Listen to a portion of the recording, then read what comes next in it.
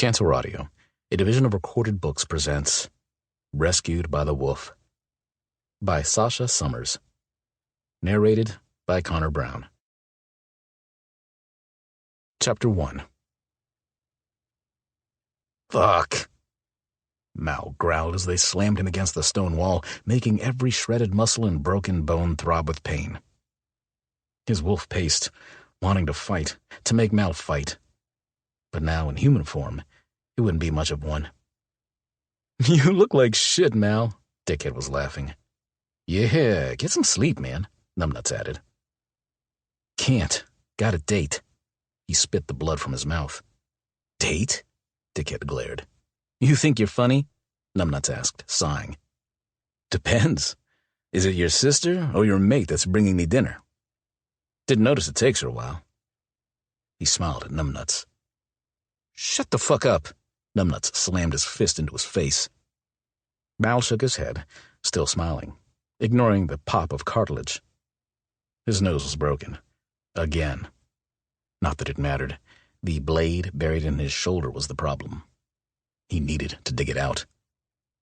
The silver was already weakening him, but damn, he couldn't resist taunting the stupid sons of bitches when he had the chance. His wolf needed it too. They wanted to break him, but they needed to know that was never going to happen. "Leave him," Dickhead pushed Numbnuts back. Mal kept on grinning, knowing that baited the other more than anything. "You wouldn't want to upset the man in charge," Mal nodded, even though the motion radiated pain down his spine until he saw stars. Numbnuts was growling, his pupils dilated, his jaw locked. He shook off the hands Dickhead had placed on his arm, fastened the thick silver collar around Mal's neck, and stormed out of the cell. Dickhead followed, pulling the cage door shut behind him. "Have fun digging that out," he said. Mal flipped him off, still grinning. He waited until the fluorescent lights cut off, glaring at the single bulb in the corner. He'd almost rather it was dark. His wolf could see better in total darkness. And that's why Cyrus and his pack of wannabe badasses kept the light on. Anything to get under his skin, anything to weaken his resolve or make his loyalty to Finn and his pack waver. "Fucker," he mumbled, shoving thoughts of Finn and the others aside. He didn't want to be loyal to them. Not anymore. They'd left him for dead, left him with the enemy. Made every day since a pain-filled torture fest, courtesy of Cyrus's sick-as-fuck wolves. But one of the joys of being a werewolf: no choices.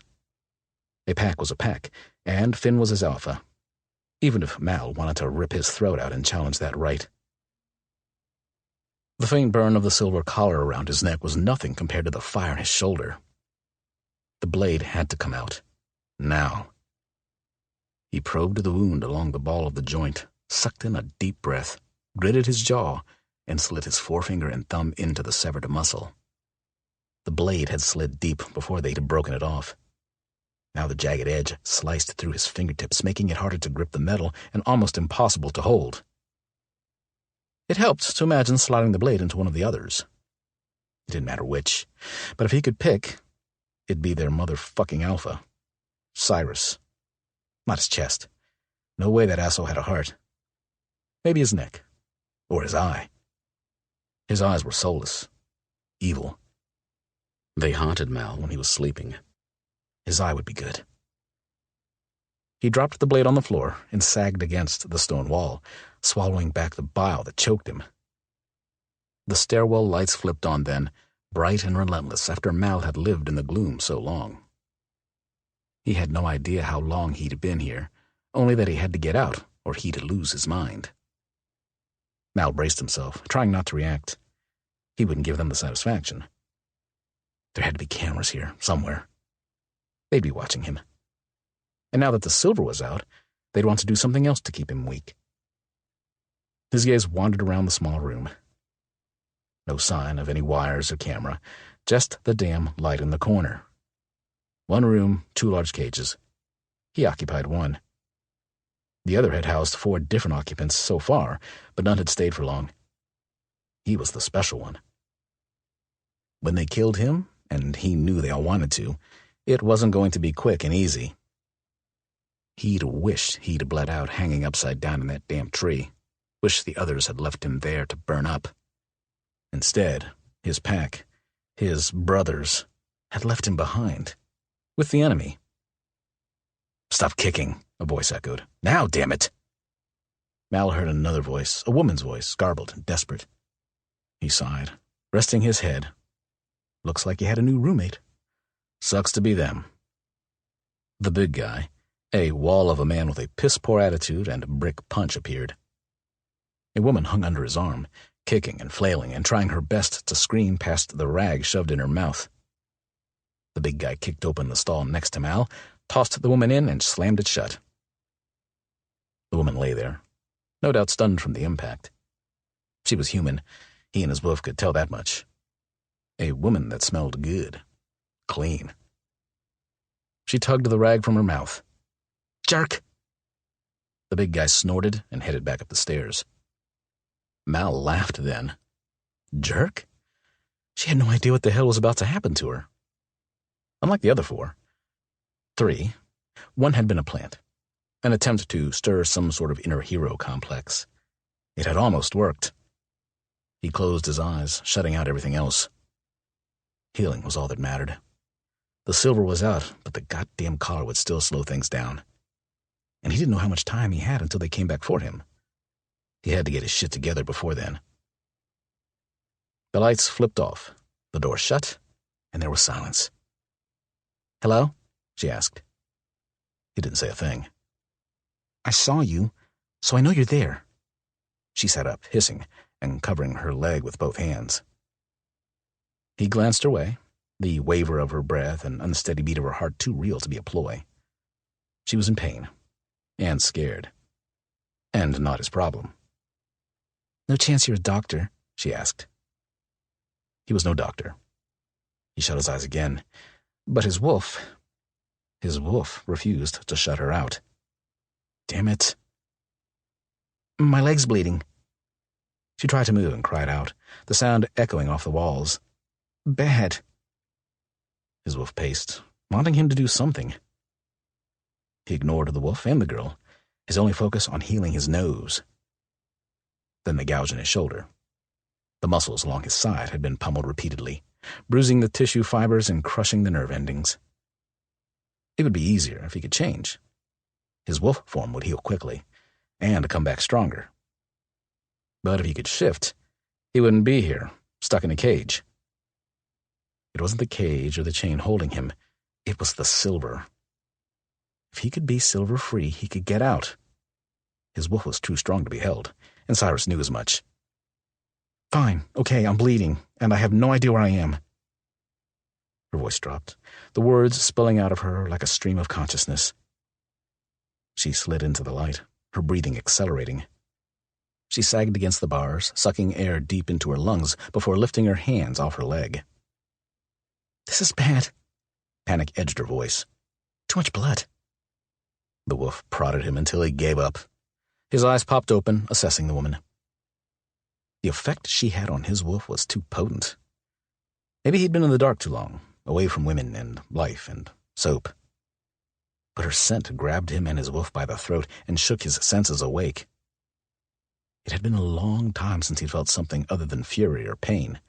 Too long. She didn't fit here. Didn't belong. The others had an air of futility about them, a loss of fight or hope.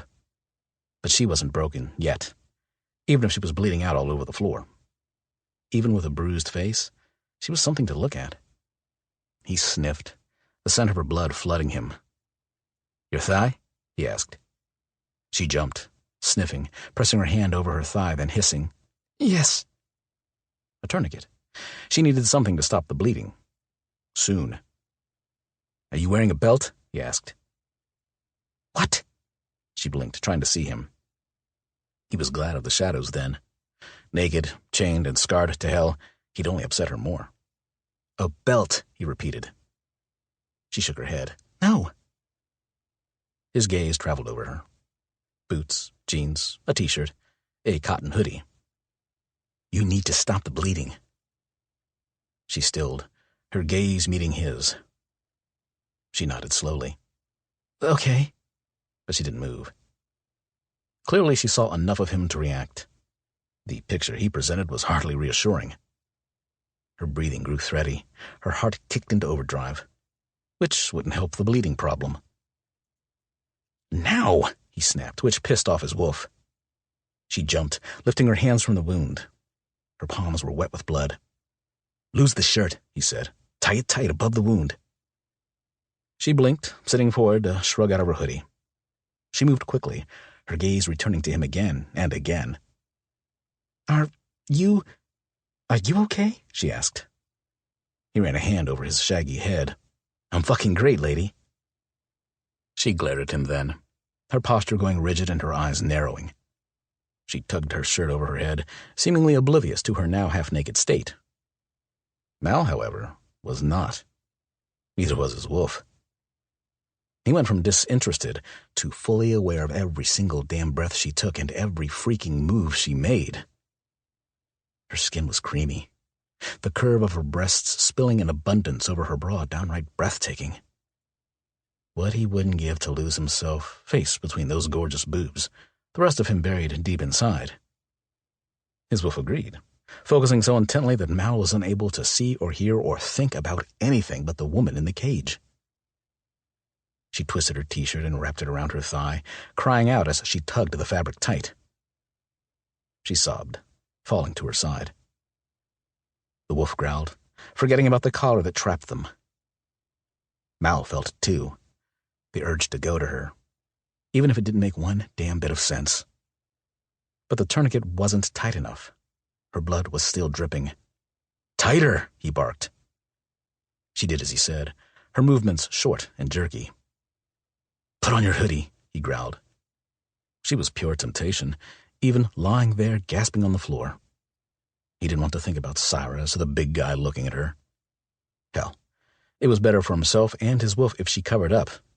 Because right now, even chained to the fucking wall, his wolf was barely under control. Olivia lay still, her eyes pressed shut. Maybe this was all some sort of nightmare. Maybe Chase had put something into her drink. Her brother had done it before. He had a weird sense of humor. But this didn't feel like that. This felt real, and it hurt more than anything had ever hurt. Still, opening her eyes meant acknowledging where she was. In a cage. In some basement, tunnel, or underground. She had no idea where, or what was happening, or why it was happening to her. Only that she was completely alone and scared. No, not scared. Terrified. She didn't know what to fear more. The guy in the cage beside her, or what could come through the door next. She glanced at the man, mostly hidden in shadows. The top of his head and face were visible enough. His eyes remained fixed on her, unnerving, unwavering. The bridge of his nose was swollen, and the skin on his cheek was discolored. Do you know where we are? She asked, hating the silence of the room and the screaming in her brain. She had to calm down, had to figure this out. No, he answered. Bleeding's slowed. She frowned. How do you know? There was no possible way he could know that. The corners of his eyes crinkled. I know. Stay still. Not like I can go anywhere, she muttered, bristling at his tone. She placed her hand on the floor, preparing to push up. Stay still, he repeated. You move, you'll start bleeding again. She lay still. So you are a doctor? No. But I should listen to you, she asked, her control slipping. Some guy in a spooky cage with a chip on his shoulder? His eyes crinkled again. Your choice. She stayed where she was. Her leg thrummed in time with her heart, pain radiating into her hip and back and down her leg to her toes. My only choice today. Sit up and bleed or lay in the dirt. She swallowed back tears then.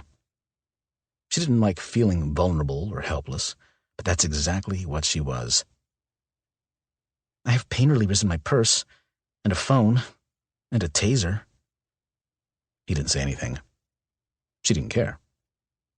But you're right, I don't have my purse, she sighed. And yes, I should have used my taser. Wouldn't have made a difference, he said. She stared at the darkened stairwell. Maybe. I just froze. I locked up. Seeing Chase like that, blood everywhere. And then Chase ran off. Her voice broke again. He'd left her. And now she was here, alone and bleeding. Her brother, big and bad and capable of far too many illegal activities, had run away. He left me, she whispered. The man groaned, almost a growl, and stood. Olivia lay perfectly still, very glad there were bars separating them. The man paced, a strange metallic clink echoing every step, his attention returning to her again and again.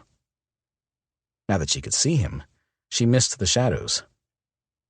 He looked wild, like a caged animal, and the scars that covered his body, muscled from head to toe, promised he was dangerous. Very dangerous.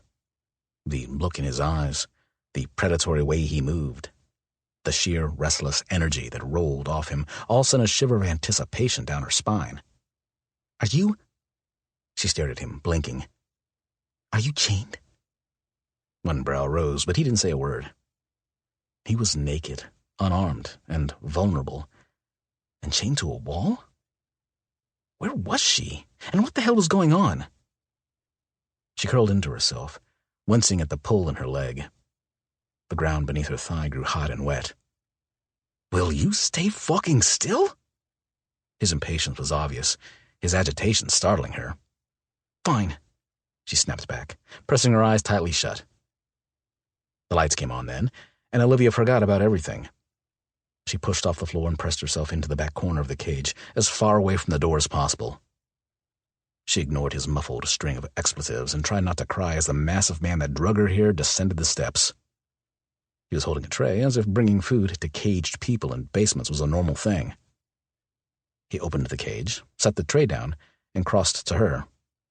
You still bleeding? He asked, tugging her up by one arm. Olivia swung at him. It was pointless, she knew it, but no one touched her. Ever. No matter what. He slapped her hard, knocking her back against the bars. Knock that shit off. I was going to stitch you up, but maybe I should let you bleed a little longer. Olivia saw stars. Bright, shiny white stars whirring in front of her eyes. She gripped the bars to keep from falling over. He was going to stitch up her leg? And he thought she was going to let him. She was lifted into the air and slammed against the ground, knocking the air from her lungs. She coughed, unable to breathe. The stars were back again, and her leg ached. He took off the t-shirt, and she felt dizzy. That's a gusher, he said, tearing her pants. You humans need to learn you're too breakable to try to fight back. Humans? She didn't have enough breath to say the word out loud. Not yet. I'll get a needle and some thread. Don't move, he growled, his pupils dilating darkly and his mouth pulling down. Olivia couldn't have moved if she wanted to. Not when the giant left, or the door shut, or when the guy in the next cage started talking to her. Don't move, he repeated, like she was going to jump up and run. You're bleeding. A lot. Just stay calm and still. Oh, okay, she managed, still coughing. Damn it, he bit back. The door opened and the giant's heavy footfalls announced his return.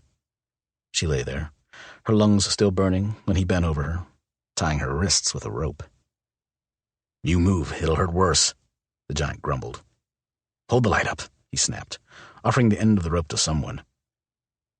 Olivia realized they weren't alone. A young woman was with them, her face sharp and hard. She stared down at Olivia with pure contempt. Why are you sewing her up, Byron? The girl tied the rope to the cage wall, forcing Olivia's arms taut over her head, stringing her up. Cyrus says so. Because? The girl asked. Byron looked at her. That's all the reason I need. It's all the reason you should need. You hear me? Hold her ankles so she doesn't move. The girl nodded then, her expression growing wary. Cold fingers gripped Olivia's ankles and tugged, forcing her leg straight and making her scream. The girl smiled. She's so fragile. Byron grunted, focusing on his work. Olivia felt the pierce of the needle and swallowed back another cry. She couldn't escape the pain. It was all there was. Poke, the tug of thread. Another poke, more thread. Over and over. By the time Byron stopped, she was a shaking, sweaty, bloody mess. When he tugged the zipper of her hoodie down, she barely reacted. But his inspection was quick and callous. He had no interest in her, unlike the girl peering over his shoulder. "Not so fragile," the giant said. "She has scars." He pointed as he spoke, yanking her jacket zipper down and rolling her to her side. The rope chafed her wrists, pulling skin. She bit back a groan, catching sight of the man in the cage next to her. He leaned against the wall, no care in the world, but his eyes were hard, staring at her with something hot and angry. "No other injuries," Byron said. "She won't die?" the girl asked. Byron stood, dropping her hoodie back on top of her. "Guess we'll see. If he keeps her around." He flipped her over, the ropes popping her back into place, bouncing her leg in the process. Olivia gagged, the food she'd eaten, what seemed like a lifetime ago, lodging in her throat. They untied her quickly, leaving her where she was and slamming her cell door behind them as they left. She lay there gasping, the vague sounds of a struggle further disorienting her. She turned onto her side, groaned, and threw up all over the stone floor. Rolling onto her back took the last energy she had. Her eyes drifted shut, offering a kind of relief. Maybe, just maybe, she'd wake up, and this would all be the worst nightmare she'd ever had. Chapter 2. Mal rolled his shoulder, the socket still tender. While he'd been watching everything in the goddamn woman's cage, numbnuts had come into his, shoving the broken blade back into his shoulder and dislocating his arm for good measure. He was going to kill the motherfucker slowly and enjoy it. His arm was back in, but he didn't have the strength to dig the blade back out. And he was going to have to dig deep for the strength because of all the fucking silver. He slid down the wall and sat staring at the woman, his wolf's rage and frustration at an all-time high. She'd been strong, stronger than he'd expected her to be. That was a quality he could respect. His wolf, however, wanted to hunt down the big one and rip him to shreds. The big one had a name now. Byron. Byron the fucking butcher. Mal's almost visceral reaction when the asshat had tugged the woman's jacket free had shaken him deeply. For a second he believed he could break his chain, silver or not, if Byron laid a hand on her. His wolf wasn't about to let that happen again. He tried to relax, to prepare for what he needed to do, but as soon as he closed his eyes, the lights came on. The girl came down, nervous, opening the woman's cage and grabbing the untouched tray. Mal had been slowly working on her, using every opportunity he got to charm her into sharing little bits of information with him. She liked him, his wolf knew that, enough to sneak him something special to eat now and then. "Anything left?" He kept his voice soft. She looked at him, her cheeks flushing. "I'm not supposed to." He grinned. "It's okay." He stood, then moved to the cage, his hands resting on the bars, palms up.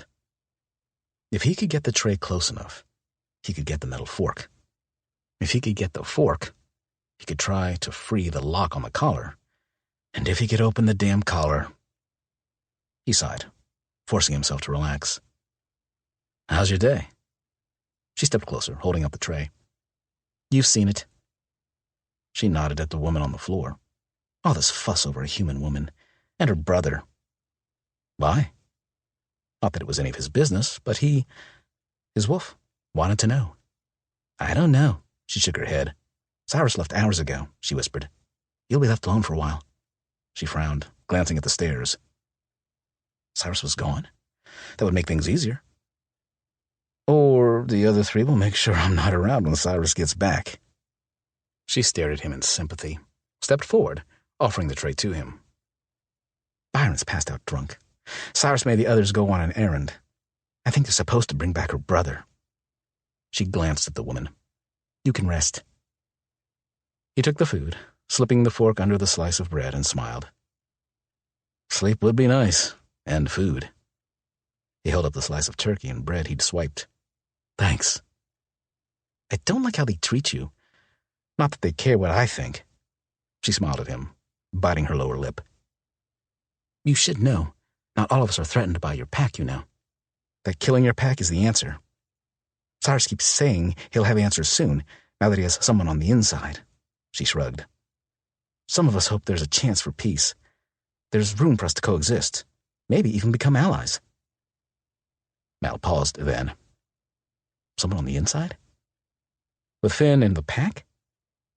He had to stay calm. Had to think. Peace?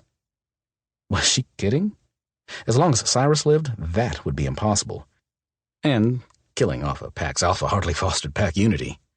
It was more likely to lead to outright war. Since all he cared about was ripping them to shreds, a war sounded fine to him. Not that he was going to argue with her. She'd helped him, even if she didn't know it.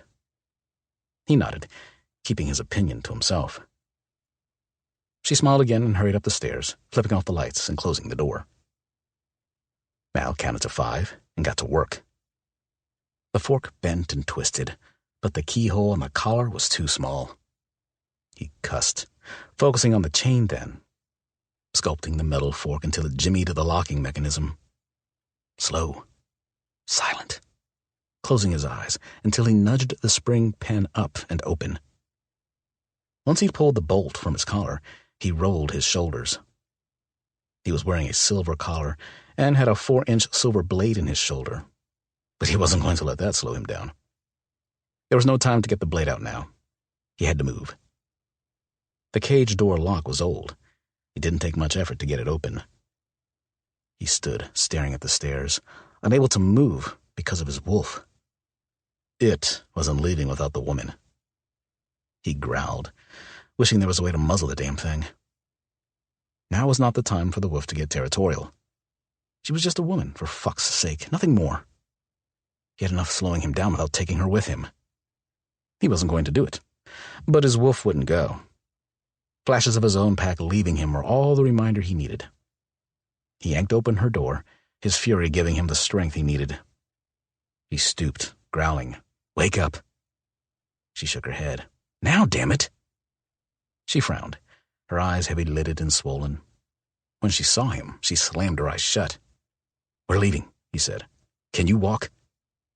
Her eyes went around then. "What?" "Walk," he repeated, glancing at the door. She pushed up, taking the hand he offered and letting him pull her to her feet. She swayed, tried to take a step, and crumpled. He caught her. "Right," he snapped, swinging her over his bad shoulder. "Fuck, shit, damn it." He shifted her to his other side. "I can walk," she argued, wriggling and twisting on his shoulder. "No, you can't." He stared around the room, looking for something he could use as a weapon. Anything. "Keep still and be quiet." There was nothing. He scaled the steps, remembering that the 15th stair squeaked and avoiding it. The door wasn't locked, making him hesitate. Was the girl setting him up? This woman? It wouldn't be the first time they'd done this. He almost shrugged the woman off his shoulder and left her behind, but his wolf didn't budge, and time was ticking away. There wasn't much he could do about it now. He'd gotten this far. He wasn't about to turn back now. The door opened on silent hinges. They were in a hallway, and the scent of pizza, beer, and dish soap flooded his nostrils. He glanced both ways, relieved the woman over his shoulder had gone limp. Maybe he was lucky and she'd passed out. At one end of the hall was what looked like a kitchen. The other was a front door. The front door was too obvious, so he headed toward the kitchen. Byron probably wasn't sleeping it off in the kitchen. He walked as softly as he could, aware that the woman was moving. He squeezed her thigh and she went still. A quick inspection revealed a dated and tiny kitchen and a back door. Escape with no hint of trouble? It was too fucking good to be true. His senses sharpened, reaching out, looking for threats. The girl was humming, washing dishes at the sink. She had the radio playing softly. As nice as she'd been to him, she wouldn't let him leave. They all feared Cyrus too much. He didn't hesitate. He approached quickly, picking up a coffee cup and bringing it down on the back of the head. She crumpled, but he caught her, laying her on the ground without a sound. He straightened slowly, the silver slowing him down. He did a quick search of the kitchen. Duct tape, kitchen towels, and a bottle of whiskey went into a mesh shopping bag. He grabbed cash from a purse hanging on a peg on the wall and a small toolbox sitting on the floor by the back door. Damn, but his shoulder was on fire, his body racked with shaking. Time was up. With a quick glance down the hall, he slipped out the back door and into the cold, black night. Trees. Miles and miles of trees. No hint of civilization, no scent of concrete or asphalt, no distant engines on a highway or signs of a nearby homestead. Nothing smelled familiar. Just clean, fresh, cold air and nature. He hurried into the tree line, farther into the woods. He didn't know how much longer they'd have before their escape was discovered, but he wanted as many miles between them as possible. After a few hours of running, he scented pursuit. They were being trailed, not by werewolves, but wolves moving quickly. The local wolves might not be as welcoming as the ones on his pack's reserve, but they'd find out soon enough. He needed to rest before that happened. "You're bleeding." The woman's voice was slurred and unsteady. "So are you," he answered. "You're naked," she said. "Enjoy the view." He needed to find a cover. "I grabbed this." She reached around his side. "A coat?" "It's cold." Her arm wavered, then dropped. "And it was all I could reach." "You're lucky you didn't knock anything off or make a noise." His eyes swept the forest, his pace slowing. "Does that mean no thanks then? Or, wow, how considerate, thank you." Her irritation was amusing. Or even, "I appreciate the offer." He chuckled. "You're not cold? It's really cold. I can't feel my fingers or my toes."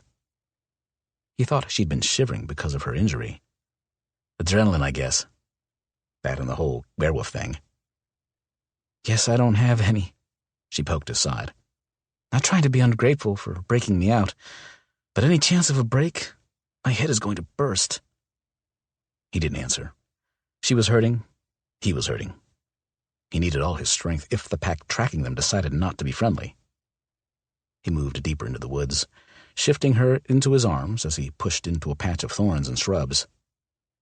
She groaned, her head lolling back against his chest and her eyes pressed shut. "Everything's spinning," she murmured. He waited for her to open her eyes, then set her on her feet, propping her against a tree and taking the coat she'd carried. The coat was massive, probably motherfucking Byron's. He spread it out on the ground, then looked at her. "Better?" She nodded, pressing her hand to her head. "Still dizzy." His attention swept the trees. The wolves were closing in. He could smell them. "Sit down." He pulled the toolbox from the bag. A pair of needle-nose pliers. Good. He looked her way. She leaned against the tree, eyes shut, breathing shallow. "Sit?" he repeated. "No," she said, not moving. "Okay, in a minute." He gripped the needle-nose pliers, took a deep breath, and slid the long metal pincers into the cut on his shoulder. Numbnuts had done a good job this time. He had to dig, damaging more tissue before he gripped the blade with the pliers. "Oh, my God." Her voice was soft. "What are you doing?" He gritted his teeth and pulled, groaning as the blade slid free. The pliers and knife blade fell onto the coat with a wet splat, his blood scenting the air. He was already feeling better. The healing was slower, thanks to the collar, but he would recover. Which was good, because the wolves were here.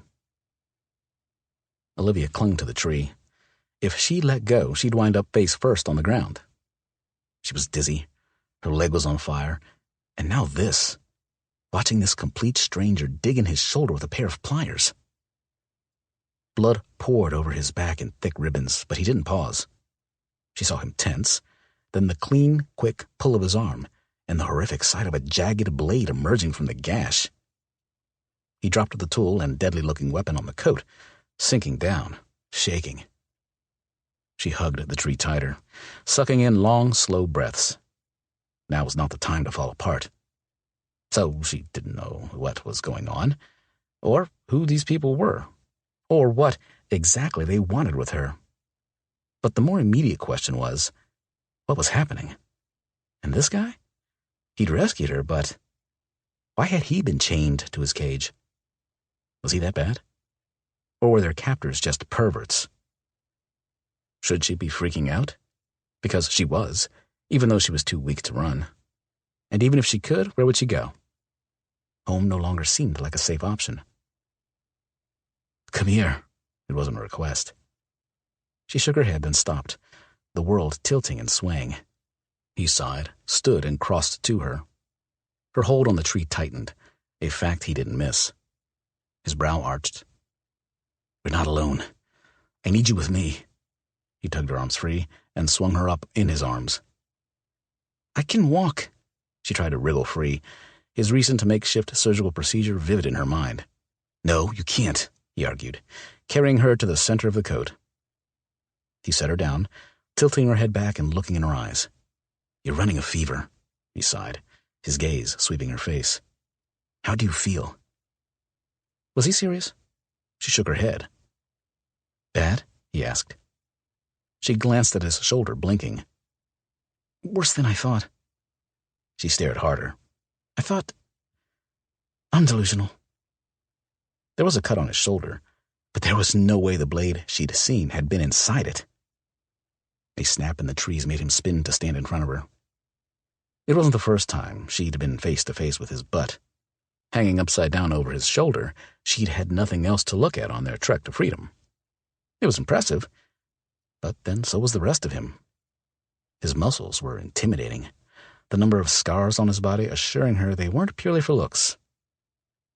Her gaze traveled up, taking in the mess that was his back. A scar ran along his side, between his shoulder blades and below his waist. Maybe he'd had a skin graft? Whatever the reason, the man had been through serious trauma, tonight included. Her head was pounding. Her accelerated pulse thrummed in her ears, so deafening she almost missed the nearby howl of a wolf. His words came back to her then. We're not alone. Was it too much to ask for a break and a nap, and maybe some antibiotics or something? Like a blanket? When you say we're not alone, you mean wolves? She whispered, terrified once more. They're curious, he murmured back, as if it was no big deal. She peered into the dark that surrounded them, her heart coming to an abrupt halt at the dozens of round eyes staring back at her. She shifted closer to him, petrified, but the slight effort stole her strength. Resting against his leg hadn't been the plan, but he was solid and warm and oddly comforting, even if he was naked and wearing a silver collar. This was the most peculiar night of her life. She shivered. I don't want to be eaten, she mumbled. He chuckled. I'll try to remember that. Her arm twined around his leg, her vision wavering. Why aren't you scared? She asked. She was scared. Of everything. They don't want to hurt us. They want to make sure we won't hurt them. His hand brushed the top of her head. No threat here, she murmured. Promise. She blinked once, then again, so weak she couldn't stay upright. Her arms slipped free and she fell back on the coat. She stared up at the stars, shivering, the world spinning. Pressing her eyes shut didn't help. Snatches of the last few days flickered. Her brother Chase being beaten to a pulp, throwing herself between her brother and the giant, the blade cutting through her thigh and slicing up. Her brother leaving her. Where was Chase? Was he safe? I need to find my brother, she said, opening her eyes. The man grunted, standing over her. A gorgeous, naked sentry. The one that left you? Good point. He's in danger, she added, unable to tear her gaze from him. She'd never seen a naked man before.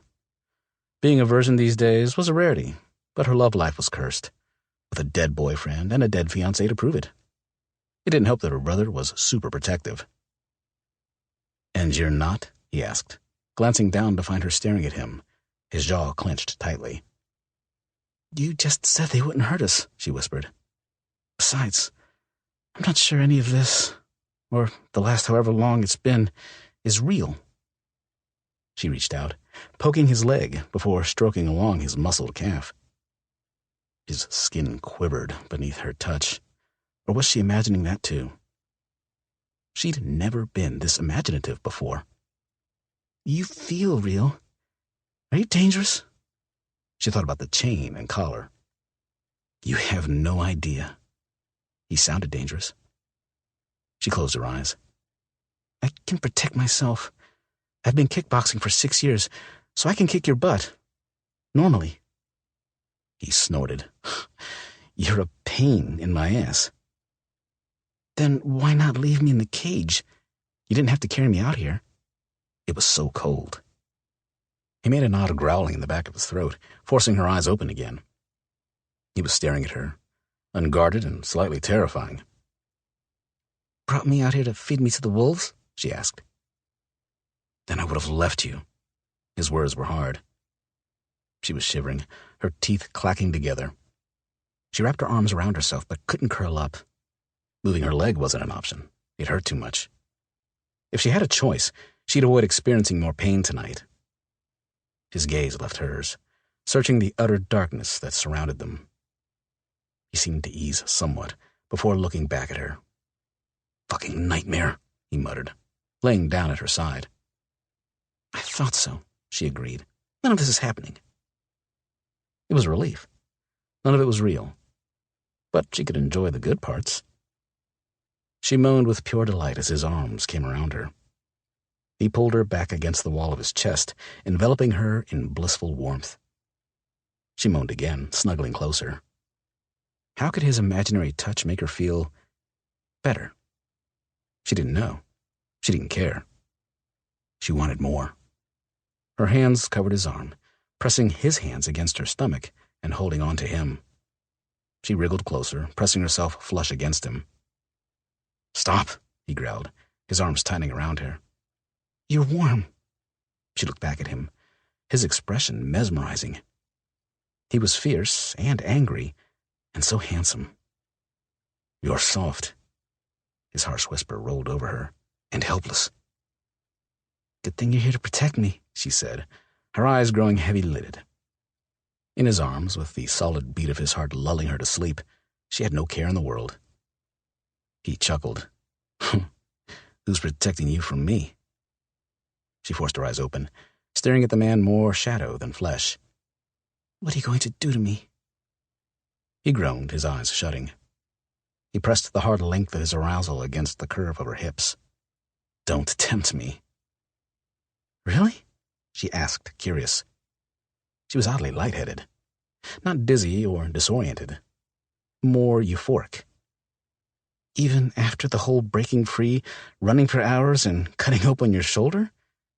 You have energy for that? This is the strangest dream. He leaned over her.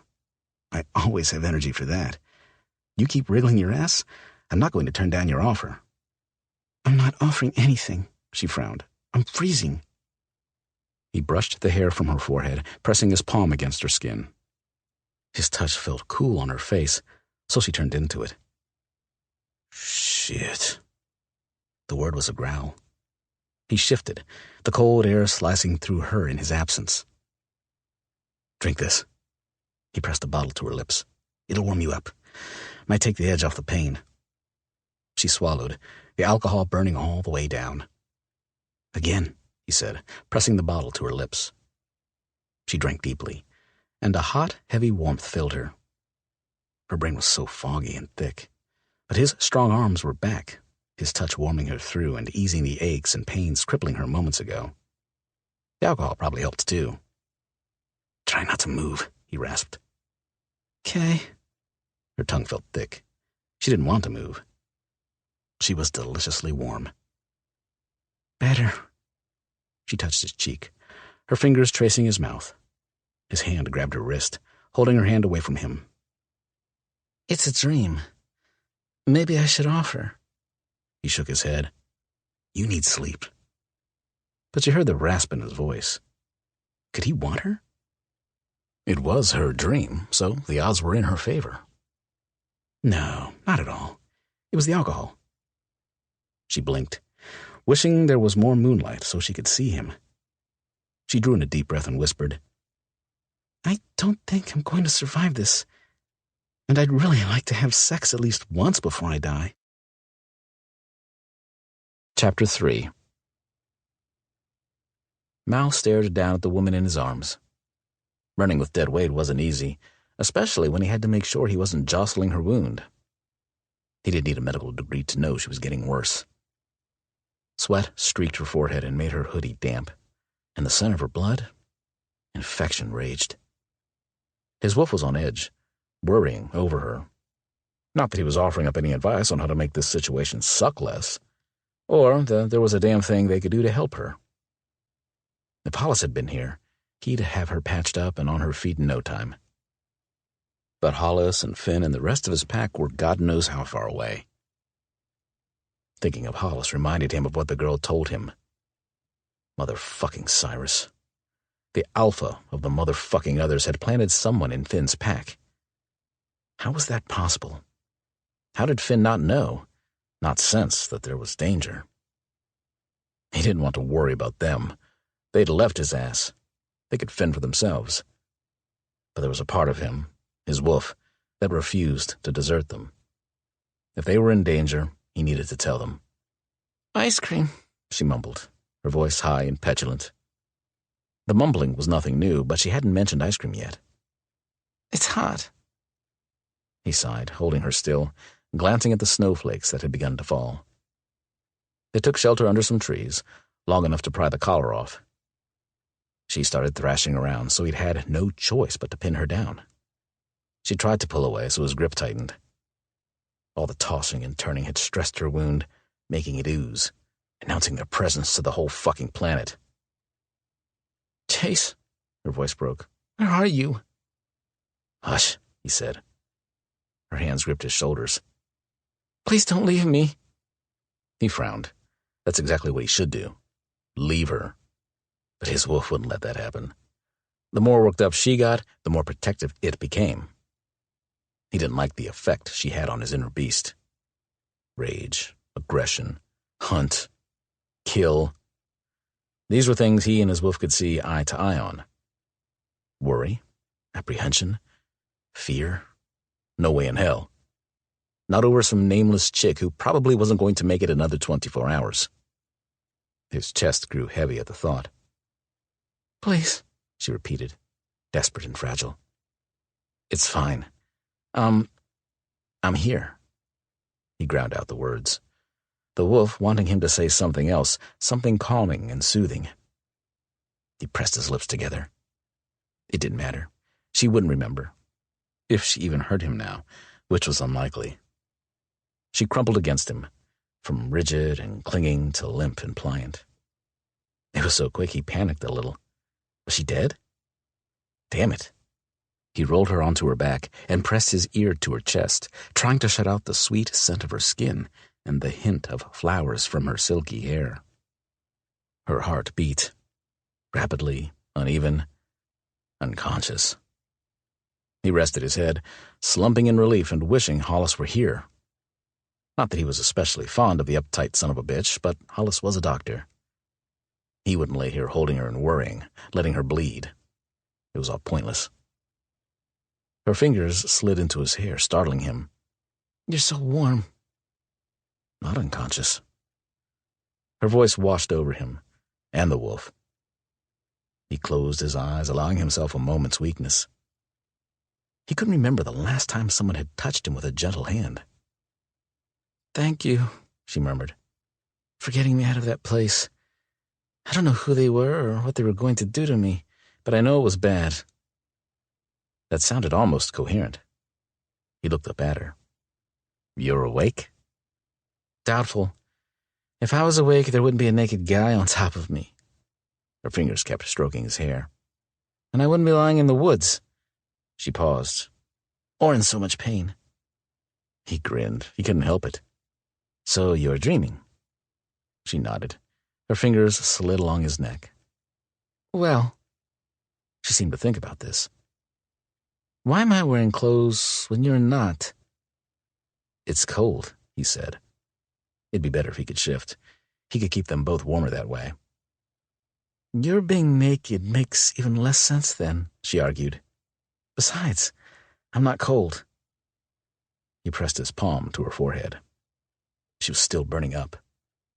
Is that the only reason? He asked, racking his brain for options.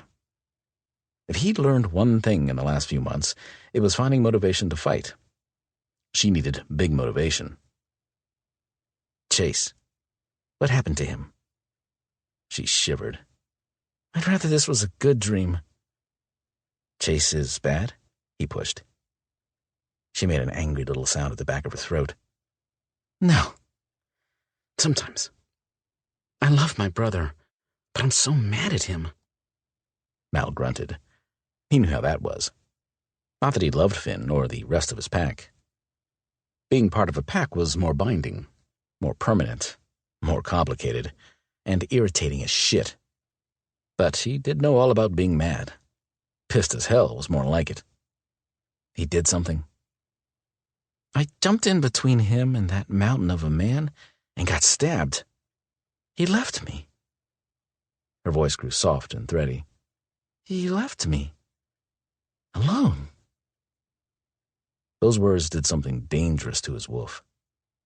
Before, the stupid animal had felt some sort of misguided defensive instinct. Now, Mal knew he was in trouble.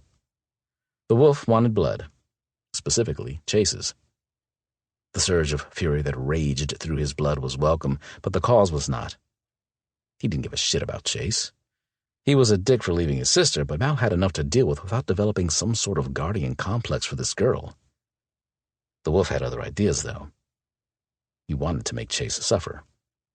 He wanted to rip into him. Mal sighed. What sort of brother does that? Her tears were sudden and hard, shaking her body. I put up with a lot from him. She was sobbing. God damn it, he hissed. Stay still. It's your fault. You mentioned Chase. She slid her arms around his neck and buried her face against his neck. I wanted a good dream.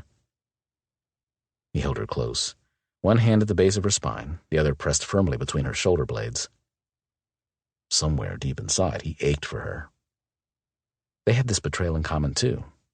It was an ugly reality to accept. He needed her to calm down, to relax. She responded, slowly easing. Her sobs lessened enough for him to say, Tell me about this good dream. She sucked in a sharp breath. It wouldn't be here. Where would it be? In a bed, with soft sheets and lots of blankets, she broke off. And maybe mirrors, she sighed. He eased his hold so he could look at her, reeling. Was she serious? Her eyes were pressed shut, her features relaxed, and a slight smile on her face. A sex dream? Maybe she was still slightly delusional. Her smile grew. Yes, a sex dream. Virgin, remember? She'd said a lot of things, very few of which he'd listened to. He froze. The wolf froze. You've never had sex? Her eyes popped open. Virgin, she pointed at herself, shivered and slid her hand between them. Now I'm beneath some naked, hot hero guy. The leap to a sex dream doesn't seem that surprising. She smiled. And damn it, he smiled back at her. Mirrors? The wolf wanted to wrap itself around her, warm her up, claim her. Al swallowed, forcibly ignoring the wolf. She pressed her eyes shut, a nervous giggle escaping. Dream. So, of course it will be amazing and we'll look gorgeous. It was his turn to chuckle. Right. He looked at her. Really looked at her. She was pretty.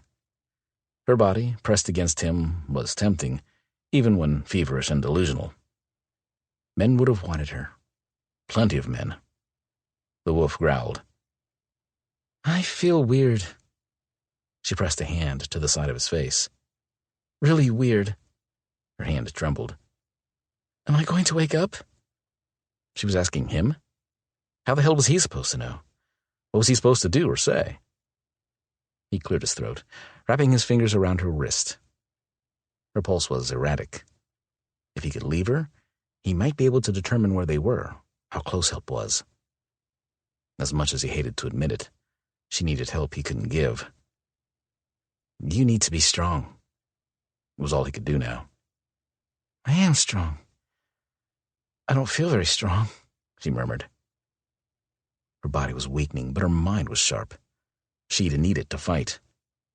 Her smile was slight. Is it really as magical and life-altering as people say it is? Sex? Mal bit out. She nodded weakly. It's been a while, he grumbled, smiling at her laugh. Are you avoiding the question? She asked. He sighed. Yes. Yes, you're avoiding the question? Or yes, sex is magical and life-altering. He was losing control of this conversation. What's your name? She opened her eyes. Oh, my name is Olivia Chase. You talk a lot, Olivia Chase.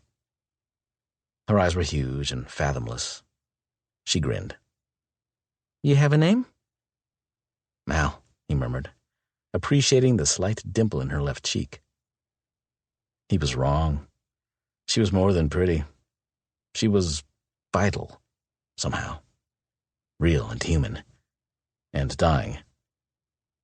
Mal, can you do me a favor? She asked. Depends. What? Talk to me. Her blink was sluggish, like her lids were weighted. Feels like I'm underwater. Like my head's breaking the surface only part of the time. Maybe hearing your voice will help me stay afloat. What the hell was he supposed to talk about? I'm not a conversationalist. I sensed that, she sighed. Never mind. His wolf growled, thoroughly disappointed. He'd been trying to give her the motivation to hold on. Then, when she told him what she needed, he couldn't find something to say? I'll try. She smiled. Thank you. It was a hell of a smile. Soft and sweet and inviting. The whole virgin thing was very hard to believe. Harder not to think about. You ever been kissed, Olivia Chase? He asked, his voice gruff. Her eyes widened. Not properly. How about improperly? I'm not sure I know what that means. Olivia held her breath, her fingers clasping the back of Mal's neck. Why was he looking at her like that? Was he going to kiss her? And why was she so excited about the prospect of being kissed by some dangerous naked man in the middle of the woods? I am dreaming, she murmured. You are, he agreed. The pat of his thumb traced her lower lip, mesmerizing her with its warmth and texture. Her lips parted, drawing a sharp hiss from Mal. Had she done something? Everything was liquid and hot, in a good way. Breathing was becoming a challenge.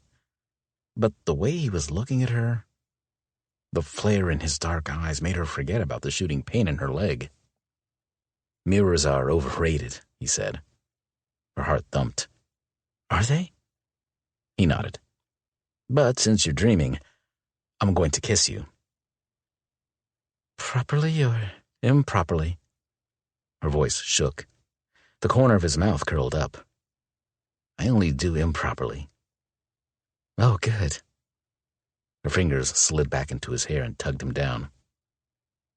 She thought she saw a flash of surprise on his face, but then his lips were on hers, and she didn't care. Feather light. Her turn to be surprised. But there was nothing soft about his kiss. From light to demanding, his mouth descended, his tongue sweeping her lower lip and invading her mouth. He devoured her, and she never wanted him to stop.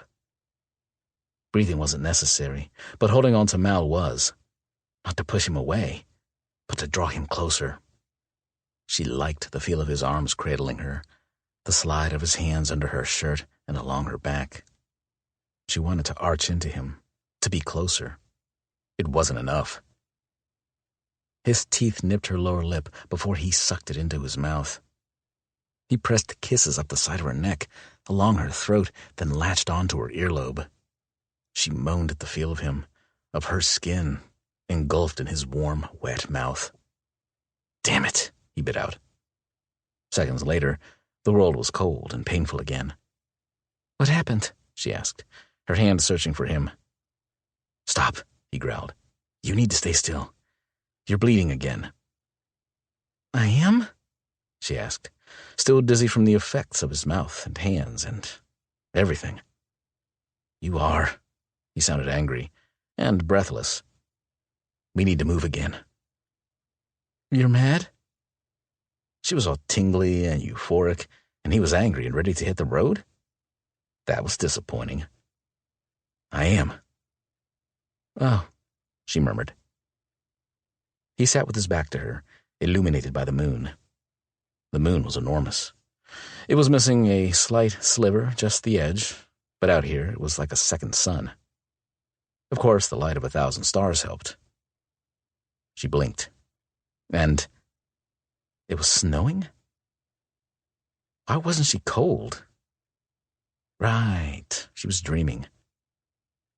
"I'm ready to wake up now," she whispered. He looked back at her and stood, swinging her up into his arms. "I didn't mean to make you mad." He started walking. "You didn't. Pissed myself off just fine." He paused. "You asked earlier where we are? I have no idea. Someplace up north, far north. Maybe Alaska." "I go to school in Alaska," she said. "I just started." "School?" He looked surprised. "Getting my doctorate," she answered. "Anthropology." "You're from Alaska?" he asked. "No." She was so tired. She'd been tired for the last year or so, and stressed. There were things you couldn't unlearn, couldn't erase from your mind, no matter how hard you might want to. He wrapped the coat around her. "You're shivering." "Am I?" she asked, immediately turning into him and placing her hand against the warmth of his skin. His broken groan startled her. "Stop moving," he hissed, shifting her against him so her head rested on his chest. "Relax." She did, instantly. With him close, there was no choice. She felt comfortable, safe, protected, and she was so tired. "Why Alaska?" His voice was fading. "My brother," she answered, his steady pace rocking her. "One of his clients lived there. He said it was nice. He was always moving me around. Now I think maybe it was because someone was looking for him. Or me?" His hand rhythmically stroked her back. "What does your brother do?" The frustration she'd been fighting with the better part of a year boiled up.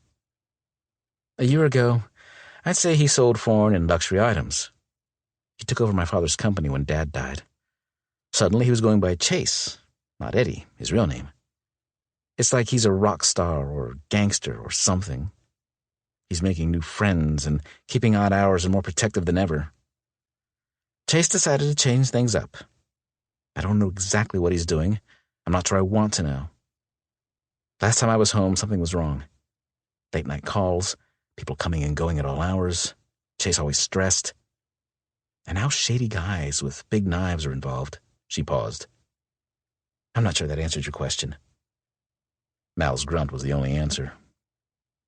"I think my brother's the bad guy, Mal." She chewed on her lower lip, the sting of tears burning her eyes. "I don't know what to do, you know? These people that did this to me, do I go to the police? Do I report them and, in all likelihood, hand my brother over as well?" No answer. "Are you listening?" she whispered. "Yes," he growled. "I'm listening to every damn word you're saying. Give me a minute." His arm tightened, just a little. She smiled. "This client in Alaska, do you know them?" "No. Chase and I have money, Mal." She lifted her head. "Do you think that's what this was about? Money? Were they going to ransom me?" "You're moving," he bit out. She rested her head again, relaxing in his hold. "It's possible. Why was Chase there when you were attacked?" he asked. "I don't know. I had no idea he was coming. I had the flu and was walking across campus from the med clinic, and there he was, waving at me. Next thing, this guy pulled up in a van. He and Chase started talking. They fought, and the guys started shoving Chase. I ran up then, put myself between them. And you know what happened? You didn't hear anything they were saying, he asked. Something about a bad shipment? Not what he'd promised? Olivia burrowed closer. Aren't you cold? She asked, her hand stroking his chest. No. His hand covered hers, stilling it. His heart beat under her ear, the steady thump a soothing lullaby. She'd almost drifted off when his voice woke her. Olivia, did you hear me? He asked. No, she murmured. It might have been a kidnapping, or payback against your brother for this faulty shipment. I was almost asleep, she yawned. I thought you said this was a dream, he pointed out. Payback? She asked, her brain still foggy from sleep. Chase's visit wasn't planned, Mal asked, but this happened at your university. Right. Then they were there for you. The razor-sharp edge in his voice jolted her awake. His hand slid beneath her shirt, pressing his palm against her back as if he understood she needed comfort, that his touch would give her what she needed. There for you. What did that mean? What would they have done to her? Clearly, these people were capable of horrible things. She felt her wrists, remembering the sting of the rope, the feel of the needle in her flesh. When she'd first seen Mal, he'd been chained to the wall, beaten and bruised and so menacing she'd wanted to hide from him, if she'd been able to move.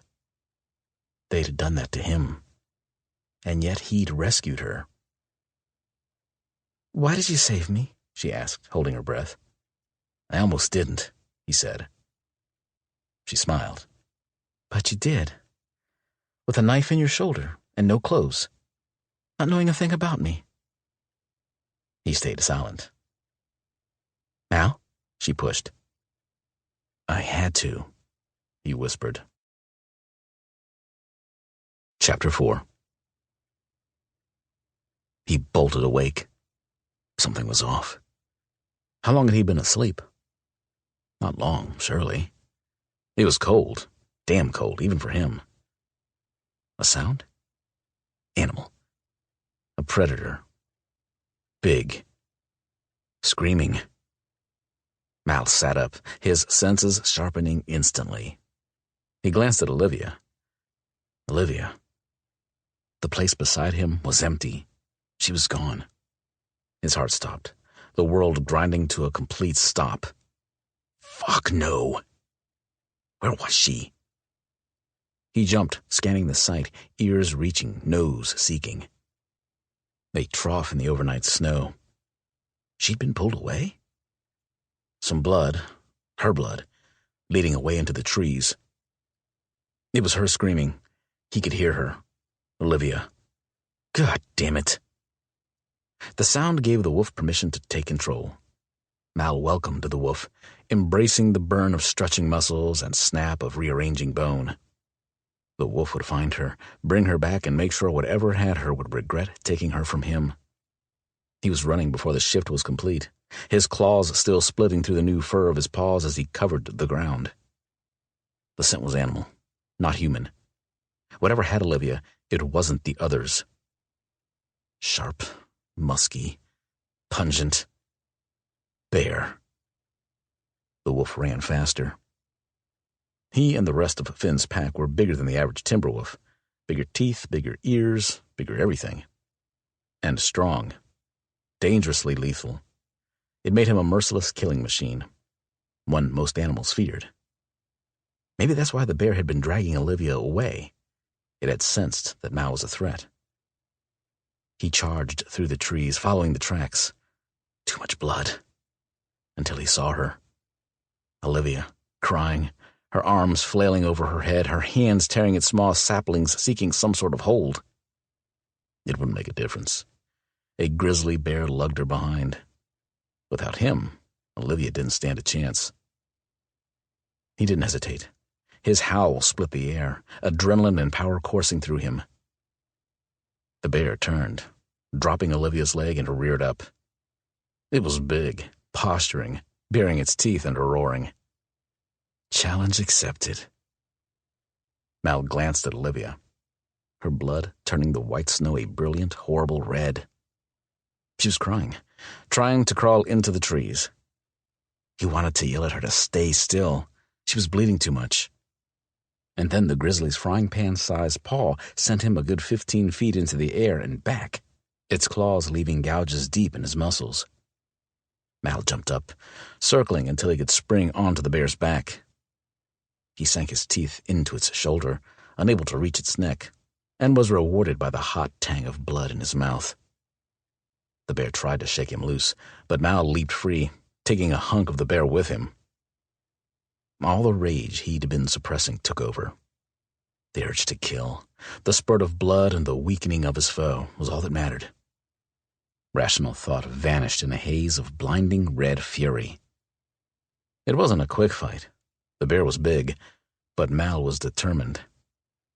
He wore it down, nipping and clawing, aiming for arteries or a debilitating blow. When the bear grabbed Olivia by the ankle, Mal's fury knew no bounds. Having his back leg snapped didn't stop him from sinking his teeth into the bear's throat. He held on until he felt the give of artery and tendon. It was done. The bear released Olivia and hobbled into the tree line. Mal let him go. Mal ran to Olivia's side. He circled, sniffing her. The bear had torn into her wounded leg, its teeth leaving an angry open wound. It was a miracle she wasn't already dead. The wolf howled again and again, unable to bear the thought of losing her. And damn it, neither could Mal. He whimpered, desperate to save her. "I give you permission to eat me," she muttered, blood covering her chest and leg. "If you'll let me die first, please." She was serious, he could tell. If he'd been in human form, he'd laugh, then tell her to be strong. But with her wounds, she couldn't tough this out, and no tourniquet would make this better. Something hard and jagged settled into his chest. Save her. It was a plea. No, he couldn't do that to her. Death was peaceful. She held her hand out, startled when he pressed his head into her hand. Why did her touch have to ease him? "I don't want to die," she said, crying, then covering her face with her hands and sobbing uncontrollably. "Don't let her die," the wolf pleaded. He couldn't leave her alone to deal with this. He shifted quickly, knowing he'd feel it in his muscles and joints later. "Olivia," he gasped. "Mal?" Her voice was panicked. Her hands dropped from her face. "Run, Mal. You have to run. There's a wolf and a bear." "Hush," he argued, inspecting her injuries while fighting for control. "Save her," his wolf demanded it. "Don't hush me. I'm dying, I think." She stared at him, her hazel eyes clear and huge in her pale face. She'd lost so much blood. "You're a gorgeous man, Mal. I'm glad I got to kiss you before I die." Her hand rose, trembling, so he took it in his. "You're a beautiful woman, Olivia Chase." He cleared his throat, knowing he should swallow back the words that tried to force their way out. Death was a natural part of life.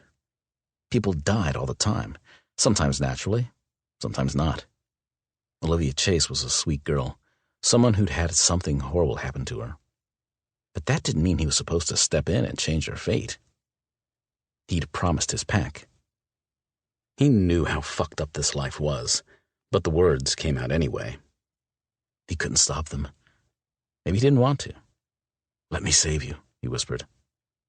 There was nothing his wolf wanted more. A furrow formed between her brows. "Save me?" "The life you know won't exist anymore." His voice was raw. "It will be harsher, more violent." She stared at him, fading. "You have to decide now, Olivia." She blinked, coughed, a trickle of blood spilling over her full lower lip. "Fuck it," he growled. She was out of time. He stood back, shifting again, rushing through the transformation out of sheer desperation. When he looked down at her next, he was a wolf, and she was staring at him in shock and awe. "Mal?" she croaked. "No way. You're... what?" A slight frown formed as her eyes drifted shut. Mal growled, ignoring the pain in his chest. His gaze swept her body. Her leg was already damaged. One more bite wouldn't change that. He bit into her right thigh, whimpering at her cry, at the way she tried to pull away from him, at the taste of her blood in his mouth. In that instant, his eyes saw through hers. He saw himself, his wolf, biting her leg. Felt the nightmare pain, biting cold and bone-deep weariness. Flashes of Olivia bombarded him. Memories, sensations, experiences, hopes and dreams. Saw her brother, Chase, and knew him. Heard his own voice assuring her, "I'm here." He felt her response to his kiss. God, she'd ached for him. It crowded in on him, drowning him until there was a single pinpoint on a blanket of white. Olivia, on the snow below him. He shook his head, nudging her with his nose. She was breathing steadily, a slight hint of color on her cheeks. He'd infected her, so he knew what was coming. A fever, shakes, nightmare-like delusions, things she'd already been dealing with. Her first change would happen in 2 days, with the full moon.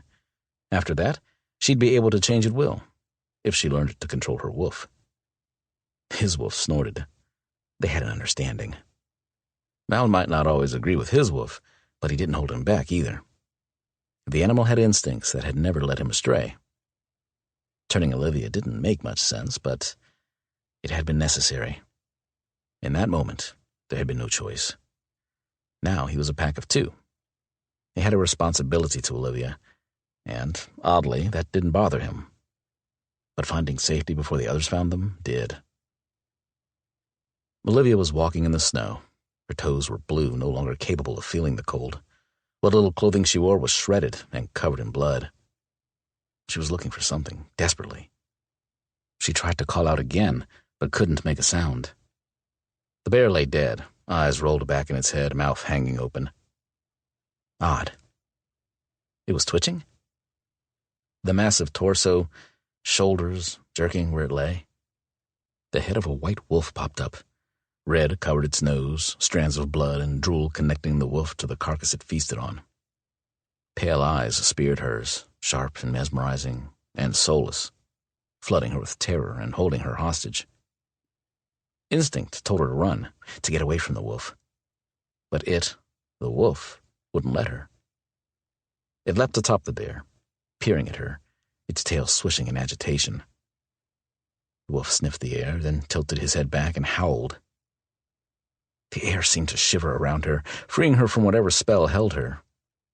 She dropped, crumpling into the snow and wrapping her arms around her knees. The white wolf was circling her, its menacing growl making the hair on the back of her neck stand straight up. He would hurt her. She saw it in his eyes.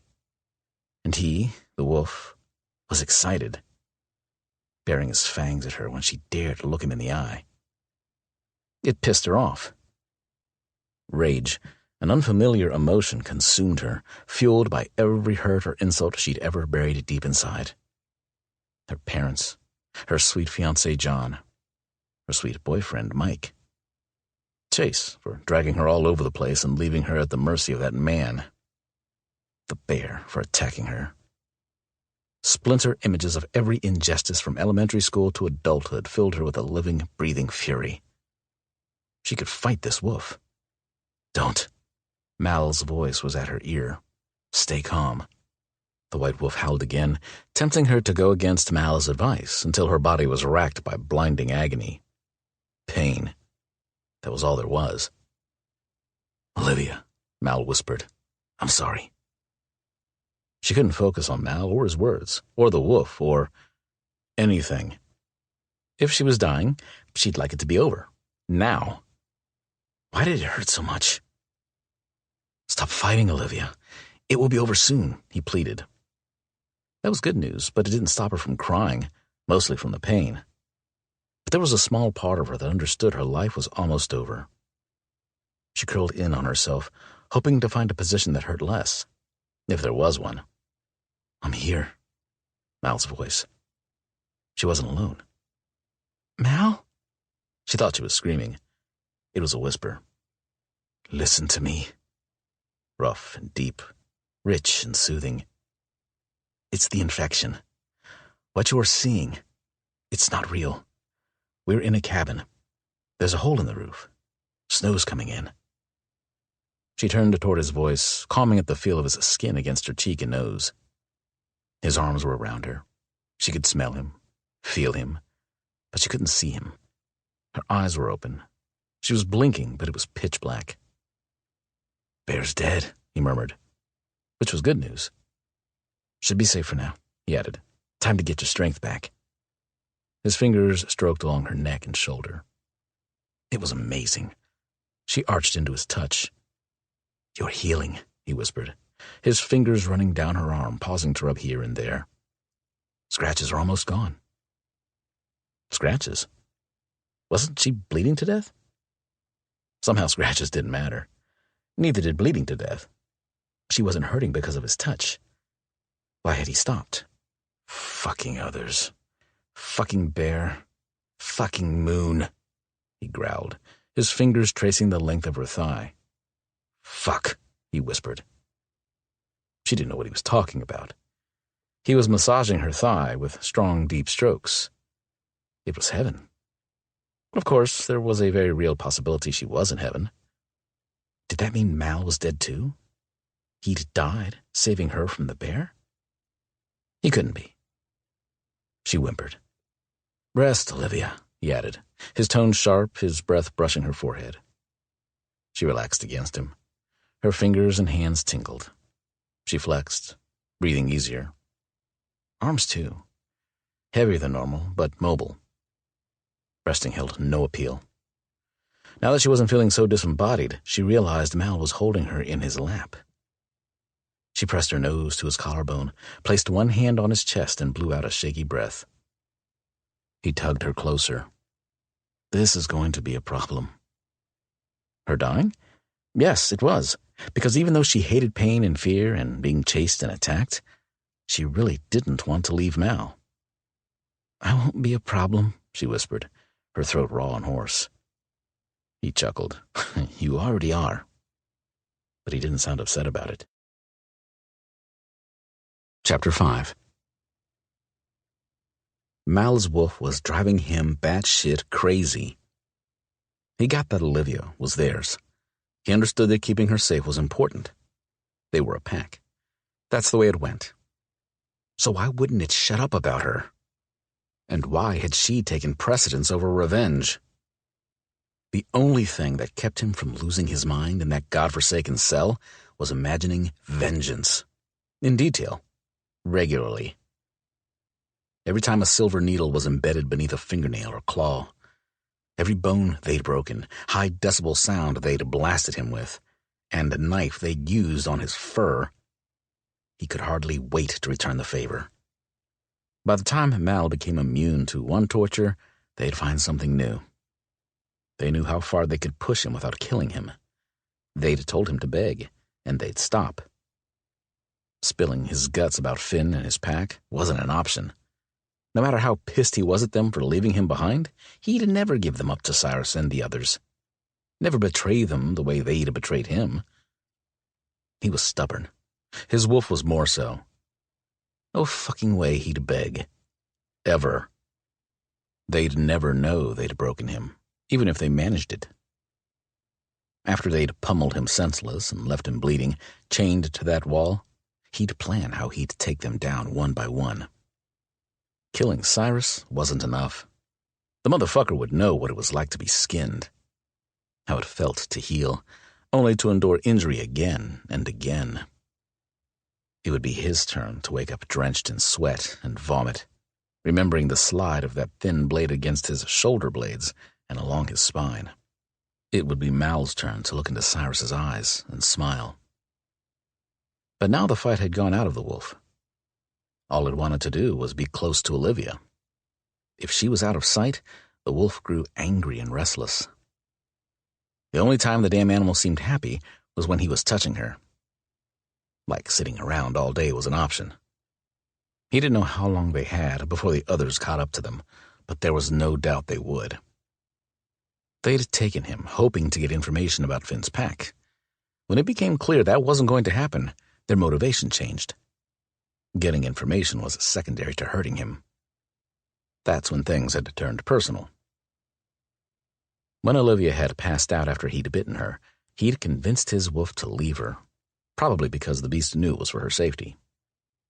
He'd saturated the site where they'd spent the night with bear blood, hoping to buy them some time. Between the smell of her infection and the bear, it might work. If they were really lucky, the others would believe Olivia had been eaten. Then they'd only be after him. It might be possible for Olivia to avoid having the others trailing her day in and day out for the rest of her life. But what the hell would her life look like now? She was in graduate school. She could go back to that. What else?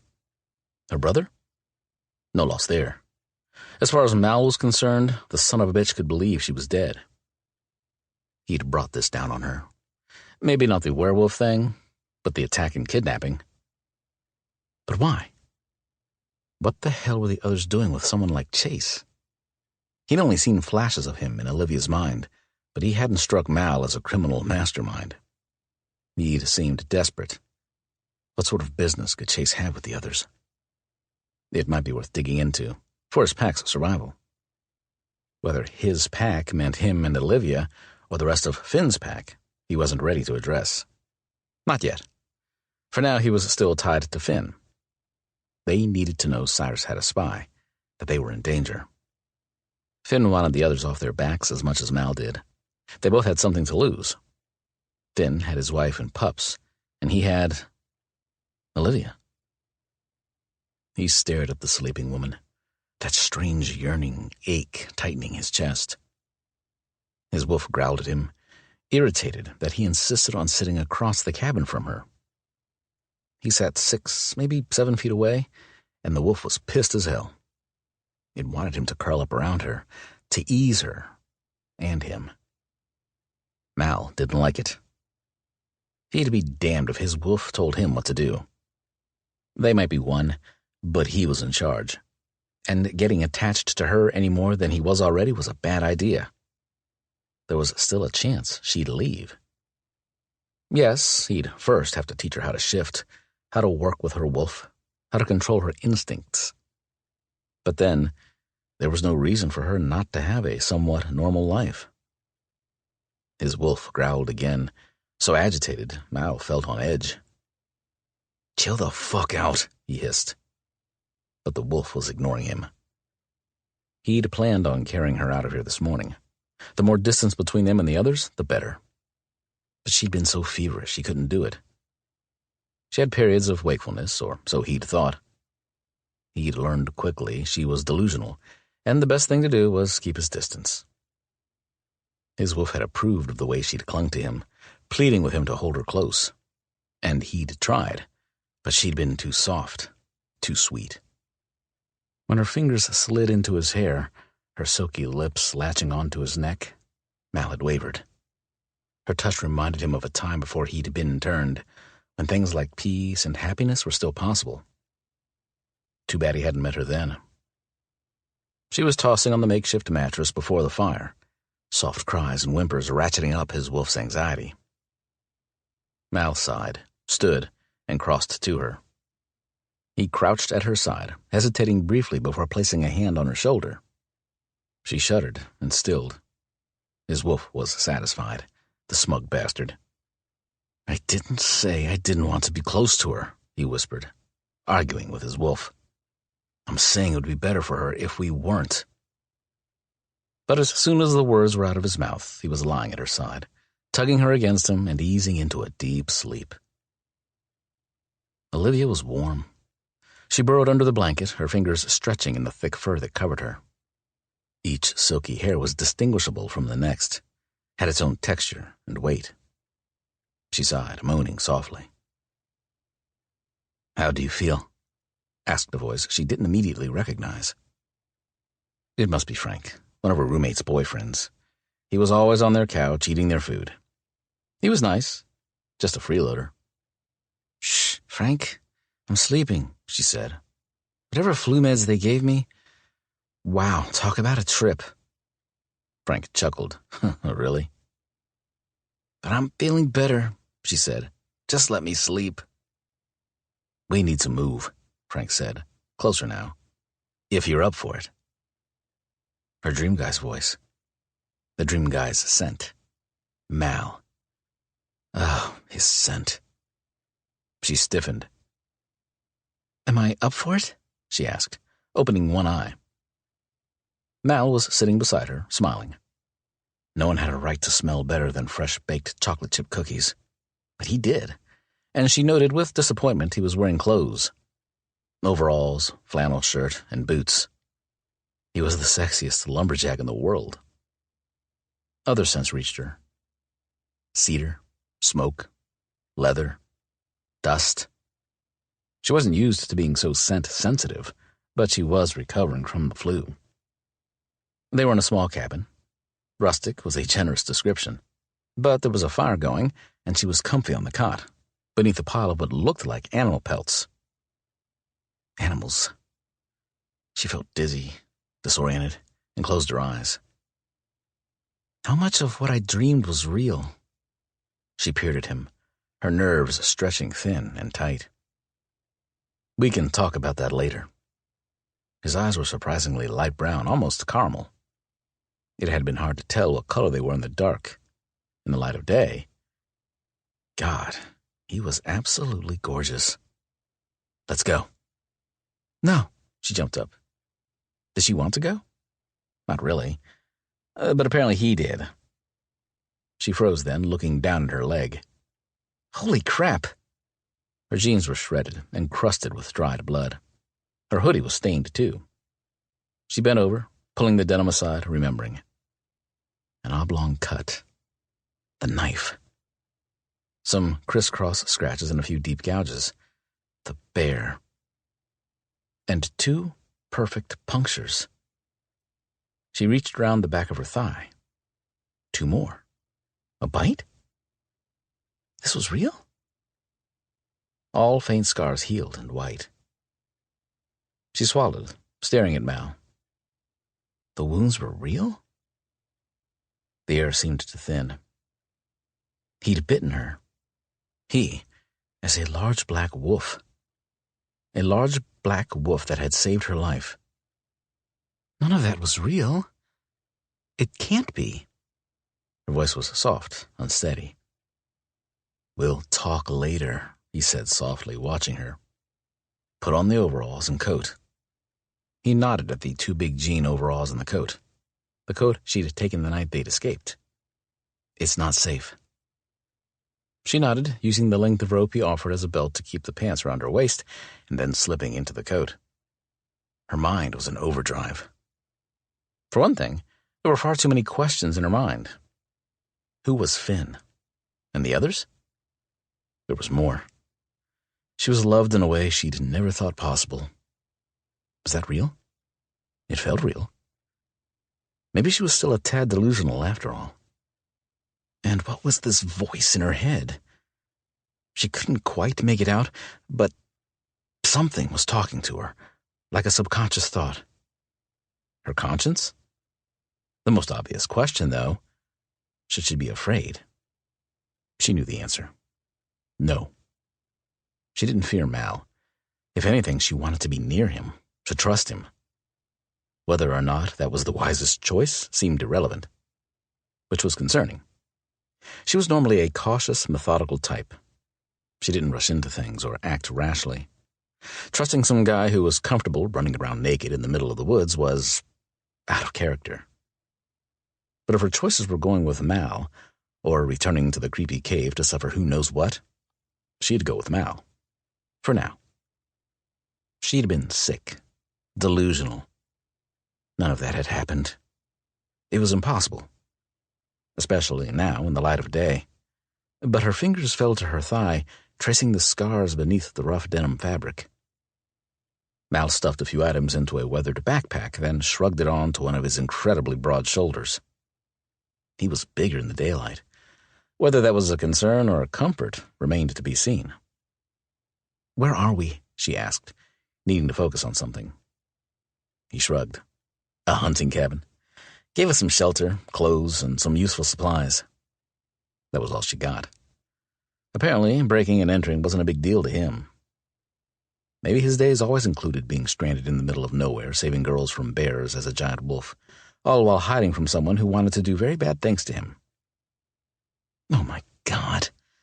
What is wrong with me? Was I drugged? None of this made sense. None of it. "I've officially gone crazy," she mumbled. "No, you haven't." "Are you sure?" She hugged herself. "I have plenty of evidence to the contrary, and I feel different." He glanced at her. "Better?" She frowned. "Better than what?" "Than you were 10 hours ago. You look a hell of a lot better." She couldn't ignore the pleasure his slight compliment stirred. Yes, she could ignore it. She should ignore it. Something was seriously wrong with her. "When I had blood poisoning in my knife wound, or a grizzly was using me as a chew toy?" she asked, sitting down on the cot. She remembered burning and searing, the rub of teeth on bone, her bone. "That happened? It all really happened?" He didn't move. "Yes." She stared at him. "How can I not be crazy? We not be crazy?" The hint of a grin tugged at his mouth. "Trust me." She arched a brow, but slowly nodded. She trusted him? Because that was the most logical thing to do. Not that she had a choice. Right now he was keeping her safe. "Let's go," he said again, heading out the door. She stared at the open doorway before following, tugging the oversized coat tight around her waist.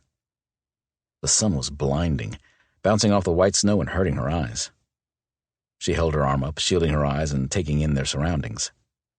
Mal, however, was already a spot, rapidly disappearing into the distant trees.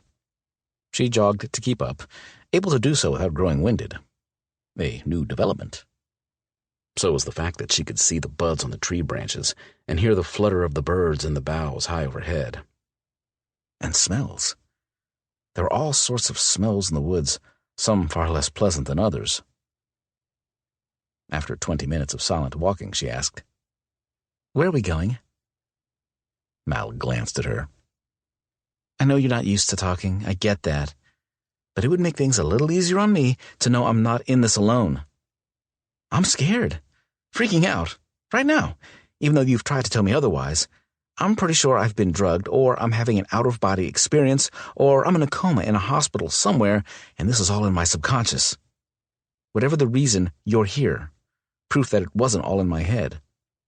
I guess the scars are, too." She drew in a deep breath and tried again.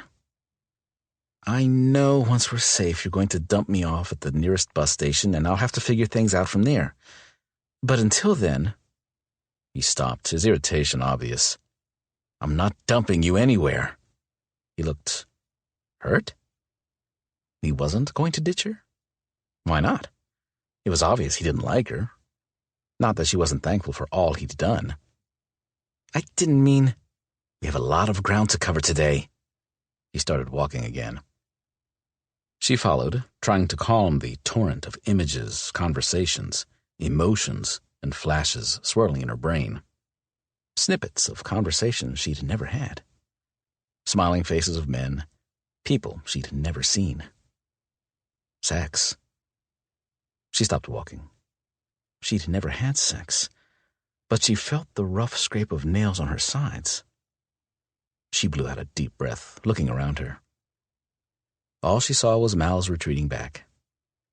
She walked on, her mind jumping ahead to taking a shot, the burn of whiskey down her throat. Panic skittered across her skin, every nerve drawn tight.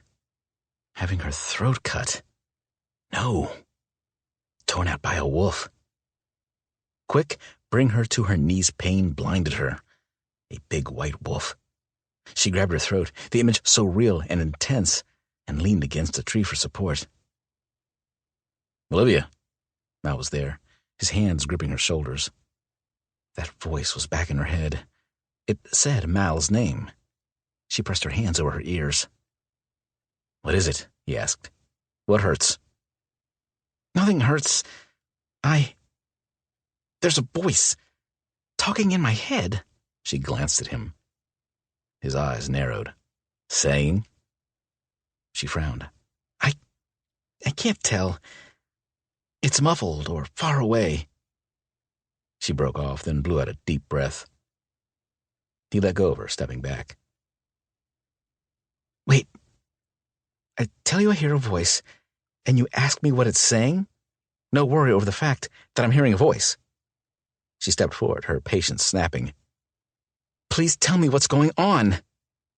"It's your wolf," he said. He wouldn't look at her.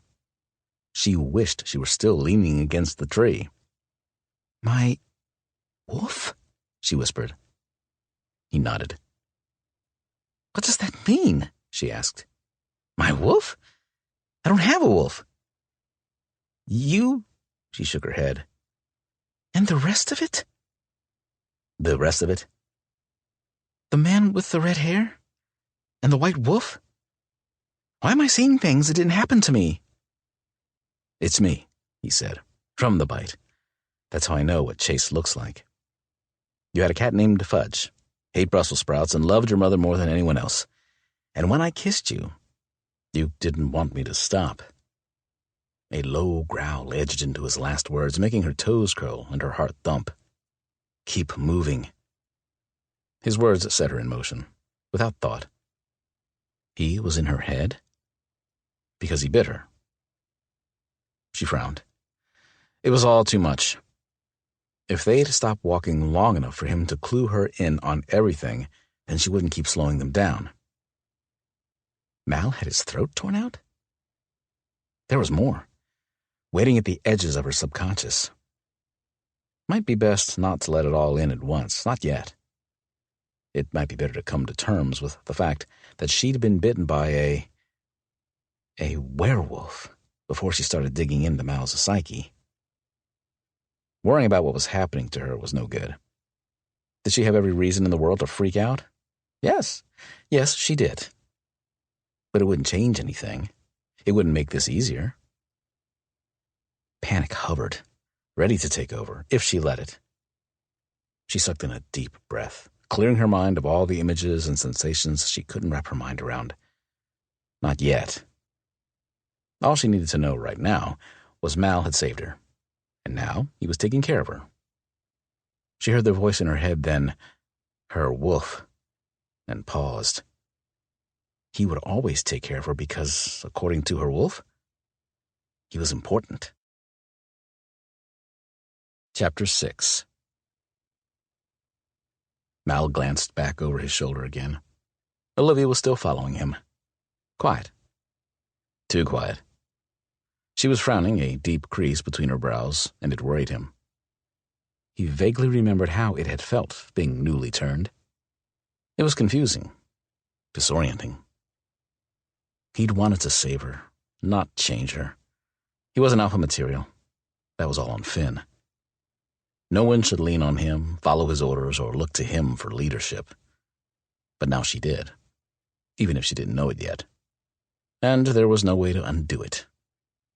He hoped she'd shift her loyalty to Finn when they reconnected, but his wolf wasn't too fond of that idea. The wolf was perfectly clear what it was after. Olivia. For the first time, Mal couldn't give his wolf what he wanted, and he knew it was going to make life difficult. Nothing like having someone in your head, pushing, second-guessing, doubting, and making him do things he wouldn't do on his own, like turning Olivia. No. Damn it. He wouldn't have stood by and let her die. Blaming his wolf was pointless. All that mattered now was getting somewhere safe soon. Otherwise, they were both as good as dead. He'd like to think they'd left the others behind, but he knew better. He had to head south, or they'd end up in the ocean. And while there was a hell of a lot of land to cover, there were plenty of others. If the others wanted to find him, it wouldn't be hard to do. Would they be looking for Olivia too? That was a separate question. He'd like to think she was a victim of circumstance versus a specific target, but he couldn't be sure. He wouldn't search Olivia's memories, even if it might explain her abduction. Violating her privacy and trust didn't sit well with him or his wolf. Neither did her unusual silence. "Your brother," he said, waiting for her to catch up to him. Why would he deal with werewolves? She frowned at him. He didn't. The men keeping us in those cages? The man that stabbed you? A werewolf, like us. Right. Her eyes widened, the sheen of tears startling him. Werewolves, like us. Jesus. He'd made her cry. Don't cry. She wiped frantically, sniffing and turning to hide her face. I'm trying to stop. Way to make things worse. He was an asshole, but sometimes he forgot just how good at it he was. Considering her life had been ripped to shreds in a 48-hour period, crying was a normal reaction. He could try to be less of a dick. You can cry, he murmured. Oh, good, she said, sniffing, her breathing shallow and broken. He tried to turn her, to hold her, but she shrugged him off. Olivia, she shook her head, knocking his hand away a second time. Damn it, he growled, tugging her into his arms and holding her close. Cry. He closed his eyes, her silent sobs chipping away at his forced indifference. Guilt crushed in on him, forcing him to explain. If I hadn't bitten you, turned you, you would have died. My wolf wouldn't let you die. She clung to him, her soft curves and sweet scent of temptation he wasn't sure he was strong enough to ignore. But he held her until the tears ended and her breath was coming in hiccups. She likes your wolf, Olivia said. She who? He asked. My wolf. Her voice wobbled then. Shit, he growled out. Tell her he's an asshole. Olivia laughed. We both know that's not true. She wasn't crying anymore, but she wasn't letting go of him. Then again, his hold didn't seem to be loosening either. Mal, she whispered. Olivia? He buried his nose in her hair to draw her scent deep. Can I ask you some questions? Some, he asked, willing himself to let go. His hold didn't ease. Some, she repeated, her arms sliding around his waist. He liked her sigh, the way her breath fanned across his chest. 2. 2? She repeated. You can ask me 2 questions, he clarified. They needed to keep moving. If he could find a phone, then what? Was he going to call Finn? Like the bastard would come. Chances are he was knee-deep in puppies and too busy making more to give a shit about him. Do you have a mate? She asked. Mal's brain came to a screeching halt. No. They were not talking about mates. His wolf, selfish fucker, was ready and willing to talk about it. Mal, however, would never do it. Never. Next. There was a slight hesitation before she asked, Will I ever see my brother again? Mal drew in a deep breath, fighting his wolf until his hold eased on her. He didn't like how empty his arms felt, how cold the air was. But he stepped back, ignoring the fact that he took her hand in his. No. But he's connected with the others. Until we know why and how, you'd be putting yourself in danger. She was staring at him. The others? 2. Al, please. She tugged his hand. He looked down, studying the way her fingers threaded through his, locking them together. Like his bite. She had no idea she was his pack now, or what that meant. She could have a family, children, and a life, but if he called, wanted her to do something, she'd have to obey. They were forever tangled up in each other. She should know about the others. The others are our enemies. The cage, your kidnapping, the guy that stabbed you. They will hunt us down and hurt us. He spoke clearly. They know how to hurt. Trust me. I do, she nodded. Those 2 words gave him pause. She squeezed his hand, smiling. Can you tell me where we're going? Too many questions, he smiled back. Dear God, it's just not fair. She spoke so softly he had to lean forward to hear her. What? Nothing. He frowned. Tell me. Her eyes went round. You're gorgeous. When you smile, I think about that kiss.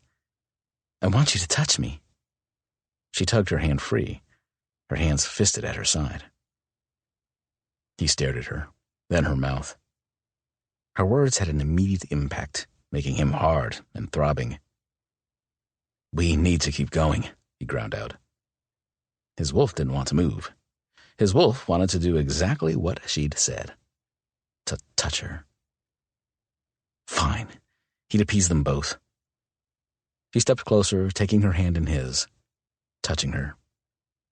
The contact of her skin against his felt too good, too natural. He cleared his throat and held their hands up between them. Her slow smile weakened his resolve to stop there.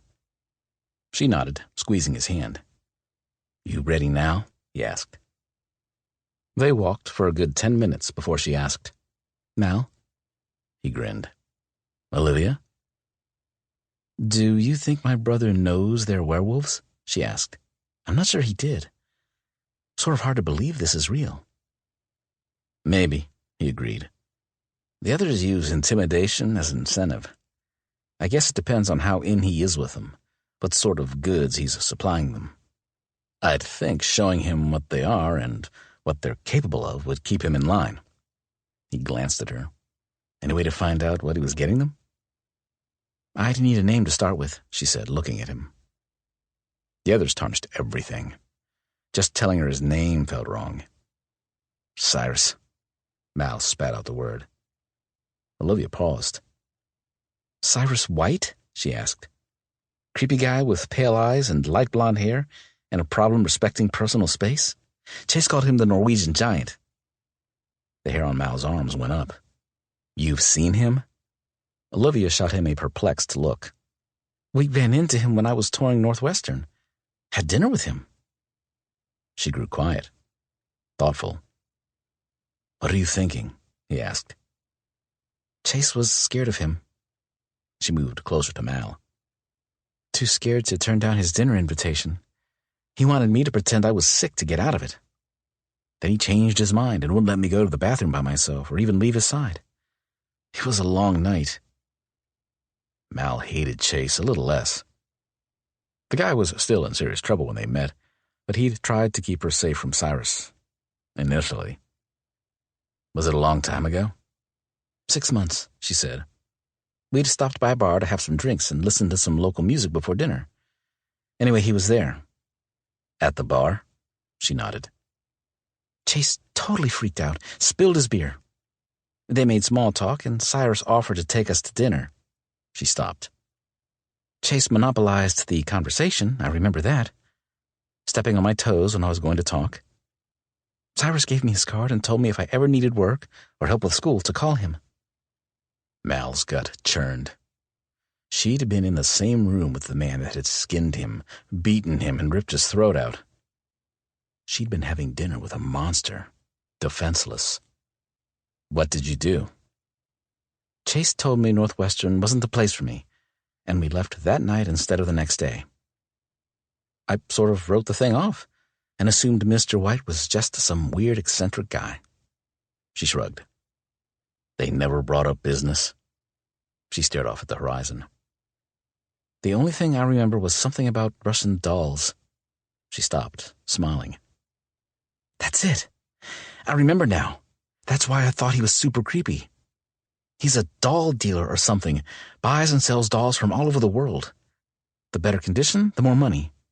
He spent 30 minutes talking about a sealed early edition fashion doll and how in demand they were. It was just weird. Dolls? Mal repeated, thoroughly confused. Cyrus had you kidnapped because your brother screwed up a doll order? The collecting part, Mal believed, but whatever Cyrus was buying and selling from her brother, it wasn't dolls. They had been huddled across the highway for an hour, her stomach growling so loudly she worried they'd attract bears. But then she remembered what Mal had done to the last bear and decided they were okay. "How do you know if there's danger?" she whispered. "You tune in," he said, clearly searching for the right words. "You'll feel it. It's like a ripple in the air. A wave. When a wolf is near, you'll know." "Even from here?" she asked. He nodded. "The scent says whether it's your pack or not?" she asked. He nodded. "But we're waiting." She learned that if she just kept asking questions, she'd find out what she needed to know. "Even though you don't smell anything and there's no ripple in the air?" He nodded. "Because—" she waited. "You," he said.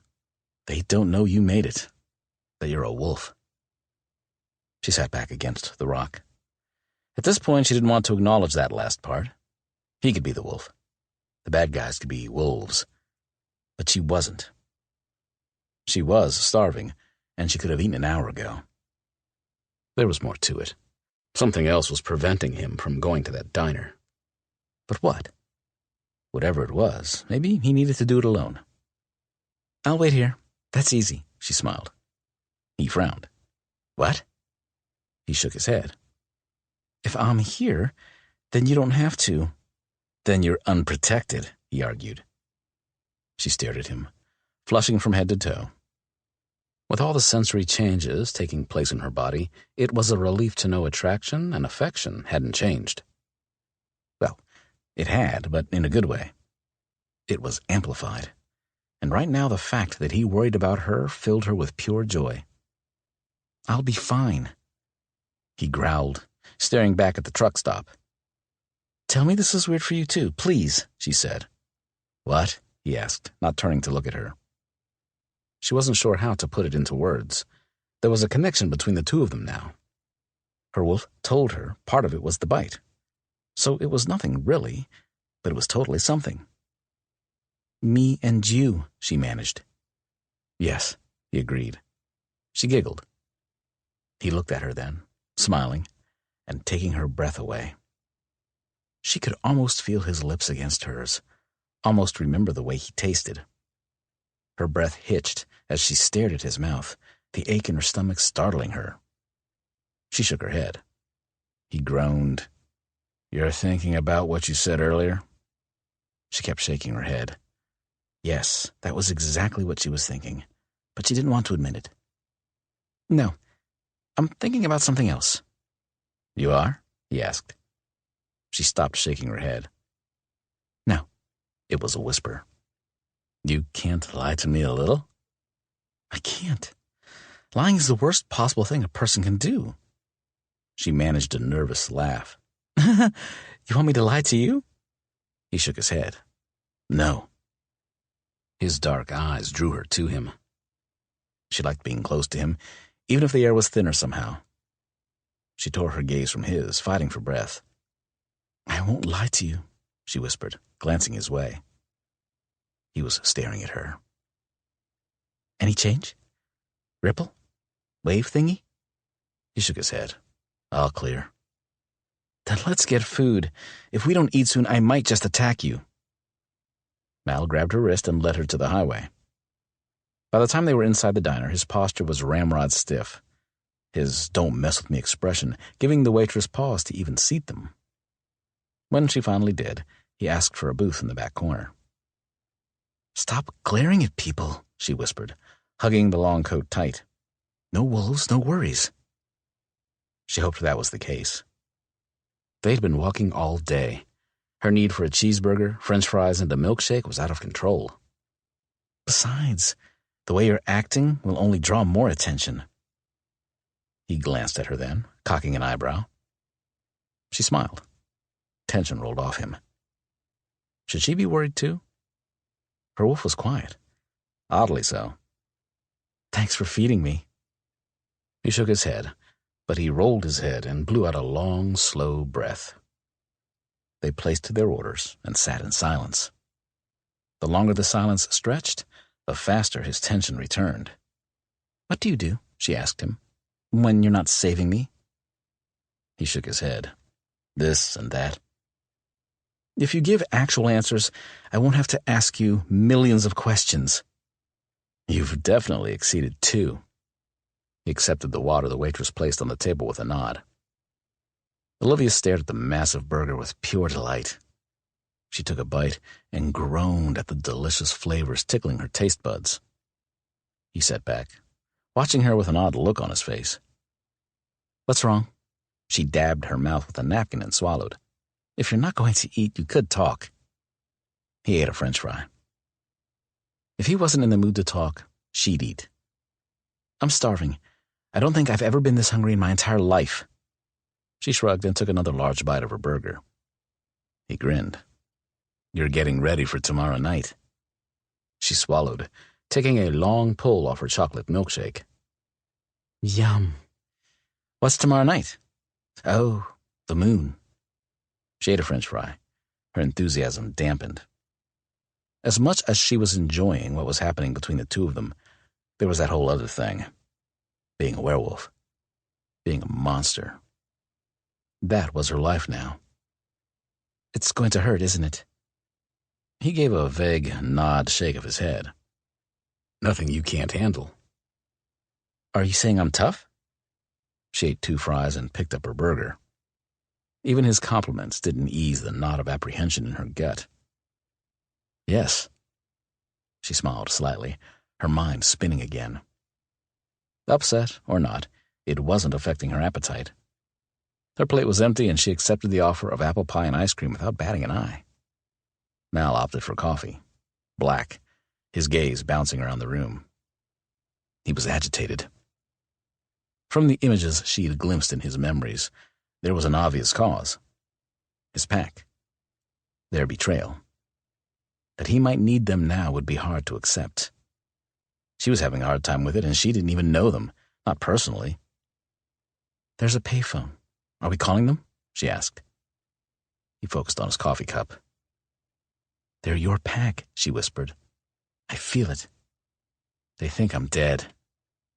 She studied the hard set of his jaw, the tightness bracketing his mouth and eyes. They'd hurt him deeply, but he was too proud to say as much. "So does Chase," she murmured. Her brother. His pack. "Thinks I'm dead, I mean. Maybe we should run away together, someplace sunny and tropical. Do werewolves do okay in tropical climates, or will the others follow us?" He cocked an eyebrow. "What is it about silence that scares you?" She opened her mouth, then closed it, refusing to take the bait. She could be quiet. But her wolf chose that moment to argue. Her wolf said Mal liked hearing her voice, that it chased away the hurt in his heart. "I think you should call them," she said. "Let them know you're alive." Mal stared at her for so long, she worried she'd crossed some line. It was hard to accept they'd only known each other for 2 days. Still harder to accept that in another 24 hours, her world would never be the same. Chapter 7. Mal stared at the payphone, torn between tearing it off the wall and just ripping the receiver free. For all he knew, it didn't work anyway. He picked up the handset. Dial tone. He glanced at Olivia in their booth. She was staring around the diner, battered and bruised and beautiful. Calling Finn would get them out of here. Calling Finn would make her safe. Finn needed to know there was an other in his home, listening to everything they did and said. And, as unlikely as it was, maybe her odd interaction with Cyrus could provide insight into the others. He dropped a coin into the phone and dialed. It rang, and rang, and rang. "Hello?" It was Hollis. He'd been holding his breath, but Hollis answering made it easier. "Hollis?" The line crackled. "Who is this?" "It's me," he murmured, clearing his throat. "Jesus Christ. Mal?" Is that you? He sounded muffled. It's Mal, on the phone. I need pickup, he said. I'm in Alaska. The truck stop. Honey's Diner. Alaska, Hollis repeated. We're on the way. It's damn good to hear from you. Damn good. +1, he said. We have a new pack member. There was a silence. Tomorrow will be her first change, he added. Got it, Hollis said. We'll get there as soon as we can. What's the number? Mal read the numbers off the payphone. Thanks. We didn't know, Mal. Jessa thought you were dead. We all thought you were dead. The anguish in Hollis's voice clutched at Mal's heart. They did miss him. There was that. Not your fault, he said. Finn was the alpha. He should have known, should have sensed it. If something happened to Olivia, Mal would know. Because for now, he was her alpha. It was his job to know. As much as he wanted to forgive Finn, he didn't know if it was possible.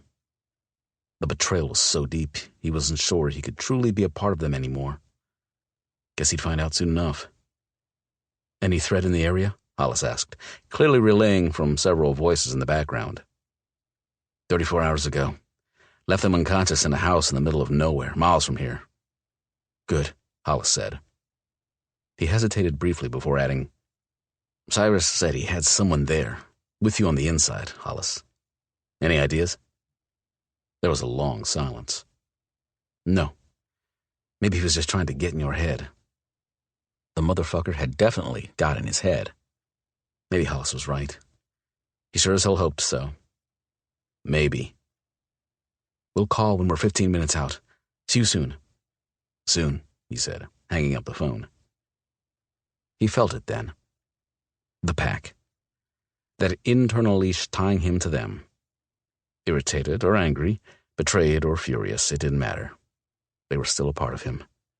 Even if he wished that weren't the case. How'd it go? Olivia asked, leaning against the wall behind him. Are we meeting them somewhere? Finn will fly in, he said, glancing at her. It had been the two of them until now. Since she was his responsibility, he owed her some information. We should talk. Her brows rose. We? You mean you're going to talk? She smiled. Then she frowned. Wait, is this a good talk or a bad talk? Watching her was fascinating. Her features were fluid, revealing her thoughts before she said a thing. And she said plenty. But it was his turn. When she opened her mouth to say more, he pressed his fingers to her lips to stop her. Touching her mouth was a bad idea. Her lips were silky soft. The shudder that rippled from her head to her toes told him she was eager. She'd said she thought about his kiss and wanted more. This touch, light as it was all it took to warn him he might want the same thing. He traced the shape of her mouth, the line of her jaw, cursing his stupidity, but unable to stop touching her. Her hand fastened around his wrist, holding on to him. She wanted him. He wanted her. But his wolf, her wolf, complicated things. And things were getting dangerous.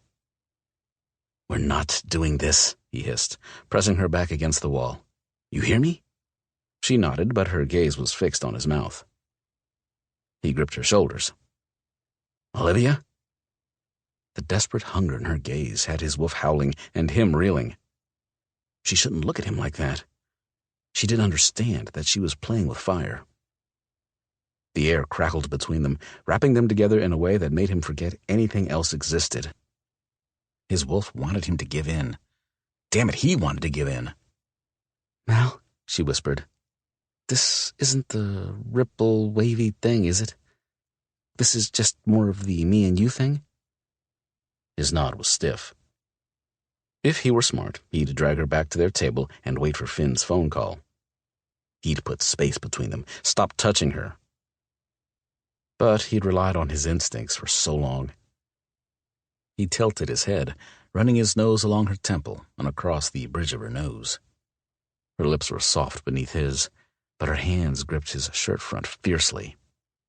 She was shaking, but damn it, so was he.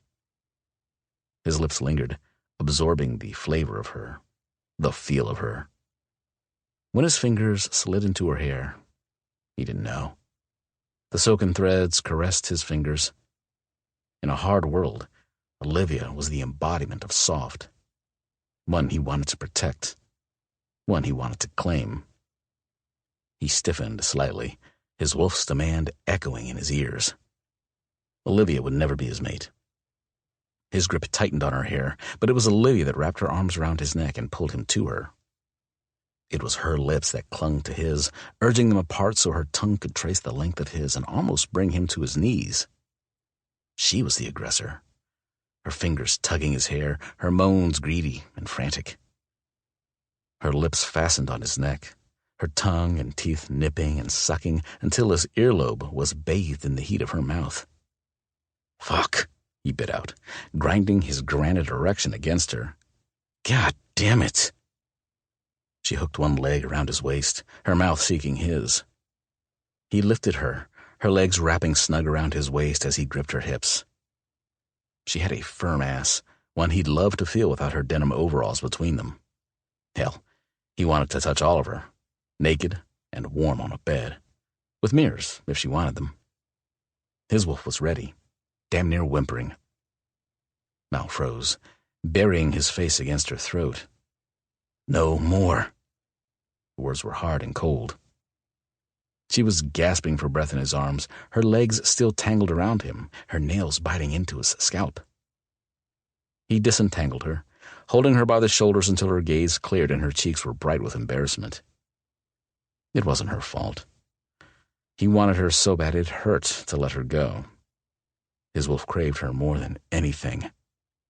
That was going to make this whole pack of two thing more difficult than he'd anticipated. The sooner Finn got here, the better. Olivia washed her face for the third time. Never in her life had she been as mortified as she was right now, or as confused. What was she thinking? She'd practically climbed up his body and attacked him. It was sad, considering how easily he shut her down. Of course he would shut her down. She was acting crazy. Because this was crazy, all of it. Whatever Mal said was wrong. She was losing it. She stared her reflection in the eye. How long had it been since she'd done something normal, like wash her face and look at her reflection? It felt like years. But the last few days had been relentless, and it showed. Her matted hair stuck out, in need of a brush, or some scissors. Dark smudges shadowed her eyes. Her lips were dry and chapped. Wearing the large trench coat she'd taken from Al didn't help. She looked like a homeless person, a deranged homeless person. This is how crazy looks. It made more sense to believe she was in a coma somewhere, dreaming. Maybe she'd had a reaction to her flu meds. Maybe she'd saved her brother from being mugged and knocked her head. Or maybe she was dead, and this was some sort of purgatory she'd have to earn her way out of. But believing in werewolves, being a werewolf, made no sense. As a student of anthropology, she'd learned the importance of tiny details and hypotheses. Sometimes it was necessary to suspend doubt, to suspect the unlikely, to find the truth. But this was asking too much. "Pull it together, Olivia," she said loudly to her reflection. "Wake up. There are no such things as werewolves." How could she dismiss what she'd seen? Rather, what she thought she'd seen. If, and it was a big if, she'd been attacked as badly as she'd imagined, she'd be dead, right? Right. And Mal had been in a cell, naked. He'd carried her out into the snow, naked. She covered her mouth, trying to stop the slightly hysterical laugh from slipping out. What if any of that was real? Mal was real. She pressed her fingers to her lips. All too real. The way he watched her, his growl of a voice, the way he shielded her, protected her, over and over. She stared it down, shrugging out of the coat and draping it over the sink. Her hand shook as it ran along her thigh. She could feel a scar, raised but smooth through the denim. She untied the rope belt and held the fabric back to inspect where she'd been wounded and sucked in an unsteady breath. Scars like that took a long time to heal. How long had she been in the cabin? "Olivia!" Mal banged on the door. "1 second," she called out, overwhelmed with indecision and fear. What was going to happen to her? She ran for the stall, falling to her knees by the toilet as her stomach violently rejected its contents. The bathroom door slammed into the wall and Mal stood, staring down at her. 5 minutes, she held her hand up. I can't have 5 minutes alone. His features relaxed. You're sick. She leaned back against the stall, closing her eyes. I'm fine, he snorted, crossing his thick arms over his broad chest. She glared at him. Sure, he could look like that when she looked like some extra from a zombie apocalypse movie. I've had a rough couple of days. He paced the small room, his hands on his hips. You've done well. He didn't look at her, but his words were soft. She rested her chin on her knees, peering up at him. Can I ask you something? He kept pacing, his nod quick. It took all her energy to ask. Can I go home? She swallowed, trying again. Can I pretend none of this happened? I want to go home and to unknow the things threatening my idea of the world. Please? He crouched by her, tilting her face toward his. No. You can't keep me against my will. I can bend your will to mine, Olivia, he sighed, stroking her cheek. Whether you like it or not, whether I like it or not. Your home is with me. She frowned. She didn't like it. And yet part of her really did. For how long? Why was everything so confusing? He took her hand in his, pulling her up. You need a shower. She tugged her hand free. Did anyone ever tell you to work on your bedside manner? No one has ever complained about my bedside manner, he grinned. He was going to tease her? Now, when she was having an emotional crisis?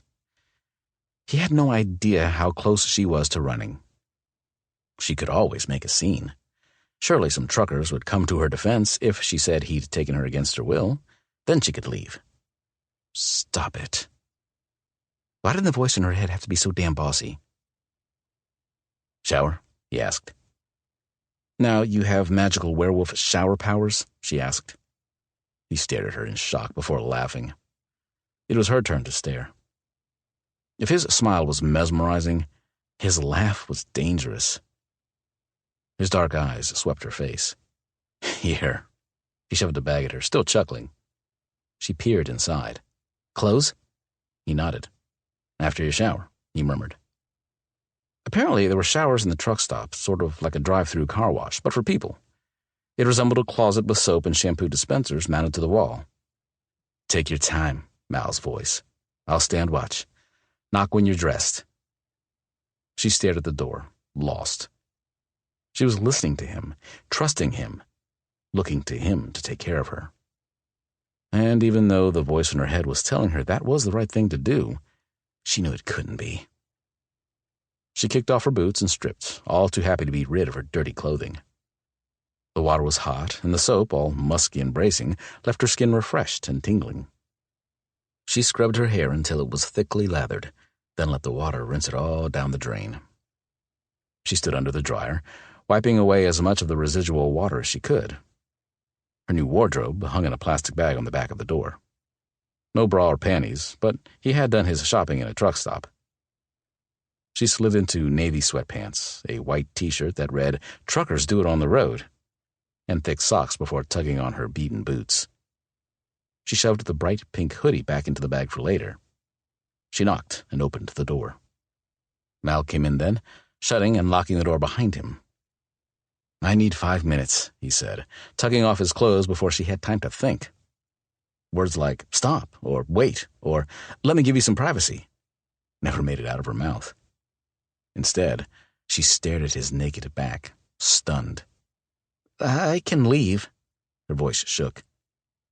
Soap suds ran down his back, skimming over the twisted scars to caress the firm curve of his buttocks on the way to his thighs. No. He ran his fingers through his hair. Stay. Safer, he said, washing his face. She blew out a deep breath and leaned against the wall. Safer? Only because he didn't know what she was thinking, what she was wanting. What would he do if she shoved all her new clothes back into the plastic bag they'd come in? What would he do if she pressed herself against his back and explored every inch of him? Yes, her world had been turned upside down, but he turned to face her, eyes shut, head tilted back under the shower. Oh my God, look away, look away, look away. She couldn't do it. His body was perfect, hard, cut. It was like he was sculpted, the movement of his arms only showcasing every muscle. Shoulders, chest, stomach. Her gaze wandered, following the dark trail that began at his navel and descended lower. Mal was big.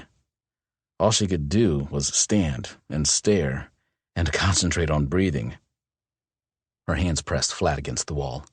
Cold as the tile was, she was on fire. He shook the water from his hair and wiped his eyes, blinking away the water drops that clung to his thick eyelashes. And when he looked at her, she feared sliding down the wall to the floor. From relaxed to tense, his hands fisted at his sides, and his breath powered from his chest. He shook his head, jaw clenched.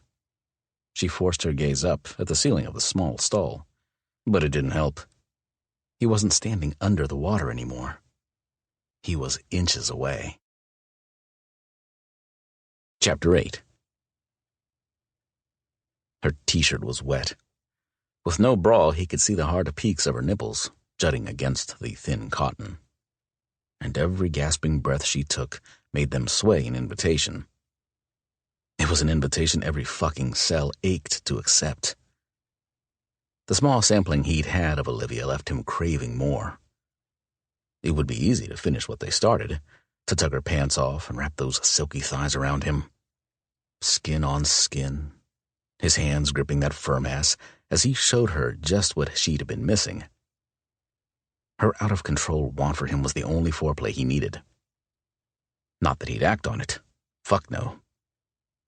The words, "truckers do it on the road," added insult to injury. He shook his head again, unable to stop staring at her shirt, her breasts. He blinked, forcing his gaze up. Parted lips, dazed eyes, and flushed cheeks weren't much better. "We're not doing this." His words lacked conviction. Because he, his wolf, really fucking wanted to do this. Her. Now. Hard. Until they were too tired to move or breathe or think. He swallowed, hands fisting against the urge to reach for her. She nodded, still pressed against the tile, her breath still powering out of her, making her breasts shimmy and bounce in the most distracting ways. "God damn it," he muttered, ignoring the wolf and turning back into the shower. He blasted the cold water, spewing obscenities out long and loud, until he'd cleared his head, and his rock-hard erection eased. He didn't look at her as he turned off the water, dried off, or dressed. His body was all too willing to respond to her. Finn should be calling soon. Just saying his name helped Mal shift gears from horny to pissed. Pissed was better. She didn't say anything. He glanced at her, pulled her new pink hoodie from the bag, and tossed it to her. She caught it. "Put that on," he nodded. "We're trying to avoid attention." She glanced down at her shirt, frowning. "It's your fault." He groaned.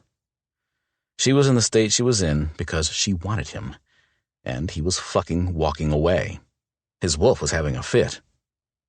"I didn't pick out the shirt," she added, irritation replacing hunger. He chuckled. "Right, the shirt. Just cover up." She tugged on the oversized hoodie, pulling up the excess material. "It's big," meaning she was drowning in material and her nipples weren't on display. Good. He was breathing a little easier when he pushed open the door. A quick look both ways told him it was clear, so he waved her forward. She hurried by him, leaning away when she squeezed through the doorway. There was an old guy with a bag under his arm waiting for the shower. He looked Olivia up and down and shot Mal a wink. Mal ignored the urge to punch him and led Olivia back through the truck stop and into the diner. The waitress nodded at them as they sat at the table they'd vacated, but once they were seated, Olivia sort of slumped into the booth, bleary-eyed and agitated. "Try to sleep," he said. "Not tired," she said, stretching her arms out in front of her on the table and yawning. He shook his head. "I thought you said we needed to talk," she reminded him, stretching her arms over her head then rolling her neck. "You never said if it was a good talk or a bad talk." Her small smile was teasing. "Are you breaking up with me?" Mal couldn't stop his smile. But then she was staring at his mouth, and he knew immediately what she was thinking. And wanting. "Want something?" the waitress asked, making them both jump. "Coffee," he said. "Same," Olivia nodded, and tugged the bowl full of creamer and sugars toward her. She started stacking the creamer cups. Mal watched her fingers, the slight tremor of her hands, how her hazel eyes focused on her work. He liked watching her laugh, and smile. "Finn's the alpha," he said. "He started it all." She stared at him, turning a creamer cup over and over. "How?" She glanced behind her. "Bit you?" He nodded. "You guys weren't born this way?" she asked. He shook his head. "Finn's son is the only one of us that was born." Her eyes went wide. "You can have children? With other werewolves? Or women?" "You're the only female werewolf in our pack," he said, waiting for the waitress to serve their coffee before continuing. "There were 5 of us. Finn was infected first." "Who infected him?" She dropped the creamer packet on the table. "His brother was an archaeologist.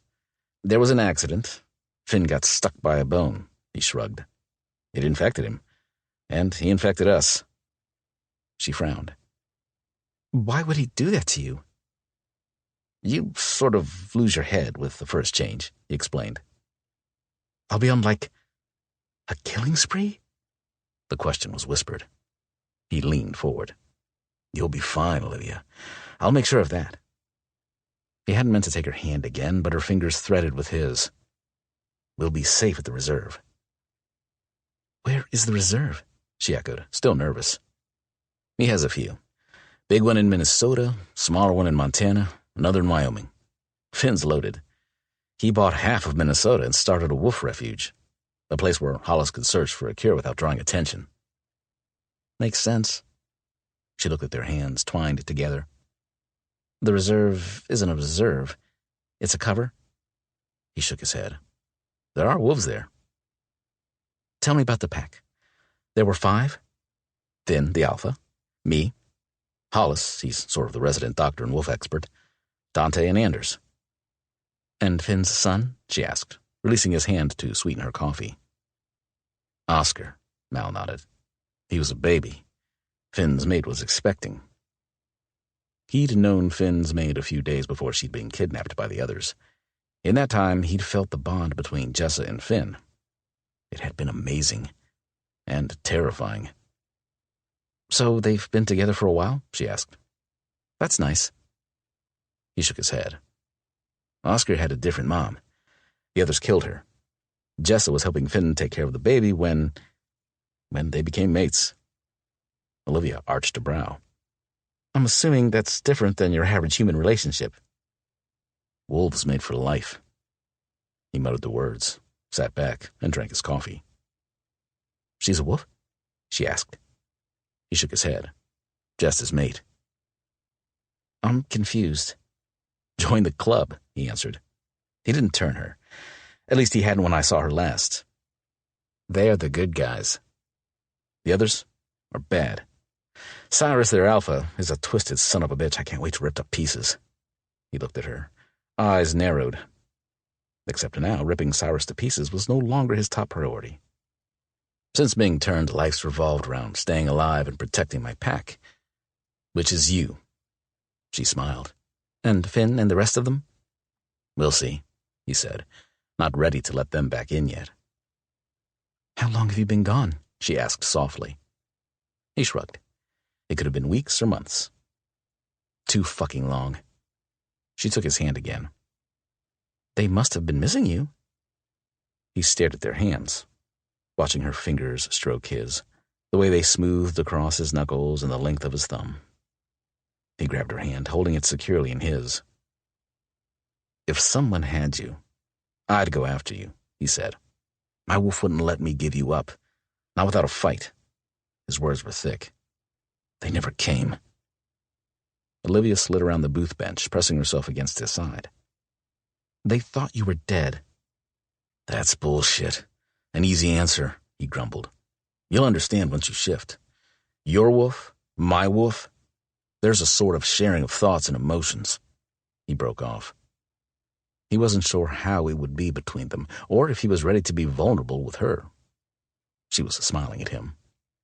You must hate that. He stared at her, reaching up to tuck one soft curl behind her ear. I do. Hazel eyes, warm and searching, bored into him. The longer she stared, the more curious he became.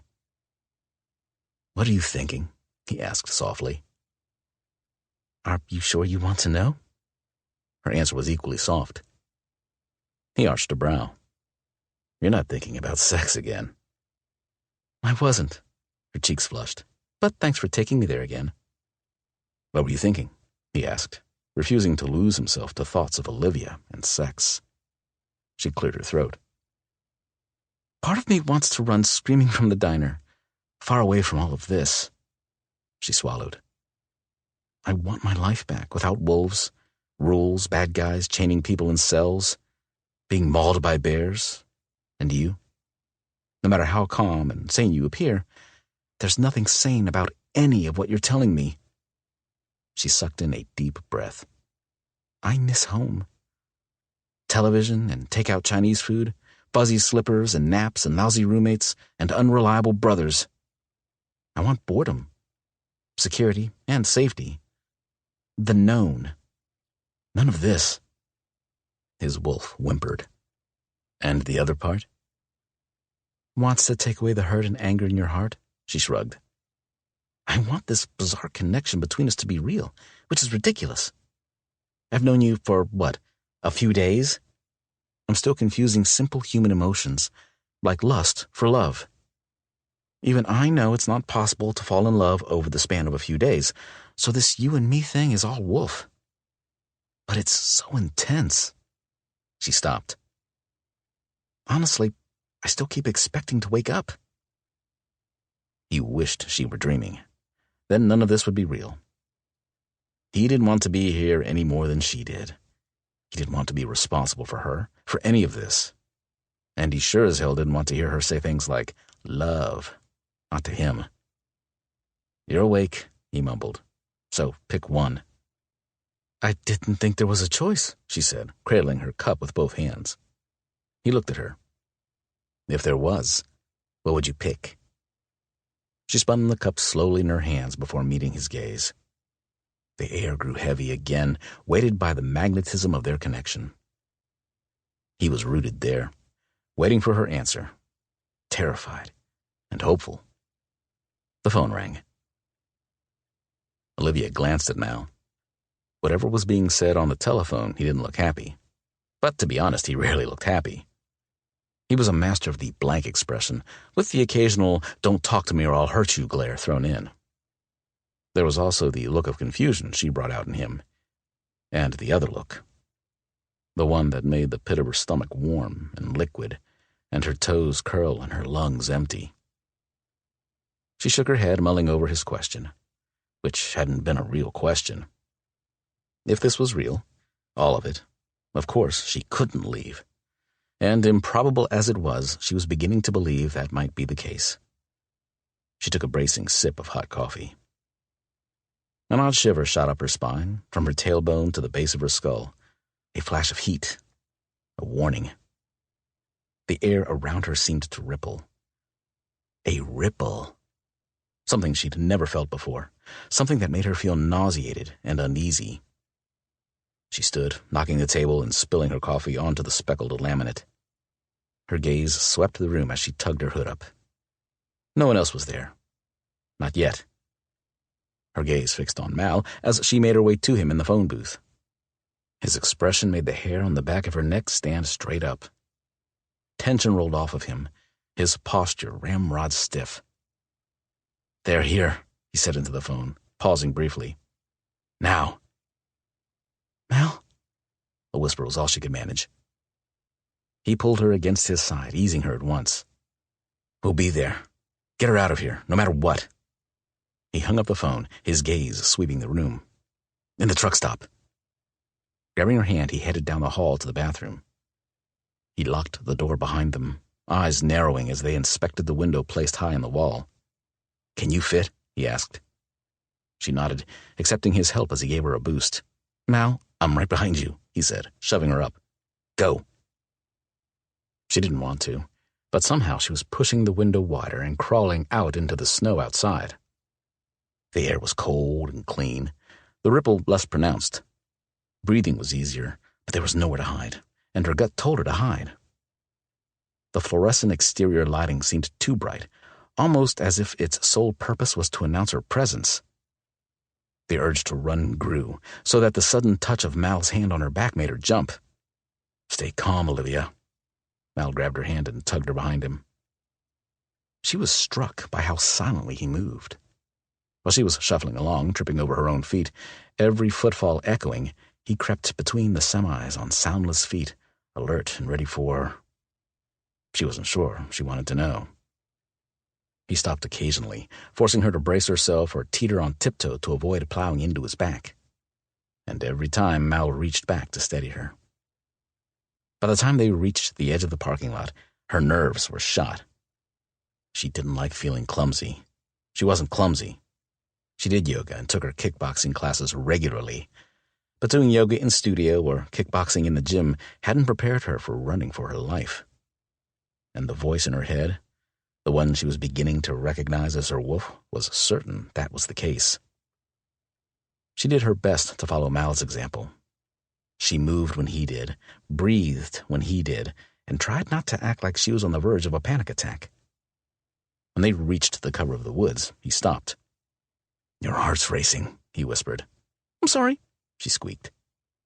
He turned to face her then, his hands clasping her shoulders. "Controlling your fear takes time. You're doing great." "I am?" she asked, stunned. He nodded, rubbing her shoulders. His gaze wandered beyond her to the truck stop and its blindingly bright parking lot. Snow was falling, carpeting everything in white.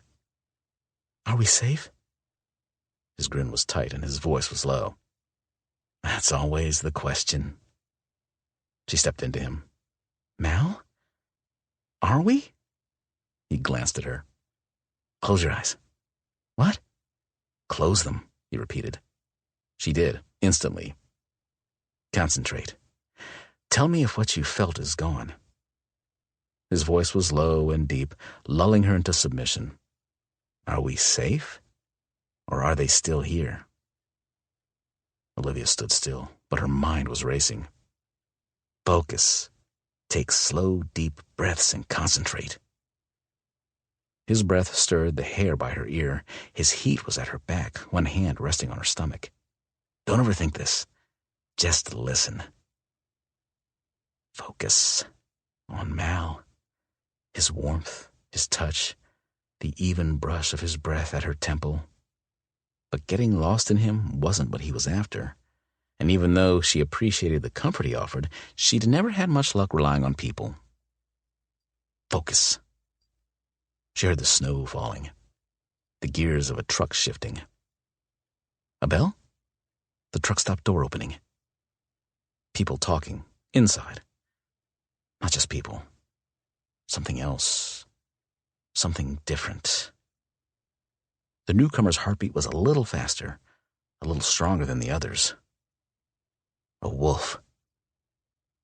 "Inside," she whispered. "Just one?" His hand pressed her back against him, blanketing her in warmth.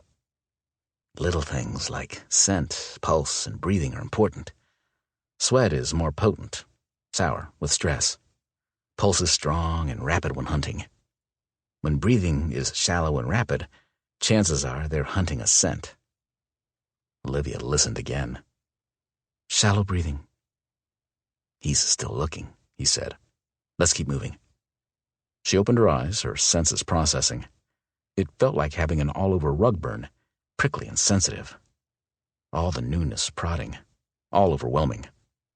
Olivia, he whispered, turning her in his arms. He was so close, so solid. Out of sorts. She ran a hand over her head, pressing her fingers to her forehead to silence the sounds. And noise. It was a dull roar. Voices, noises, rolling over her in waves. Her equilibrium was off. Her nerves stung. Just so much feeling. It didn't explain things, but it was true. His arms were heavy around her, steadying her. She leaned into him, pressing her eyes closed and shutting out everything but the solid thunk, thunk of his heart. Her hand rested on his chest, absorbing the rhythm and the comfort of him, because nothing said comfort like cuddling with a werewolf man. Look up, he whispered. His softly spoken words had her looking up. Her breath caught, stunned by the brilliance of the stars in the sky. Never in her life had she seen a night so clear. Midnight blue, patches of pitch, scattered with a million brilliance. The clarity was startling, the black deep and vast and breathtaking. It was oddly exhilarating. The moon was massive, almost full. Tomorrow, she whispered. Should I be scared? Excited? Her fingers gripped the thick flannel jacket he wore. Because I feel really lost. He didn't say anything. What was there to say? But his hand stroked the length of her back, and that was enough. I'm going to be okay? She asked. It's okay if you lie to me, Mal. It's just, I really need to think this is all going to be okay. It don't lie, he argued, his tone sharp. Mal, she pleaded, tugging on his shirt and staring at him in the dark. I never lie, he repeated. Those words washed over her, buoying her spirits and making it easier to breathe. For a man that used words so sparingly, those 3 words were exactly what she needed to hear. You're going to be okay. His hand gripped hers, tugging her forward. Let's go. To the refuge, where she'd be surrounded by werewolves, or crazy people that believed they were werewolves. Considering tomorrow was the full moon, she'd know soon enough if she should be scared of the crazy or the wolves. But then she'd be a wolf too, so there would be no reason to be scared. How was any of this okay? Nothing felt okay. She didn't remember what okay was at the moment. Just fear and confusion and total sensory overload. Mal's fingers threaded with hers. You're going to be okay. His words weren't the easiest to believe, but she believed him anyway. Chapter 9. Mal wanted to shift. He'd kept his fury caged since they'd taken him. No matter how many times they'd beaten and left him bleeding and full of silver, he'd refused to give up. Vengeance gave him something to fight for, a purpose beyond giving the others entertainment. Now he was free. He could shift whenever he fucking felt like it, but one thing was stopping him. Olivia. Not that it was her fault. No, damn it. She was blameless in all of this. Innocent. A quality he'd almost forgotten existed. If Olivia weren't there, he'd wait for the motherfucker to come out. His wolf would stay out of sight, toy with him, then bleed the son of a bitch out and rip him into pieces so small it'd be impossible to identify who or what he once was. But Olivia was with him. There was no choice. He'd tuck tail and run back to Finn. Even if it was like rubbing salt in a big-ass wound, she was his responsibility. Warning Finn about the others was his responsibility too, damn it. He hoped Hollis was right, that the pack's safety hadn't been compromised, but he needed to find out for himself. He glanced over his shoulder at Olivia. She stared, wide-eyed, around her, moving quietly and staying in his tracks. Her hand clung to his as they trudged through the snow, following his lead without thought. And he liked it a little too damn much. Maybe it was his wolf pressing his agenda on the man. Maybe it was the unnerving attraction they shared. Maybe it was because she was a decent human being that deserved to live. Whatever it was, he was beginning to, grudgingly, like having her around. And that made things so much worse. His wolf already knew. The traitor jumped ship before they ever got out of that damn cell. As far as he was concerned, Olivia was his pack. Worse, the animal wanted Olivia as his mate. No matter how badly Mal objected to the latter, the wolf wasn't giving up. They walked until the chattering of Olivia's teeth was too hard to ignore. "Cold?" he asked, teasing. Yes, she tried to snap back. Knowing she was miserable wasn't amusing. Cold as it was, he'd no doubt that adrenaline and fear was ramping up her reaction. He tended to block memories of Finn's attack, being turned, and the horror that followed. It had been bad, a waking nightmare. Sensory overload, mood swings and exhaustion, excitement and terror. He'd had time before his first shift to come to terms with what had happened and understand what to expect. Olivia had no idea. All she had was his word, and her wolf. He could sense her waiting on the periphery of Olivia's mind, eager to be fully realized. Pure energy and enthusiasm, naivete and endless strength. Tomorrow night was going to be one hell of a ride. She froze, going perfectly still and drawing him up short. The sound was faint at first. His wolf knew what it was before he did.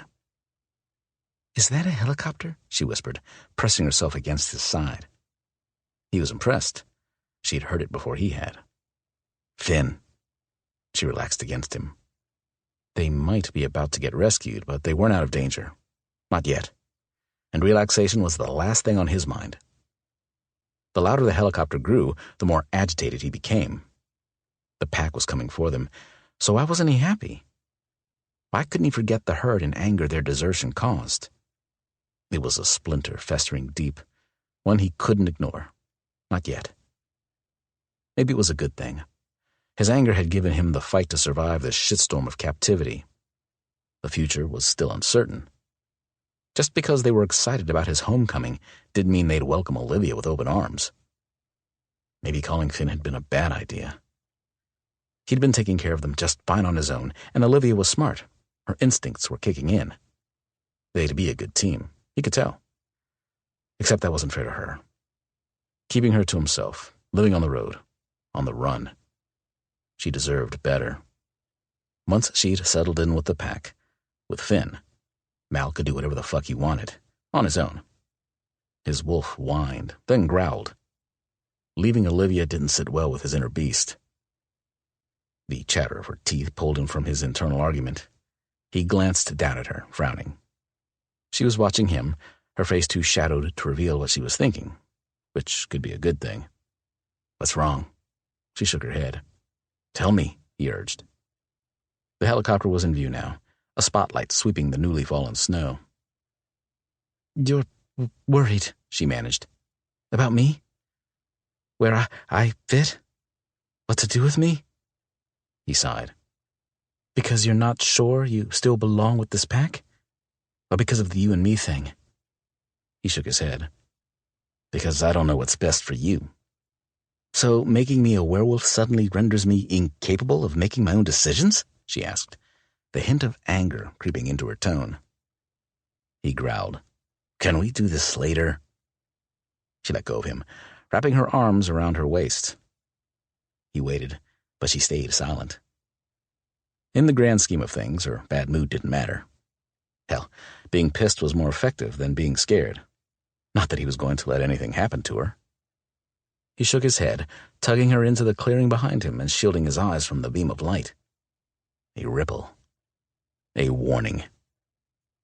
His wolf recognized the scent, the one tracking them. Another. The wind had shifted just enough to give him cover, enough to let him get too damn close. He shoved Olivia behind him and turned, scanning the darkness. Was he alone? It was unlikely. Glowing white eyes waited in the shadow of the trees. One pair so far. That was good. "He sees us," she said. Her fingers gripped the back of his jacket. Mal hesitated.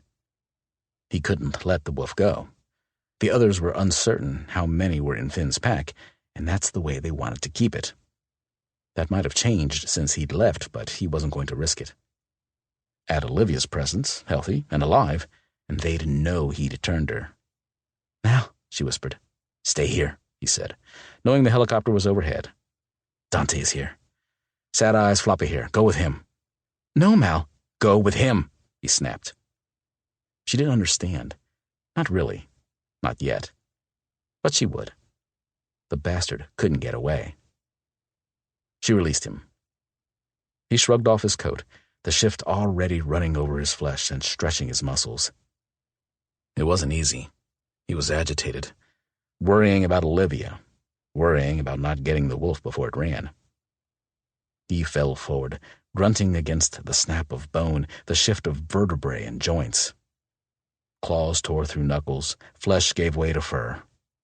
His heart picked up, his breath pulling the rival wolf's scent deep into his lungs. His ears cocked forward, tuning in to his adversary. The hunter had become the hunted, and Mal's prey was braced for a fight. Olivia wanted to throw up. Watching Mal tear apart was mesmerizing and terrifying. Hearing each snap and pop, the wet rip of skin and scent of blood. This was Mal. Her Mal. His beautiful body split wide to leave something different. She wanted to block out the sounds and unsee what had just happened, but she couldn't. Even the spinning blades of the helicopter and the whir of the engine didn't drown out the sounds of his shift.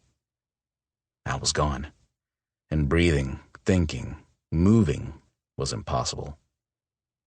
When hands gripped her shoulders, she jumped, screamed, and shrugged away from the touch. Mal, the wolf, stared back at her, the thick black fur of his neck bristling. She stepped back, unable to stop herself. This was Mal. This was Mal. Mal was a big, scary black wolf growling at her. No, not at her. The man behind her. She looked. A man in a harness, holding a rope. From the helicopter. I've got her, the man said, nodding at Mal. Mal snorted and tore across the snow, leaving her behind.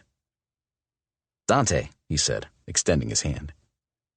She stared at his hand, his face, and stepped back. Sad eyes, she muttered, glancing at him. Dante? The man nodded, studying her. You are? She stared after Mal, her heart throbbing. He couldn't leave her. She was supposed to be with him, at his side, no matter what he was facing. The urge to follow him was powerful, pulling her forward. But Mal's command echoed in her ears. Go with him. Where the tears came from, she didn't know. Incredible sorrow and pain engulfed her. He'd left her, left a hole right through the middle of her. He wasn't supposed to leave her. Not ever. A hand returned to her shoulder. She didn't like it. Didn't want anyone to touch her. He'll be back, Dante said. Trust me. She nodded, fighting the urge to go, and the hold Mal's words had placed on her. Your name? He asked again. Olivia Chase. She sounded angry, because she felt angry. At Mal. Let's get you into the helicopter, Dante said. She glared at him. No. Mal said to go with me, Miss Chase, Dante reminded her. Her eyes burned violently. He had told her to go. She sniffed. Fine. He held his hands up. I'm going to snap you in, he said, offering her the harness. She nodded, staring into the darkness. More eyes. Dante, she whispered. Do you see them? Aw, shit, Dante groaned. A howl split the night, sending her to her knees. It was impossible to breathe or see or think. Mal. Growling, snarling, whimpers. A howl cut short. Mal. She didn't realize she'd screamed his name out loud until Dante told her he'd be fine. She didn't know how Dante managed to get her into the harness or how she wound up in the helicopter, leaning out the door, waiting. 2 more? She asked. 3? Dante stared out into the dark, his posture growing more agitated. She held on to the handle by the door, leaning as far as she could without falling. She might be a werewolf, but something told her she wasn't ready to follow Mal out into the fight, even if part of her, a very big part of her, wanted to do just that. If she concentrated, she could hear him, his heart beating, the ragged gasp of his breath. Adrenaline sliced through her, kicking her own heart rate up. It lasted too long. And the noise, primal, feral, terrible, echoed in her brain and flooded her blood with an energy she didn't understand. A quiver ran along her spine, making her twitch and tingle. She itched under her skin. Her joints felt tight, and her brain pulsed. Amid the howls, whimpers, and growls, she searched for some sign of Mal. Dante's eyes narrowed, his gaze focused on something she didn't see. "Stay here. I will help him, but you have to stay here." "Don't leave him." Her words were hard, a hoarse demand. He nodded, then jumped from the helicopter. "What the hell?" A voice crackled over the intercom. A shot rang out, so loud she covered her ears. Another followed. Dante lay, naked and human, on the ground below the helicopter. She stared at Dante's lifeless body, a large red patch forming on his newly bared chest. He'd been ready to shift when the bullet made impact. Now he was vulnerable and alone. She heard a howl and saw them, wolves circling the tree line. Where was Mal? There was no way he could rescue Dante and protect himself from the circling pack. Mal's howl split the night, and desperation washed over her. She had to do something. "You need to land," she called to the pilot. The voice crackled. "No can do." "Now," she argued. "They need help." "Shit, damn ass, stupid." The voice continued insulting the state of the world, but the helicopter was landing. It was fast, the ground rising to meet them with a jarring impact. Then the cockpit door opened and a man came out, outfitted in ride gear, an automatic weapon in each hand and a belt full of knives. He seemed almost excited. He nodded, winked, and climbed through the helicopter door before she moved a muscle. She jumped out, helping lift Dante's unconscious form into the helicopter. "Hurry," the man urged. "They're almost on us." Olivia didn't let his words get to her. She couldn't. She was too busy looking for Mal. "Where is he?" she asked. "He'll be okay." "We are not leaving him. Do you hear me?" she shrieked. "I don't care if I get eaten waiting." The man grinned. "No need to get all riled up now." But Mal's wolf was running toward them, and everything snapped back into place. The hole was gone. The fear, too. He planted his feet, the fur on his neck and shoulders bristling as he faced their attackers. "That's his way of telling us it's time to go," the man said, pulling her into the helicopter. She almost argued, but Mal climbed in after them. Seconds later, the helicopter was rising into the sky, the rapid whir of the blades drowning the frustrated howls of the wolves they left below. She didn't know whether to hug him or punch him, so she curled into herself. But Mal's nose slid between her face and knees, his whimper pulling at her heart. She hugged him close, losing her fear in the feel of his soft fur against her face. He pressed against her, a low rumble in his chest, sniffing her hairline and throat. "Is he okay?" she asked Mal. "Dante?" The wolf groaned, moving to Dante's side, sniffing his wounds. He sat, staring at her, then Dante. "I'm not a nurse," she argued, crawling forward to peer at the wound in Dante's chest. "I heard 2 shots. The wolf grunted, a sharp woof. She looked at him. "It's sort of rude, isn't it?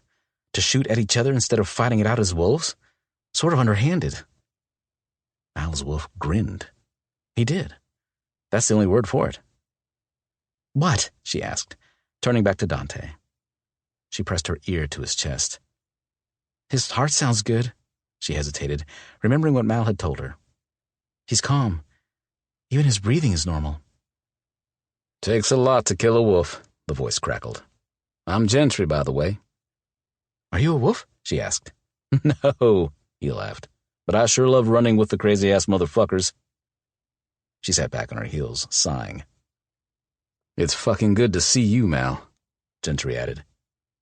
Damn good, Dante whispered from the floor. Damn good. Mal was up, ears cocked forward, nuzzling Dante's face. Dante laughed, patting the wolf's neck with an unsteady hand. What'd I tell you? Tough sons of bitches, Gentry said. Tears were streaking down her face. Tears? Why now? When he was safe. When they were safe. Now was not the time to lose it. They know about her now, Dante whispered. She stiffened. Mal's brown eyes met hers. As a wolf, Mal was more expressive, more in tune. There was regret in his eyes and worry. She shook her head, sliding across the floor to rest against the metal wall of the helicopter. It vibrated violently beneath her head, the tinny echo sending painful sparks into her skull behind her eyes. What was wrong with her? Her temples were pounding. A sudden dull ache bloomed at the base of her neck and crushed in on her head. Never in her life had she felt so alone, or helpless. Her wolf had wanted to help him. She'd wanted to help him. Finn has a plane waiting to take us to the refuge. Gentry's voice crackled again. The rest of the ride was silent. She concentrated on the pulse in her head, on not thinking about how Mal's body had contorted and twisted, or the fear that she would never truly be safe again, that Chase was in danger, or the bad guy, or that she was falling in love with a werewolf. When they touched down on the tarmac, Mal nudged her from the helicopter. She and Gentry helped Dante make the short trek to the waiting jet. Mal followed, a gorgeous, shirtless, fatigue pants-wearing man. But in his brooding gaze, Olivia caught sight of his wolf. She didn't resist as his arms came around her, as he pulled her close with a sigh. He shivered, the muscles of his shoulders tensing as she nuzzled his neck. It was instinctual, natural, nothing more. Offering him comfort was the right thing to do, and the soft grumble at the back of his throat told her he approved. Let's get the hell out of here, Gentry said, disappearing into the front of the plane. Apparently he could fly both helicopters and airplanes, and use all sorts of weapons. And he liked it. Just one more crazy thing at this point. You'll heal faster if you can shift, Mal said. Silver. Dante pointed at the wound in his chest. Went through. But there's traces left. I can feel it. She winced. So did Mal. And Dante grinned. You want to tell me what happened? Dante asked softly. How long? Mal asked, pulling her onto the couch beside him. Silence fell. How long have I been gone? He repeated. 3 months. Dante's voice was thick. Fury coursed through her. Her gaze bounced from Mal to Dante. You left him in that place for 3 months? Olivia. Mal's voice was low. Don't you dare tell me to be quiet, she cut him off. That's not right. Leaving you there for so long? She glared at Dante, her emotions all over the place once more. But seeing Dante's sadness and the pain on his face made her instantly regret her hostility. I agree, Dante said. But you're not the alpha, are you? She whispered, directing her anger at Finn, the one who had left Mal. Dante exchanged a look with Mal, a look she didn't understand. No, Olivia, he's not. Mal's voice was coaxing, almost pleased. So be nice to him. She frowned, tearing her gaze from Dante to look at Mal. Really, to look at him. Scratches covered his bare chest. A bite covered the ball of his shoulder and the side of his neck. She ran her fingers over a deep bruise on his cheek, wincing at the blood that trickled from his right ear. Are you okay? She managed, truly concerned. He smiled as he smoothed the curls from her shoulder, his warm gaze exploring her face. His gaze locked with hers, hot and bold and yearning. There was no mistaking the hunger in his eyes as he stared at her mouth, or the subtle shift of his hands on her body. Your mate has spirit, Dante said. You'll make tomorrow night easier. Mal's eyes narrowed. She's not my mate, he bit out, jaws clenching. Dante shook his head. Holy shit, here we go again. Guess denial is the first step in finding a mate, he mumbled, loud enough to be heard. Mal's dismissal cut through her, stealing the warmth he'd given her only seconds before. Dante was a wolf, yet she didn't have the same odd reaction Mal's presence elicited. She had yet to meet Finn or the rest of the pack, but she suspected it would be the same. What was between her and Mal was different, even if he didn't want to accept it. Accept it or not, Olivia was adrift in loneliness. Nothing made sense. Nothing.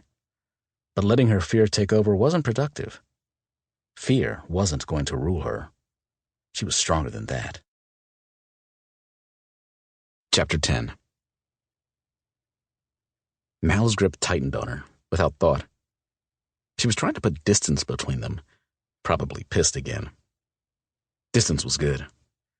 She wasn't his mate. She was his pack, and he needed to remember that, for both their sakes. But the wolf wouldn't let him. Tonight had scared the shit out of him. When Dante fell, he'd been too far away to get to him, but seeing the helicopter land, watching the others close in, knowing Olivia was inside, he'd left the fight to get to her. He'd had no choice. She was exposed, at risk, in danger. No fucking way. Now the others knew she was alive. It was safe to assume her scent revealed the rest. Olivia was a wolf. What that meant for her, for them, he wasn't sure. But it sure as hell wasn't good. There were too many unknowns. Mal, his wolf, didn't like unknowns. Damn, Mal. Dante's voice was thick. Mal stared at his friend, his family. His chest grew heavy, and the familiar dread that had tightened his stomach since they'd left him eased. Glad you're okay. He'd spent a lot of nights wondering how things had turned out, if anyone else had been lost in the fight. Dante swallowed, answering Mal's unasked question. You were the only casualty. Mal shot him a look. Jessa said you saved her, Dante went on. She blames herself. Mal shook his head, Olivia stiffening in his arms.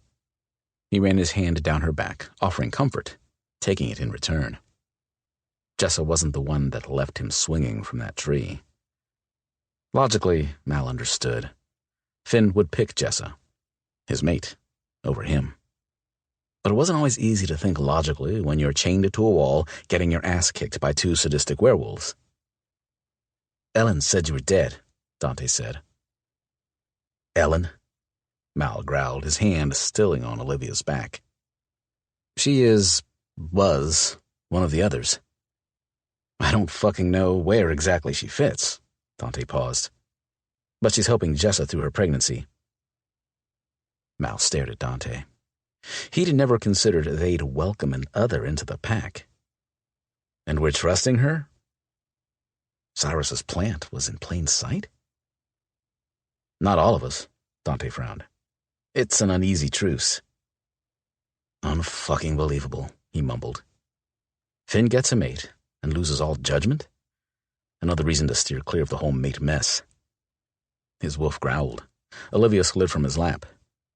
Maybe she sensed his agitation, or maybe he was squeezing her a little too hard.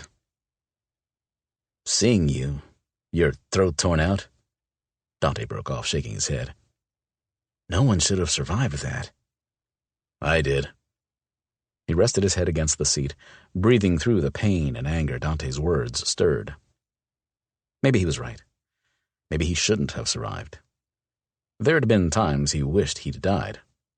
The last time, strung up, back newly skinned, something inside him cracked wide open. He'd wanted to give up, until Cyrus had given him a knife to end his own suffering. But the smile on the fucker's face had been too smug. Mal had thrown it at him, slicing through the bastard's ear, and lost his one chance to make the pain go away. Olivia's hand took his. She didn't face him or move closer, but her fingers wrapped around his. He was hurting. Touching her made it better. It was simple and honest. He pulled her hand into his lap, breathing easier when she leaned against his side. His wolf was pleased. Mal ignored him. "How is Jessa?" She'd been nice enough. He hoped she'd survive life as the mate of their messed-up Pax Alpha. "Due any time now," Dante said. "She going to make it?" he asked. The mother of Finn's first child, the result of a hookup and failed birth control, had died when baby Oscar was born. Her cause of death had been a mystery. The others, or due to the abnormal pregnancy. If it was the latter, there was reason to worry about Jessa's life. Dante shrugged. "Sure as hell hope so. Finn's losing his shit as it is."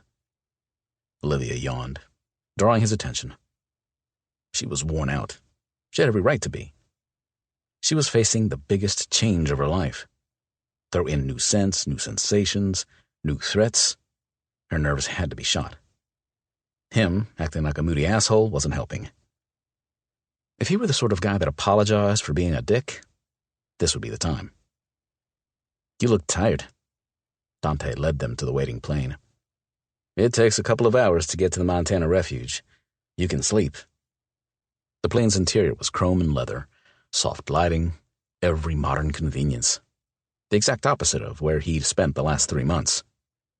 Now the hiss of the air, the thrum of the plane beneath his feet, the shift in the air, plucked at his senses.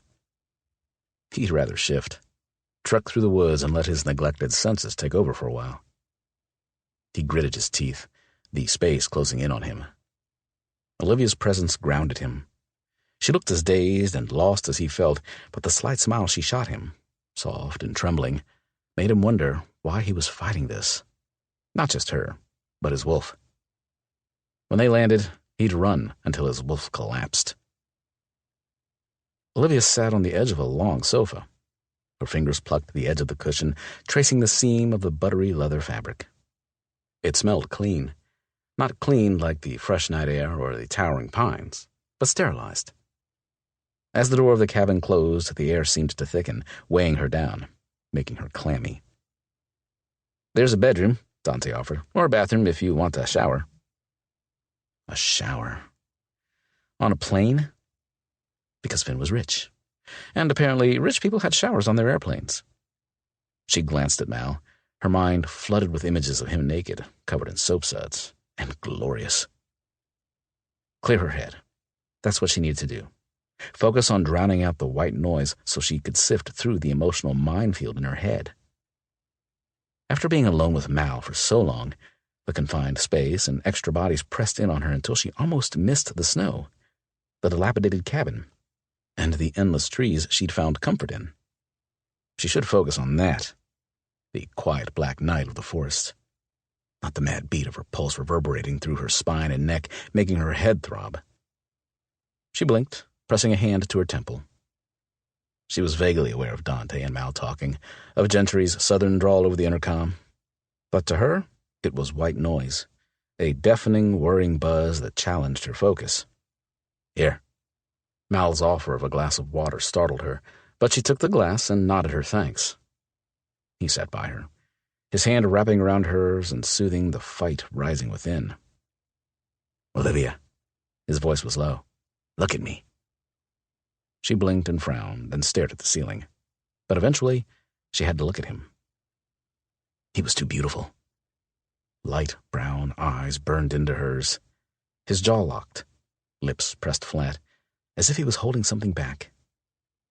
Everything about him was restrained.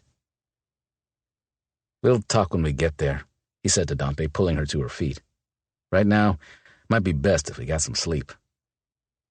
It didn't take long for them to find the bedroom, but once inside the lavish room, she stared in astonishment. No more chains or dark basements, bloody snow or truck-stop showers. It seemed ridiculous they were here. How had she ended up with strangers who were werewolves, headed towards some wolf refuge owned by the billionaire with a fancy plane, who happened to be the alpha of the pack, their werewolf pack? Her lungs emptied, each fingertip going tingly, while cold sweat ran down her spine. All of this was wrong and completely illogical, but the voice in her head, her wolf, didn't want her to worry. Her wolf? The door shut behind her, but she didn't turn to face Mal. How could she? She was on the verge of an emotional implosion. His hands landed on her shoulders, causing a full-body shiver. Sleep? The word brushed her ear. Sleep?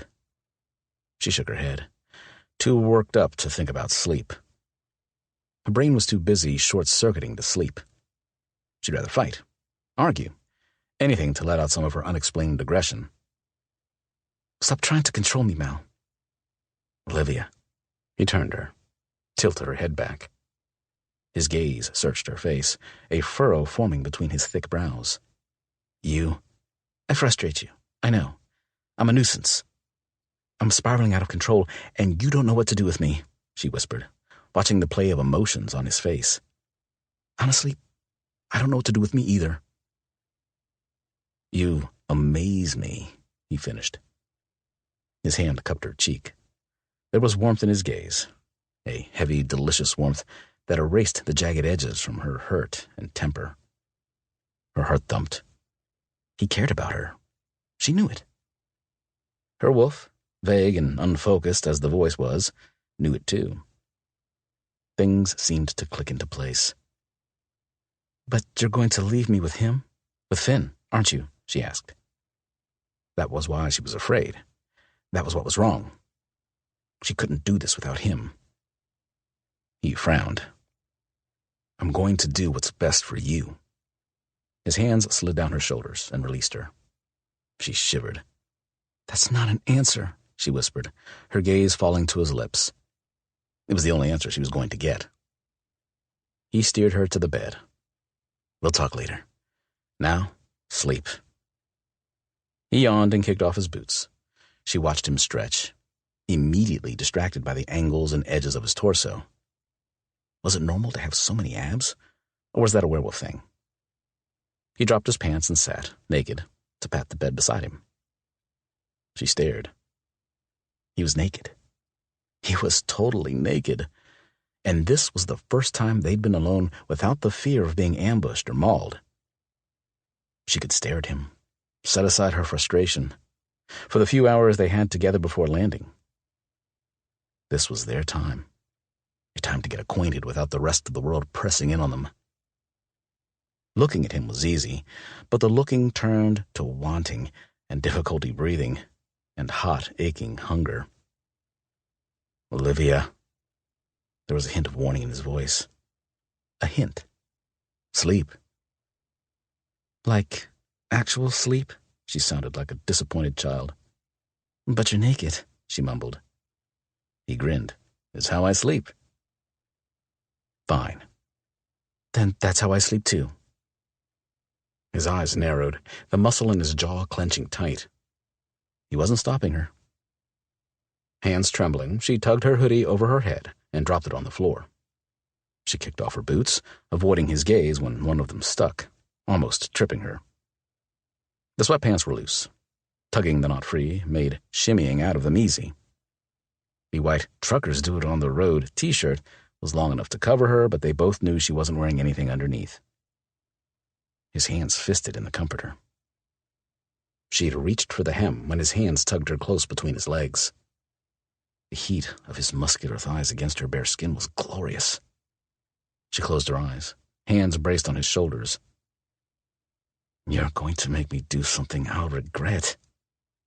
The anguish in his voice drew her attention. He was sad, so sad.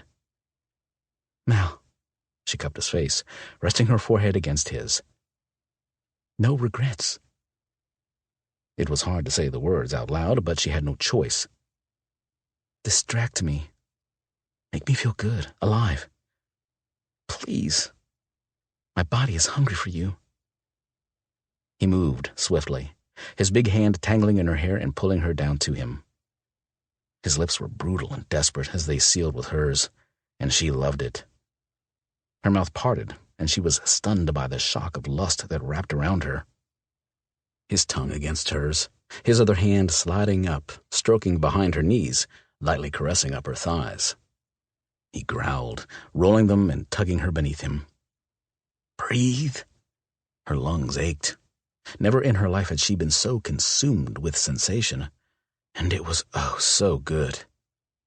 His back under her hands, muscles and heat.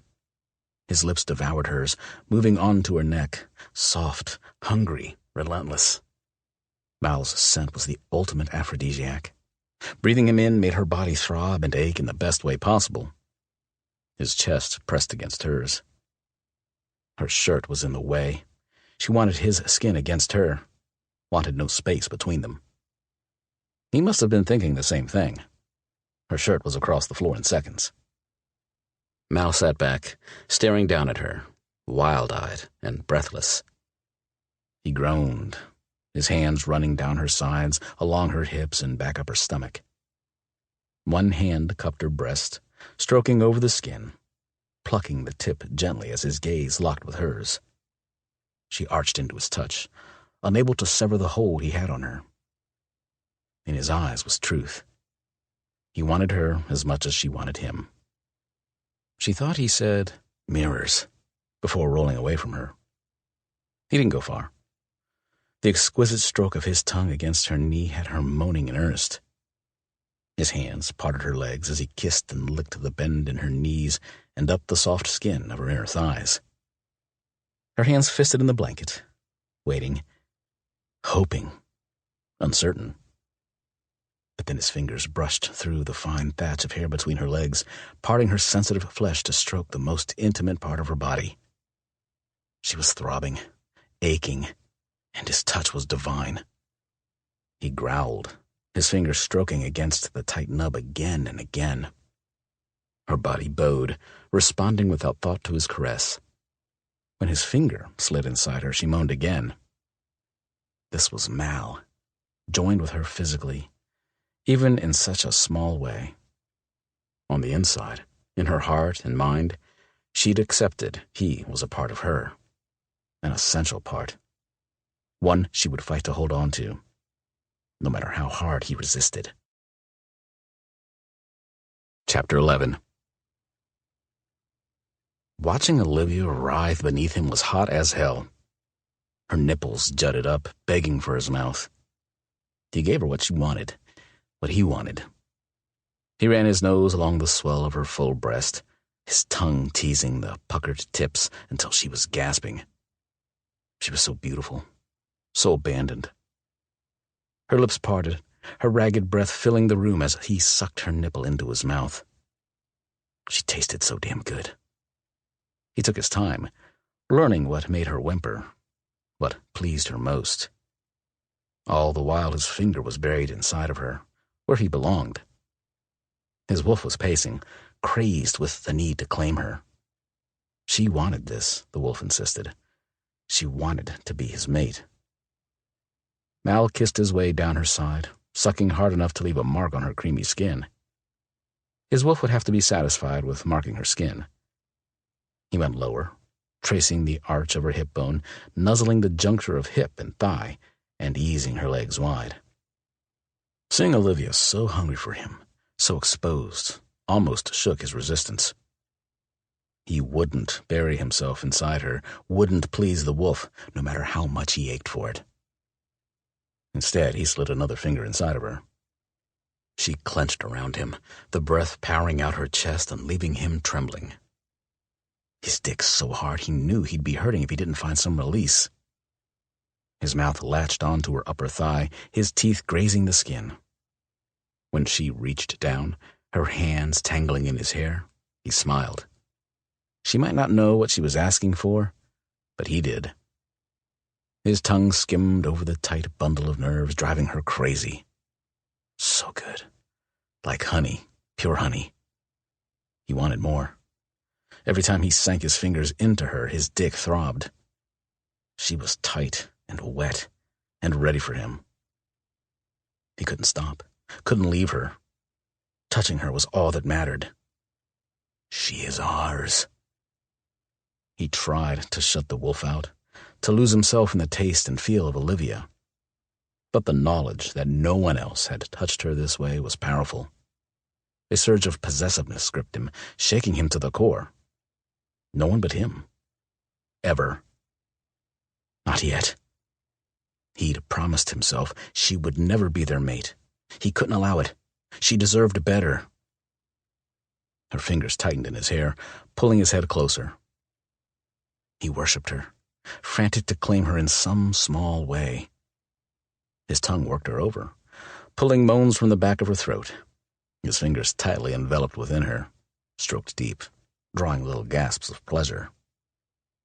It was his mouth that made her fall apart beneath him, nipping and sucking her clit, his tongue drinking in the taste of her as her body clenched and shook with the strength of her release.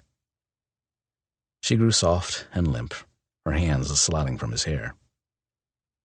Laying between her legs, his cheek resting on her thigh, it was hard to ignore his rock-hard dick and a raging hunger. He ran his fingers over her, watched as her body clenched. The urge to bury himself deep, to finish what he started, wasn't easing. Better to remove himself from the situation than lose his control. She wrapped her legs around his waist. He growled, his hands on either side of her face, holding himself above her. So close. So fucking close he could feel her heat. Olivia smiled at him. Wow. She was all smiles. Really? Wow. All he could do was grunt as he tried like hell not to think about arching into her. Her smile faded. Are you mad? She whispered. He wasn't sure how to answer that. Staring down at her, all flushed and rosy and shuddering with aftershocks, wasn't helping. God, he wanted her. No, he wasn't mad, but admitting he was horny as hell, on the verge of losing it all over her stomach, probably wasn't a good idea. She was too caught up in her orgasm to realize what she did to him. For him, right now, she was all silk curves and smiling invitation. An invitation he couldn't accept. His no was a snarl. No? She echoed, her fingertips running down his sides. God damn it. Her touch sent a shudder down his spine, causing him to jerk away from her, pressing his painful hard-on against her thigh. She froze, her eyes going round as her gaze traveled across his chest and down his stomach to examine his erection. When her gaze met his, her breathing was unsteady. The unexpected feel of her fingers stroking him was heavenly torture. He pressed his eyes shut and groaned, arms stiffening, braced over her, too stunned to move. Not that he wanted to move. Hell no. This could work. This was what he needed. Her fingers closed around his shaft, sliding up, tracing the sensitive tip and gliding down again. Arching into her hand was the natural thing. She understood, her grip tightening ever so slightly as she slid from root to tip, over and over. Her lips fastened onto his chest, her tongue stroked his nipple, and all the while her hand was leading him to surrender. His breathing grew frenzied, his thrust matching the rhythm of her stroke. His eyes popped open, boring into hers while her hand kept working. Mal, she whispered, her cheeks flushed pink, her red tongue darting out to lick her lower lip. He came hard and fast, lost and found in a way he knew he'd pay for later. His blood roared, pure pleasure shooting through his veins and holding him rigid in her grip. It went on, draining him of his tension and anger. The calm that followed was unexpected. She was smiling, looking far too pleased with herself. Her hand hovered over her abdomen, one finger tracking through the evidence of his release across her belly.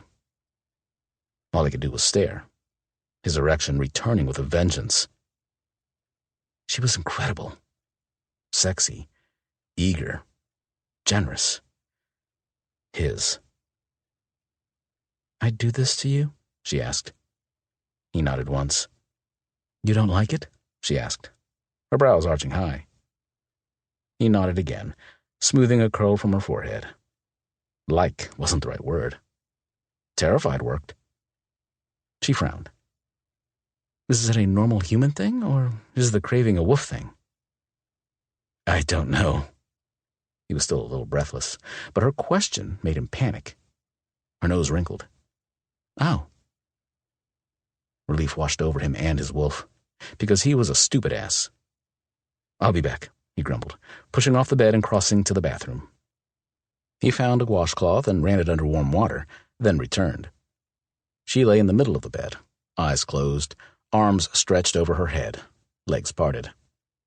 Pure, sensual abandonment, and one hell of a temptation. He glanced down at his cock rising to attention and sighed. "Mal," she said, far too eager, I don't need mirrors." He sat on the side of the bed, wiping off the smooth plane of her stomach and all evidence of his weakness. "You need sleep," he murmured. He carried the washcloth back into the bathroom and rinsed it in the sink, avoiding his own reflection in the mirror. How could he stay mad at Finn for breaking his word to them when he couldn't even follow through on a promise he'd made to himself? He rubbed a hand across his face, instantly distracted by the lingering scent of Olivia on his fingers. Her scent. He turned, staring into the bedroom. Olivia was already asleep, curled onto her side. And even though he knew there were things to discuss, this was where he wanted to be. He slid between the sheets and fitted her tight against him. She stretched slightly, her back arching against his chest, the delectable curve of her ass tilting toward his more than willing erection. He buried his nose in her hair, pressed his hand against her belly, and let himself imagine what it would be like to have Olivia as mate. Olivia didn't want to wake up. She was warm and relaxed, Mal's breath stirring the air above her ear. He was sound asleep, his body twitching occasionally. How long had it been since he'd slept? Her nightmare situation had lasted no time at all compared to the 3 months he'd spent in that place. She closed her eyes, relishing the calm. It was time to wrap her head around what was about to happen. Meeting Finn and the rest of the pack would change everything. Again. As much as she wanted to believe Mal wouldn't leave her, especially now that they'd shared whatever this was, her stomach churned all the same. And instead of pushing the issue and getting a direct answer, she'd let this happen. And oh my goodness, had she happened? She sighed, a full body shudder reminding her of the pure bliss Mal had introduced her to. Blissful for her, maybe not so much for him. He'd had sexual experiences before. What she'd consider a life-changing event might not rank in his top 10. Her euphoria took a sharp dip. Not that she wanted him to stay for purely physical reasons. She just wanted him to stay. With her. He wouldn't leave her right away. If he did go, it would be after she'd been accepted by Finn's pack. A pack she didn't know. There was so much she didn't know. With Mal's tight-lipped disposition, getting answers from him would be a challenge, and time was running out. "What's wrong?" His voice was gruff. She jumped. "Nothing. You were sleeping." "I was," he agreed. "Your heart is pounding." "And that woke you?" she asked, smiling. Was it wrong that she loved how in tune he was to her? "Apparently." She stretched, his hard angles grinding against her back in a most distracting way. "What's wrong?" No point lying. He'd figure it out. "Thinking. About things. This Ellen person. I saw your reaction." He groaned. "I understand. I trust her. If she's another..." Mal's voice was harsh, biting. "The girl in the house said Cyrus had someone on the inside." The warmth drained away as she pulled out of his arms and rolled onto her stomach, staring down at him. "Wait. She's working for Cyrus like a spy?" He shrugged. "But that's what you're thinking," she pushed. His half-hearted nod made the hair on the back of her neck stand straight. "Why would Finn be okay with this?" He shrugged again. "Dante said she was helping Jessa. Her well-being is all that matters to Finn." A slight furrow marred his brow as his gaze dipped, skimming her neck and shoulder. He ran a hand over his face and sat up. "We'll know soon enough." We landed. Olivia froze. True, the steady roar of the engine and low vibration had stopped. She sat up, tugging the sheet around her, and watched as Mal pulled on the pants he'd discarded earlier. Words rushed up, clogging her throat.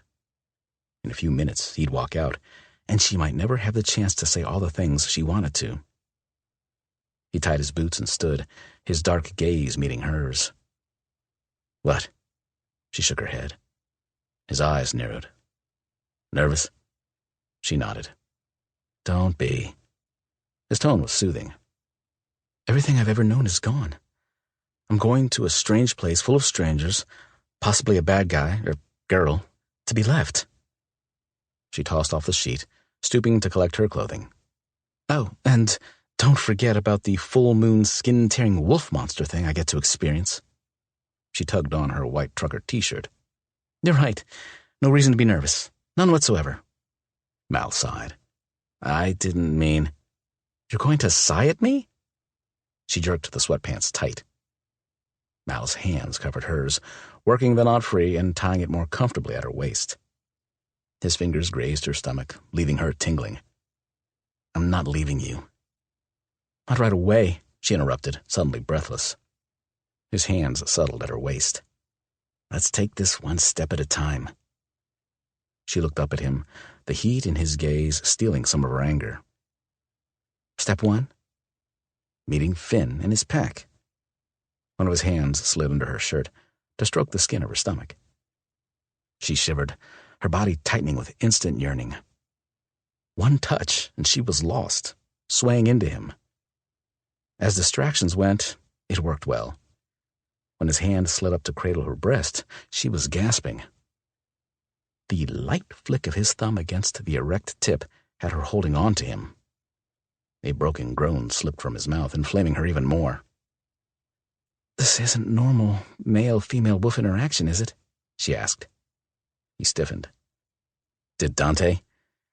Does he make you want him?" She blinked, surprised by the razor-sharp edge of his voice. "In the 20 minutes he was shot and bleeding and mostly unconscious? No. So far you're the only that makes me like this." He blew out a deep breath and stepped back, his gaze searching her face. Was he disappointed? "Is that what you want?" she whispered. "For me to feel this way with someone else?" "No." He bit the word out so harsh Olivia jumped. "Let's go." He clasped her wrist and led her from the room, not bothering to turn back, or release her. Olivia couldn't stop her smile then. He might not be happy about the effect she had on him, but he wasn't denying it. And that was a good place to start. Chapter 12.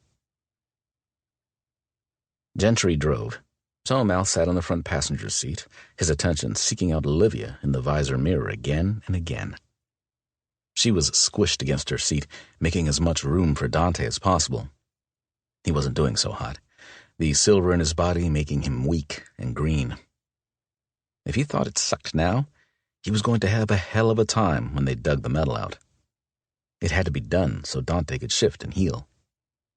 The sooner they got there, the sooner he'd have to face facts. Him and Olivia. There was a small part of him that hoped she'd bond with another wolf. A very small part of him.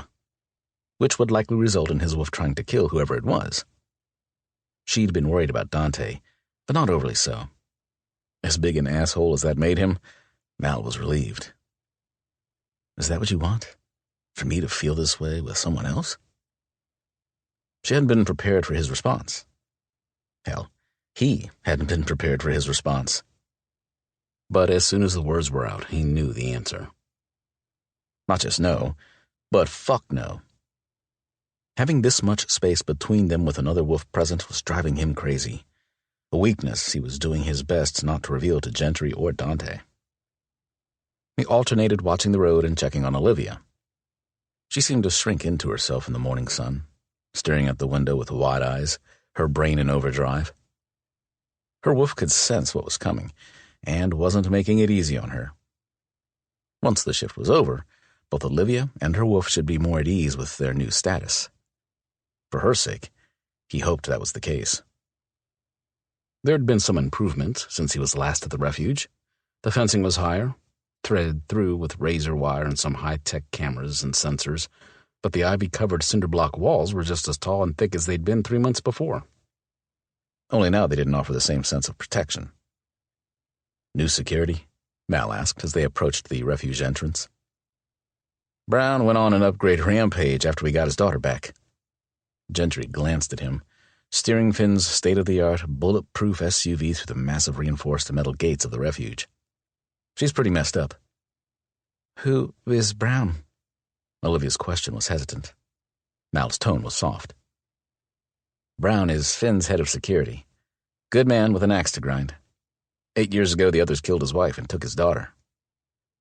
She barely talks, acts like a cornered animal most of the time. Gentry paused. They turned her. Mal stared out the windshield, processing this new development. Brown's daughter had been bitten by the others, making her another. Where did her loyalties lie? She'd been a captive for so long, it was a legitimate question.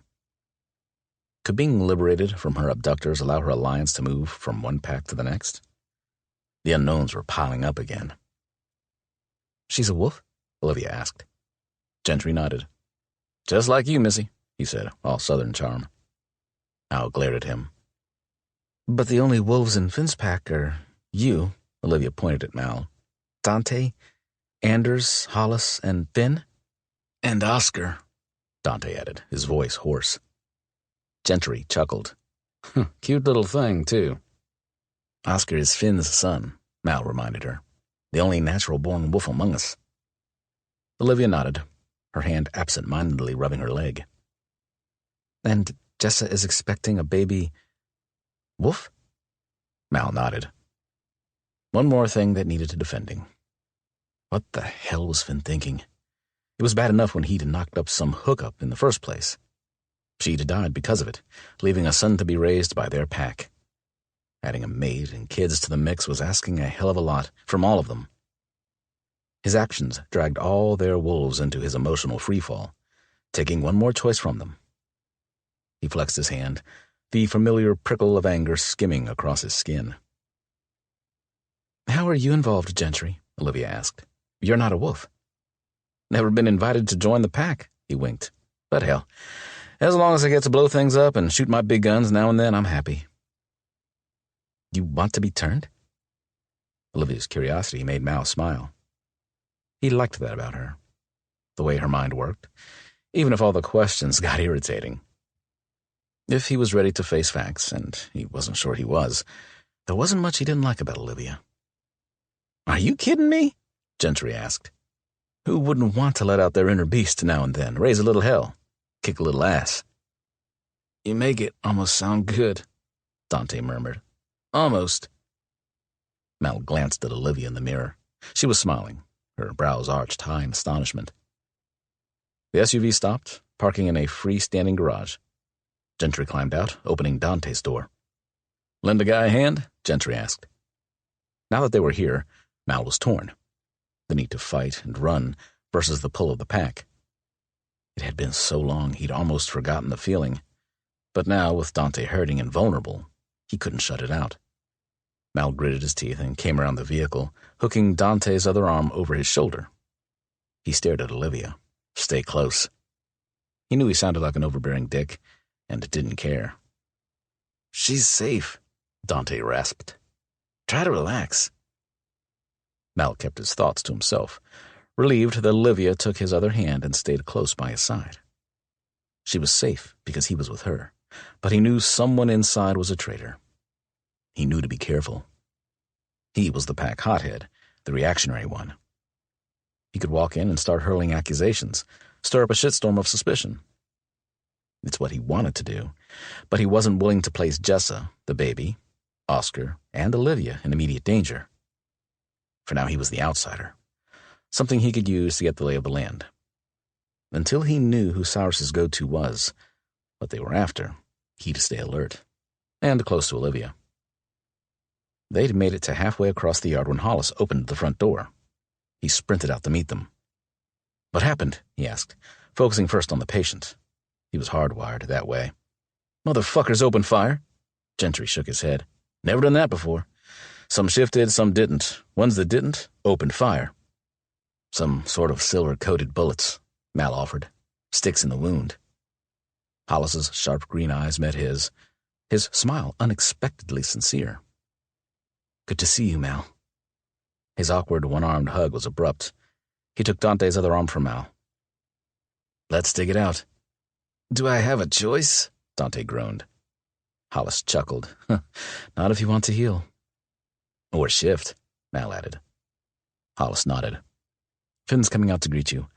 Both of you. His gaze lifted long enough to find Olivia. Mal ran a hand over his face. Great. It'll be fine, Mal. Dante's voice was unsteady. Gentry, stay with me, Hollis said, leading Dante inside. I might need an extra set of hands. That doesn't sound good, Dante groaned. It's not going to feel good either, Hollis sighed. Way to sugarcoat it, Doc, Gentry chuckled as they disappeared inside the house. Finn was coming? What the fuck was taking him so long? He was supposed to stand outside for him to make his appearance? He'd waited long enough. Might as well rip off the fucking Band-Aid so they could all stop feeling guilty. It wouldn't do much for his wrath. Mal grabbed Olivia around the wrist and pulled her toward the house. Mal, her voice was soft. He stopped. She lifted her arm, his vice-like grip too tight. Fuck. He let go of her, rolled his head, and stared at the sky overhead. I know it's not much, but I'm here, Mal. Her voice was confident, her fingers twining with his. No matter what, I've got your back. Her words pulled his gaze to hers, anchoring all his attention on her. She had no idea what her words meant. The life she'd lived had been flipped to hell. Her future was uncertain, and in a few hours she'd be facing her first shift. Instead of freaking out or running for the hills, she was pledging her loyalty to him. For the first time in too long, loneliness didn't weigh him down. Mal's smile made it easier to breathe. I'll hold you to it. She nodded, offering him what she hoped was a reassuring smile. However calm she appeared, she was a wreck. Her nerves were in overdrive, absorbing, filtering, processing more information than she knew what to do with. Questioning what was and wasn't real at this point was stupid. There was no denying this was happening. She could sense them. Finn's pack inside the house. Mal was bracing for a fight, but whether the fight was with Finn or inside himself, she wasn't sure. But she was sure of, she wanted to throw up. Throw up and pass out. Or run. Running would be good. She was hot, but cold. Starving, but nauseated. Everything was mixed up, twisted, and out of sorts. Her heart was on the verge of pounding its way from her chest. Her lungs ached for air, and her mind was spinning with distant voices, images, thoughts, and sounds that weren't hers. She was being invaded by something she couldn't see. She fought the urge to slide an arm around Mal's waist, pressing a hand against his lower back instead. She knew his touch calmed her. Maybe she had the same effect on him. Beneath her hand, Mal's muscles clenched. She barely had time to register what was happening. 1 second he was there, the next he was gone. Then Mal, out of control and dangerous, was slamming his fist into another man's face. Finn. She knew it was him, recognized him and what he was to her. Her alpha. The link was instantaneous, new but unwavering.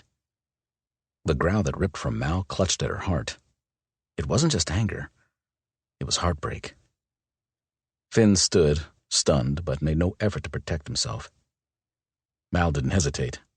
His fist sank into Finn's side. A resounding snap, and Finn's muttered, "Ugh," echoing in the open air. A punch in the abdomen knocked Finn back several feet.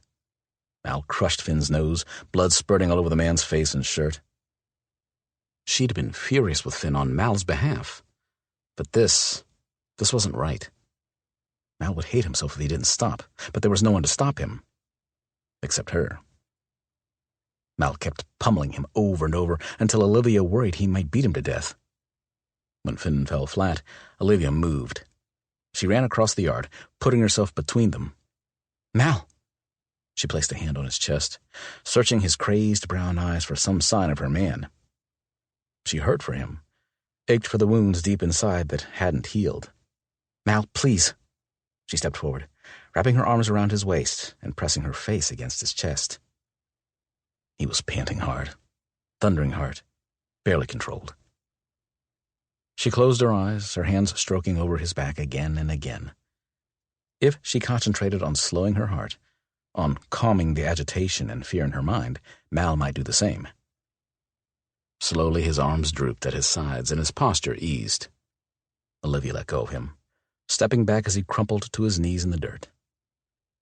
Was Finn okay? She turned, staring at the bloodied face of the man Mal had been hell-bent on beating. Their alpha. Her alpha. You were going to let me keep going? Mal's words were hard and desperate. Finn sat up slowly, spitting dirt and blood from his mouth. He nodded. I deserved that, and more. The anguish in Finn's words stole some of the anger she knew Mal clung to. Nothing I say. Finn cut off. He shook his head. The struggle in Finn's words cut deep. His regret and self-loathing was tangible, the guilt for what his choice had cost Mal. In Finn's pale eyes, Olivia glimpsed bone-crushing grief for what Mal experienced. Mal did too. The broken look on Mal's face was too much. She reached out, resting her hand on his shoulder while resisting the urge to wrap herself around him. I'm glad you're home, Mal. Finn's voice was hoarse. Mal grunted. You must be the new pack member. Finn's pale gaze met hers as he wiped blood from his nose and upper lip. She nodded, stepping back as Mal pushed himself to his feet. Olivia Chase, Mal answered for her, tucking her behind him. He offered Finn a hand and tugged him to his feet. Finn glanced between them. Welcome. She nodded. Thank you. Finn smiled, gesturing to the house. You can relax here. Whatever you need. I could use a shower, Mal sighed, swiping the dirt from his knees. You should eat. Rest up for tonight, he told her. Tonight is your first shift? Finn asked, leading them to the front door. She nodded again. Should I be excited or terrified? Finn's crooked grin was charming. Maybe a little of both? He pushed open the front door. She'll do fine. Mal's fingers twined with hers as they entered the house. The ripple in the air made her tense. Mal, too. A room full of unfamiliar faces, and an unknown threat. The same ripple as the truck stop. She'd known there was an other here, but she hadn't expected them to be here. Who was it, and why weren't they caged, guarded, being watched? Did Finn and his pack not realize what they were capable of? Olivia's wolf was struggling for control. The need to hunt, to fight, was instinctual when it came to their rival pack. She'd have to be tough, the woman spoke, her odd accent hanging in the air. You have their scent on you. You were with the others? They turned you? Finn paused, glancing back at her in confusion. No. She shook her head, ridiculously relieved that Mal had been the one to make her a wolf. Mal did. He saved my life. A man spoke, his eyes wide. Mal changed you? Mal. That hairy fella hanging on to you. Anders. Mal nodded at the man, a small smile on his face. You look good. Better than you, Mal. You going native? What's with all the hair? Anders hugged Mal hard. I knew you weren't dead. Nothing can kill you. Why did you change her? Finn asked. There was no hint of accusation, but the tightening of Mal's grip told her he didn't appreciate the question. She was dying. Mal's words were a growl. You saved her, a very pregnant woman said, smiling. Pregnant. Jessa. Finn's mate. Her alpha's mate. She was pretty, radiating warmth and welcome. Humans die. It is natural. The woman with the accent spoke again. They're fragile. Who the fuck are you? Mal snapped. Ellen, she smiled at Mal, a slow, lazy, taunting smile that made Olivia see red. Mal's answering smile promised pain and violence. This is going to be fun. Finn sighed. Mal. Hi, Mal. Jessa crossed the room, hugging Mal.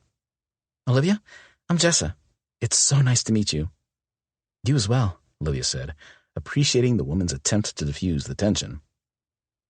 Ellen is helping out with my pregnancy, Jessa said. So please play nice. When do you do? Mal never took his eyes off Ellen. A few weeks, Jessa said. Mal nodded. I can wait. Anticipation's a good thing. Olivia knew it wasn't an empty threat, and almost felt sorry for Ellen. Almost. Mal's smile turned genuine when he regarded Jessa. You look good. Jessa glanced at Finn. Stop telling people to say that. Finn held both hands up. I didn't say a word. Watching them was educational. Olivia watched people. It was what she did. And while it was clear they were deeply in love, there was more. Something she couldn't readily identify. Are you hungry? Jessa asked her. I've got a mountain of food. Those full moon munchies are wild. First shift can make a wolf blood-crazed, Ellen sounded off. She'll need to be watched. Mal's chuckle was hard. She'll need to be watched? After you get put in your cage for the night? Ellen stood. You know I'm right. I know you're dead in a few weeks. I'll cut her off. If you say one more fucking word to me or Olivia, you're dead tonight. Try me. Ellen glared at him, her lips pressed tight and her nostrils flaring. Food. Jessa tugged Olivia's arm. Please, she added, a little desperately. Olivia went, hoping Mal would follow. She understood his rage. She felt it, too. But none of Finn's pack had been through what they had. They couldn't understand. She hoped they never would. See? Mountains. Jessa nodded at the stack of pancakes, massive tray of lasagna, and trays of muffins and breads. Anders made a little bit of everyone's favorite. There's a steak, chicken, and a turkey in the oven. You know, protein. Wow. Olivia took the plate Jessa offered. But about the rest of the pack? They've been eating off and on all day, and tomorrow they'll be exhausted and worn out. Jessa smiled, piling pancakes onto Olivia's plate. And we're having this all over again. Mal, Finn, and Anders joined them. Thankfully, there was no sign of Ellen. As she ate, Olivia focused on the dynamic, sorting through what had been said and left unsaid. Jessa was calm, surprisingly so, considering her circumstances. Finn's first child had lost its mother in childbirth. That had to be unnerving. Yes, she was the alpha's mate, someone to protect above all else. But she was also expecting a baby that was part werewolf. And since her pregnancy had more bumps than the average human 9 months did, Jessa might need protecting. Questioning that never wasn't an option, and clearly a wolf thing, but Olivia was okay with it. Anders was curious. His frequent glances and quick smile assured her he was a friend. He just didn't know where she fit. Join the club. She smiled at him. He smiled back, winking. Impatience rolled off Finn. Once they were sitting at the large wood plank table, he rested his elbow on it and stared at her. He wasn't trying to be rude. He was trying to understand. How did you meet? Finn asked, his gaze turning to Mal. Mal's attention remained on his plate. She was in the cell next to mine. Mal's words were hard. Finn winced. They were keeping you prisoner? She nodded. I'd been stabbed, and it was infected, so I was sort of out of it. Mal carried me to safety. She hadn't realized how hungry she was until her first bite. The delightful mix of maple, butter, and pancake fluffiness was amazing. It would have been easier if he'd let the bear eat me. Bear? Jessa repeated, startled. A bear tracked us, probably from my injury. It dragged me from camp, but Mal came after me. She glanced at Mal. By then, I was bleeding to death. Mal's jaw clenched, his dark brown eyes crashing into her. He'd saved her again and again. We're talking about Mal? Anders' confusion said it all. Mal glared at Anders, then shot a look at Olivia. She smiled in return, appreciating the way the corners of his mouth turned up in response. She stared at her almost empty plate. How had she eaten so much so fast? Why were they holding you captive? Finn asked, watching her. Bait? It was the only theory that made sense. Finn would want to know about her brother, about her dealings with Cyrus, however small. But one look at Mal made her hesitate. He was concerned about Finn, about the safety of the pack. If Finn had been compromised in some way, she didn't want to be the one to share the wrong thing. I don't know. Who knows what motivates the others, Anders said, taking a long swig of beer. Finn nodded. Where's Brown? Mal asked. He's with his daughter. She doesn't do well when the moon is full. Finn sat back, shaking his head. Olivia covered her mouth, yawning wide.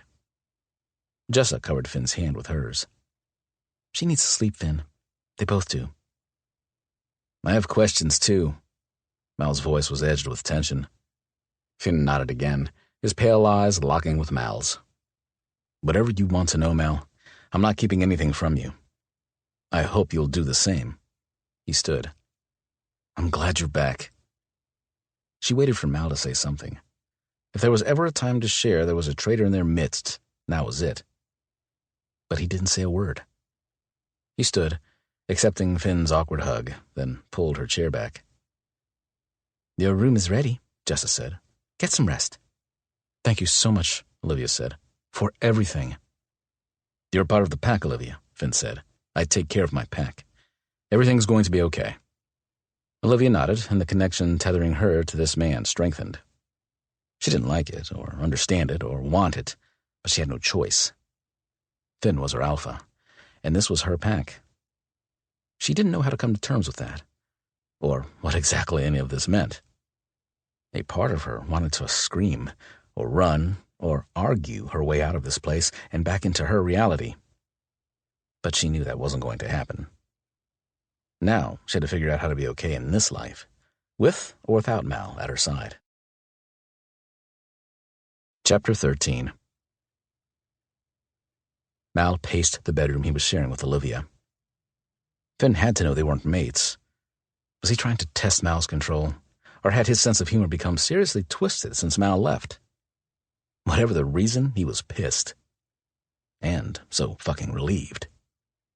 If she'd been in another room, it would be impossible to keep an eye on her or protect her. It had nothing to do with what he wanted or needed. Bullshit. His wolf was having a fucking field day with this. He was winning, wearing down Mal's resistance. Why not make her his? No one would touch her then, or challenge his claim to her. Anders and Dante, hell, even Hollis, were his friends. They wouldn't pursue her if she was his. All yours, Olivia said, emerging from the bathroom on a cloud of steam, wearing a long flannel gown. So, Finn, he's mega rich? Not that the bedroom on the airplane didn't sort of tip me off. Mal laughed. Head of Dean Automotive. Lots of investments, lots of money.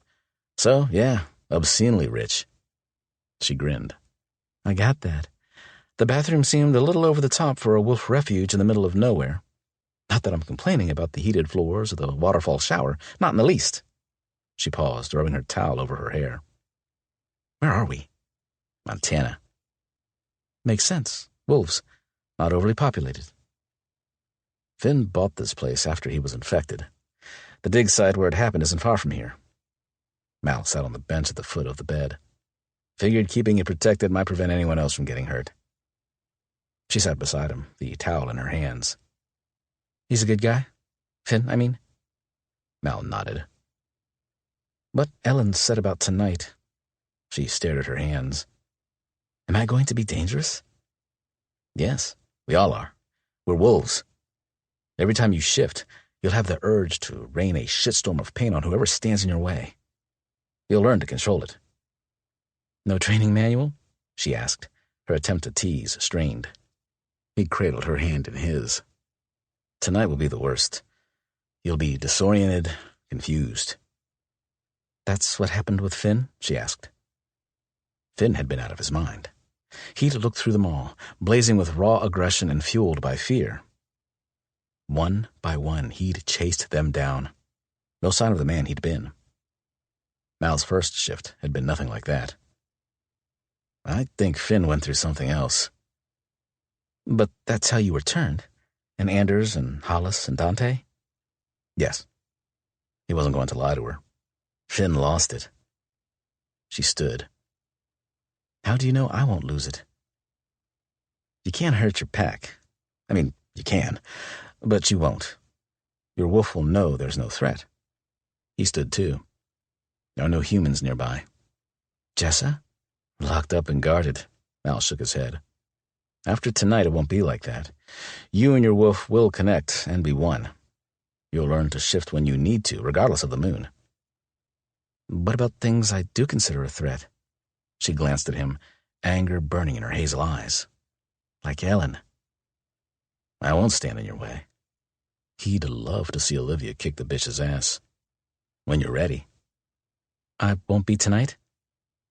She was too goddamn gorgeous. Too soft and sweet to be a monster. If he could go back... No, he wouldn't change a thing. She was alive and here. He shook his head. Will I be alone? She asked. His heart thudded. Never. He shook his head again.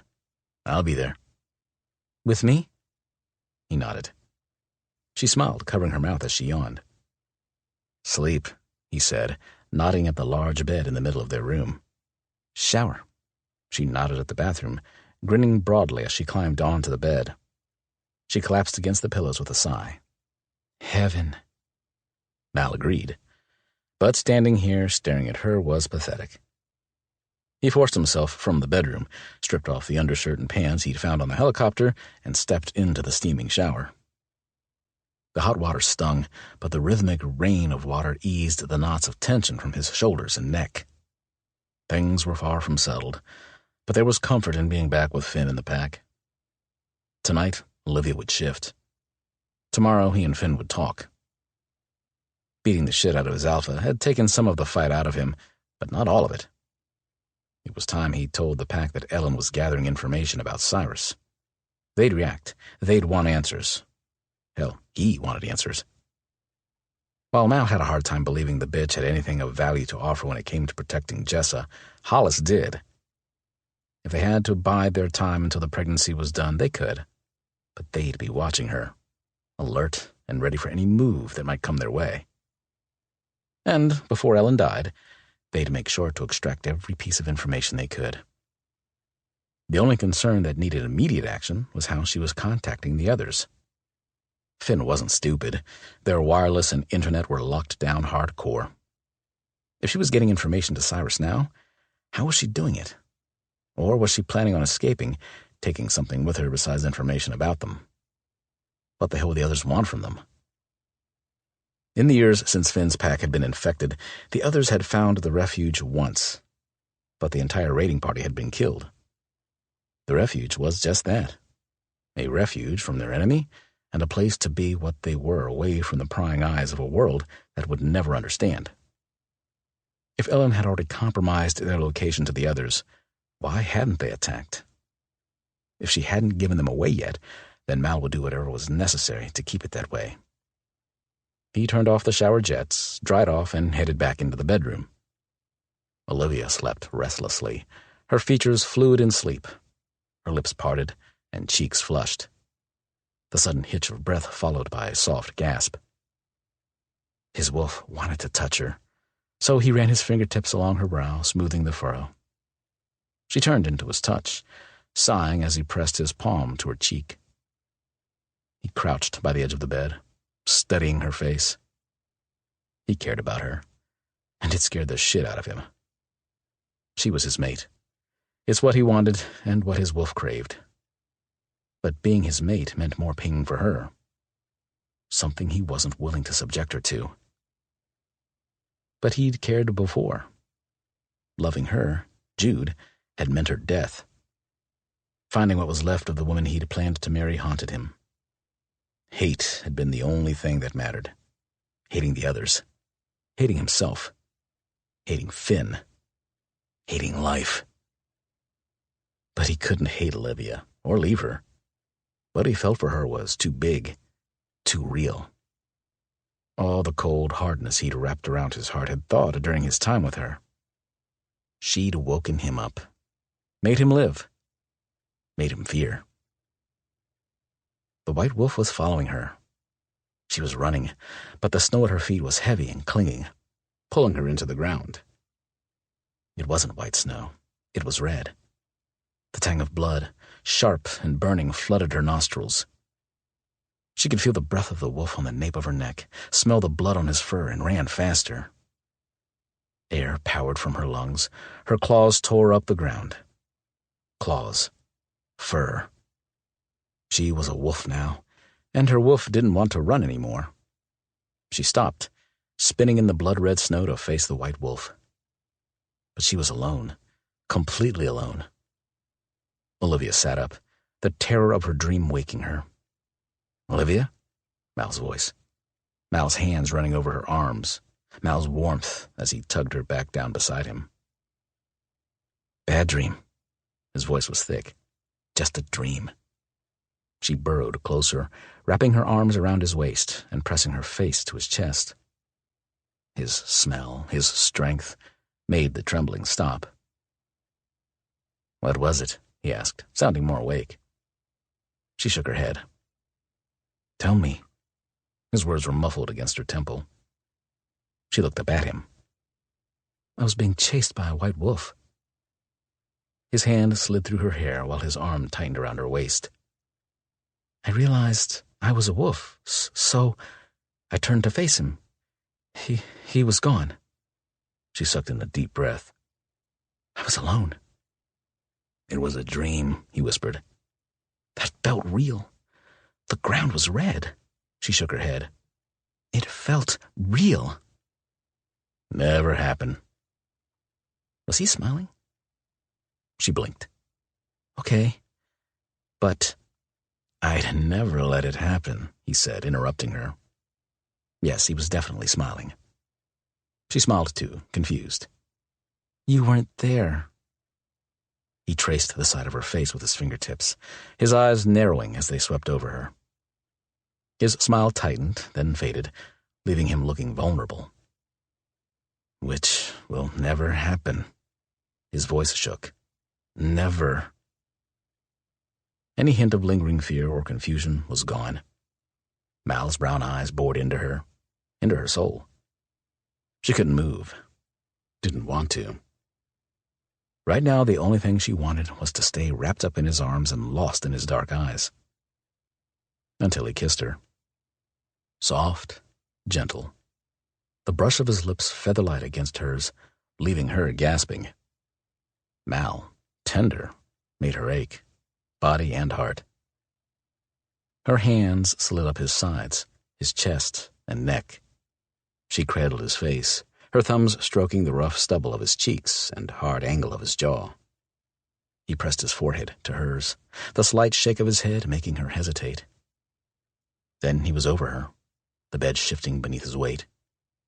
The tip of his tongue traced the seam of her lips, and she opened for him. His kiss was long and slow, his tongue and lips worshipping hers, drawing her earlobe into his mouth, nipping the length of her neck. But then he stopped. "We have to go." He looked at her. "What?" she managed. "They were going somewhere?"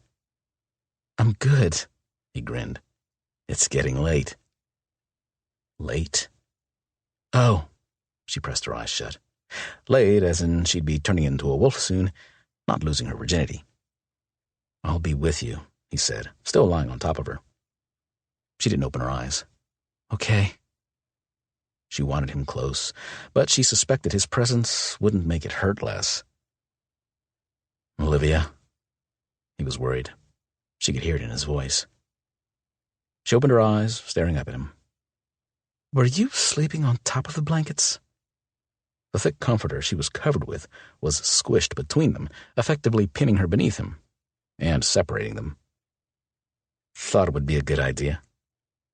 His hand smoothed the hair from her forehead. "Because I might attack you in my sleep?" She frowned. Ellen's warning worried her more than the pain of the shift. She knew she'd survive that. She'd seen Mal do it. But she'd never be able to live with herself if she hurt someone else. "No." Mal slid off her, sitting at the edge of the bed. "Because I might attack you." She rolled her eyes, sitting up. "You're hilarious." He stood, running a hand over his face. "I wasn't trying to be." He looked at her. the hunger in his eyes making her breathless. I want you so damn bad. I think about the way you felt, hot and tight around my fingers, how you taste, watching you come. His voice was hard, almost angry. He stared at her, his gaze devouring her mouth, his jaw muscle working. I can't lose control with you. Olivia's insides melted. She throbbed, his words pricking sweetly at the end of every single nerve. Memories crashed in of his scent, his mouth and tongue. She blew out a deep breath, gripping the comforter in both hands. Why? I'm trying to be the good guy, he bit out. Don't be, she begged. Please. His nostrils flared. Stop. She kicked the blankets aside, her frustration mounting. Stop? She tugged Jessa's borrowed gown into place. Stop what? Responding? Aching? It's you. You did this. She pointed to herself. To me. You made me crave things I never wanted before. You look at me and kiss me and say things that, oh God, make me burn. You touch me, and it's all I want. I don't know how to stop this. Don't tell me to stop. I don't want to. Fuck. He ran a hand over his face. Tonight you need to focus on shifting, that's all. You're right. This is my fault. I know better. And I shouldn't have kissed you. If you apologize, I will bite you, she snapped.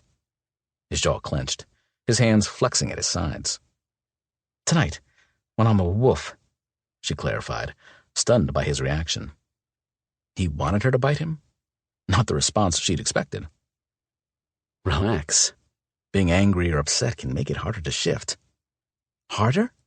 As in more painful? She asked. He nodded. She'd try not to be upset if he'd stop looking at her mouth and acting like it was taking 100% of his concentration not to toss her onto the bed and do everything she wanted him to do. Of course, she could be reading him wrong, and he was just mad. But she'd seen Mal mad plenty of times, and this was different. Having him look at her that way was amazing, empowering, and frustrating. Then you stop, she muttered. He frowned. What? Looking at me like that. She hugged herself. If you're not going to throw me on the bed and do what we both really, really want, her voice broke. You need to stop looking at me like that's what you want to do. A sharp knock on the door made them both jump. Get ready, Finn said. Olivia stared at the door, then at Mal. He'd recovered. He didn't look like he wanted to jump her now. He looked worried. She preferred the other. What do I do? What should I bring? Her head was spinning now, the reality of what was about to happen slowly sinking in. Nothing, he said, finally closing the distance between them. We go to the woods, you shift. With Finn? She asked, nervous. Yes. His tone was hard. And Anders and Dante and Hollis? Just Finn and I, he said. They'll help you find your footing. What do I wear? She asked, tugging on her nightgown. Nothing. His mouth tightened. You'll be a wolf. Right. She grabbed the hand he offered, hating the fear that settled in the pit of her stomach. She was strong. Mal called her tough. And tonight, for him, she'd prove it. Chapter 14. Mal kept touching her. She was controlling her breathing, concentrating on remaining calm. And he was falling fucking apart. Where's Ellen? He glared at Finn. With Anders and Dante. She's free? He asked, tempted to tell Finn what he knew about Cyrus and Ellen. Yes, they keep a close eye on her. How will this start? Olivia asked, shrugging out of his hold to pace. Ellen didn't matter, not right now. Only Olivia. She was jumpy. He knew how that was. Having instinct take over was a damn disorienting thing. Your senses will sharpen, like that night at the truck stop. He followed, just steps behind her. Louder, clearer, distracting, reactive. She glanced at him, frowning. More so? The dig at their earlier conversation left him reeling. He liked her reactive. He liked the sounds she made when she was under him. He bit off a growl. His wolf couldn't wait to meet her wolf. How could he keep tabs on the animal when the animal was in charge? Could his wolf claim her when he was doing his best not to? There was no one to ask. Finn's mate was human. He could have asked Hollis, but his answer would be theoretical. You okay? Finn asked, stretching. Mal nodded. Finn glanced at Olivia, then back at him. I don't think I could watch Jessa go through it. You won't make her a wolf? Olivia asked. Finn frowned. We've never talked about it. Things have been so fast between us, we tend to focus on each day instead of the future. After the baby's here, she'll want to be a wolf. Olivia peered into the dark. She'll want to be with you when the moon is full, when her babies need protecting. I would. Finn nodded. If that's what she wants, I will. Olivia smiled at Finn. You always give her what she wants? Finn's eyebrow quirked up. Yes, if I can. Huh. Olivia glared at Mal and went back to pacing. He'd never been truly mad at Olivia before, but now he swallowed down hot, angry words. Jesse is his mate, he muttered. How does that work? Olivia asked, rubbing her arms. Not mating, I get that. How did she become your mate? Mal saw the smile on Finn's face and groaned. I wanted her. She wanted me. My wolf would not let her go. Finn shrugged. A life bond. A wolf mates once. Olivia stopped, staring at Finn. Oh. She is mine forever. I am hers. By choice. He shrugged. Mal wasn't prepared for the anguish on Olivia's face. Anguish, sadness, loss. What was she thinking? What was tearing her insides apart? And how the hell could he make it better? The distant howl of a wolf made Olivia jump. It's the refuge wolves, Finn explained. Saying hello. Wait, we can talk to them? She asked. Can our wolves talk to each other? Sort of, Mal offered, not with words. His skin tugged, tightening, preparing. He waited, watching Olivia. Her eyes were pressed shut, her face tightening. Don't fight it, he whispered, stroking her back. Let it happen. She groaned, falling to the ground at his feet. He crouched, unable to leave her side. You're playing with fire, Mal. Finn's voice was hard. Give her some space. Mal glared at him. I can handle a few bites. Olivia curled into herself, her muscles rolling under the surface of her soft skin. He winced through the pop of each vertebra, the pop of tendon and bone as her shoulder blades moved forward and her rib cage expanded. Her hands contorted, her feet elongated, and her ears split. She cried out when her flesh gave way, the momentary separation of skin, the final stage.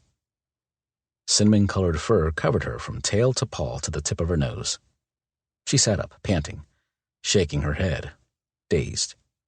Her coat was lighter underneath, with brown and red tips. Her build was daintier than the rest of them, but she was still larger than the average timber wolf. Finn smiled. Well done, Olivia. Mal sat there, staring at her. Hazel eyes met his. She was gorgeous, even as a wolf. You look good, Olivia.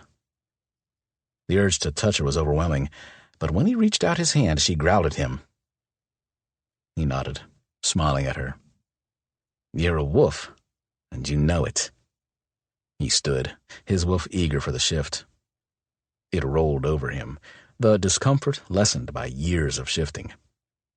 With each snap and tug, his wolf took more control.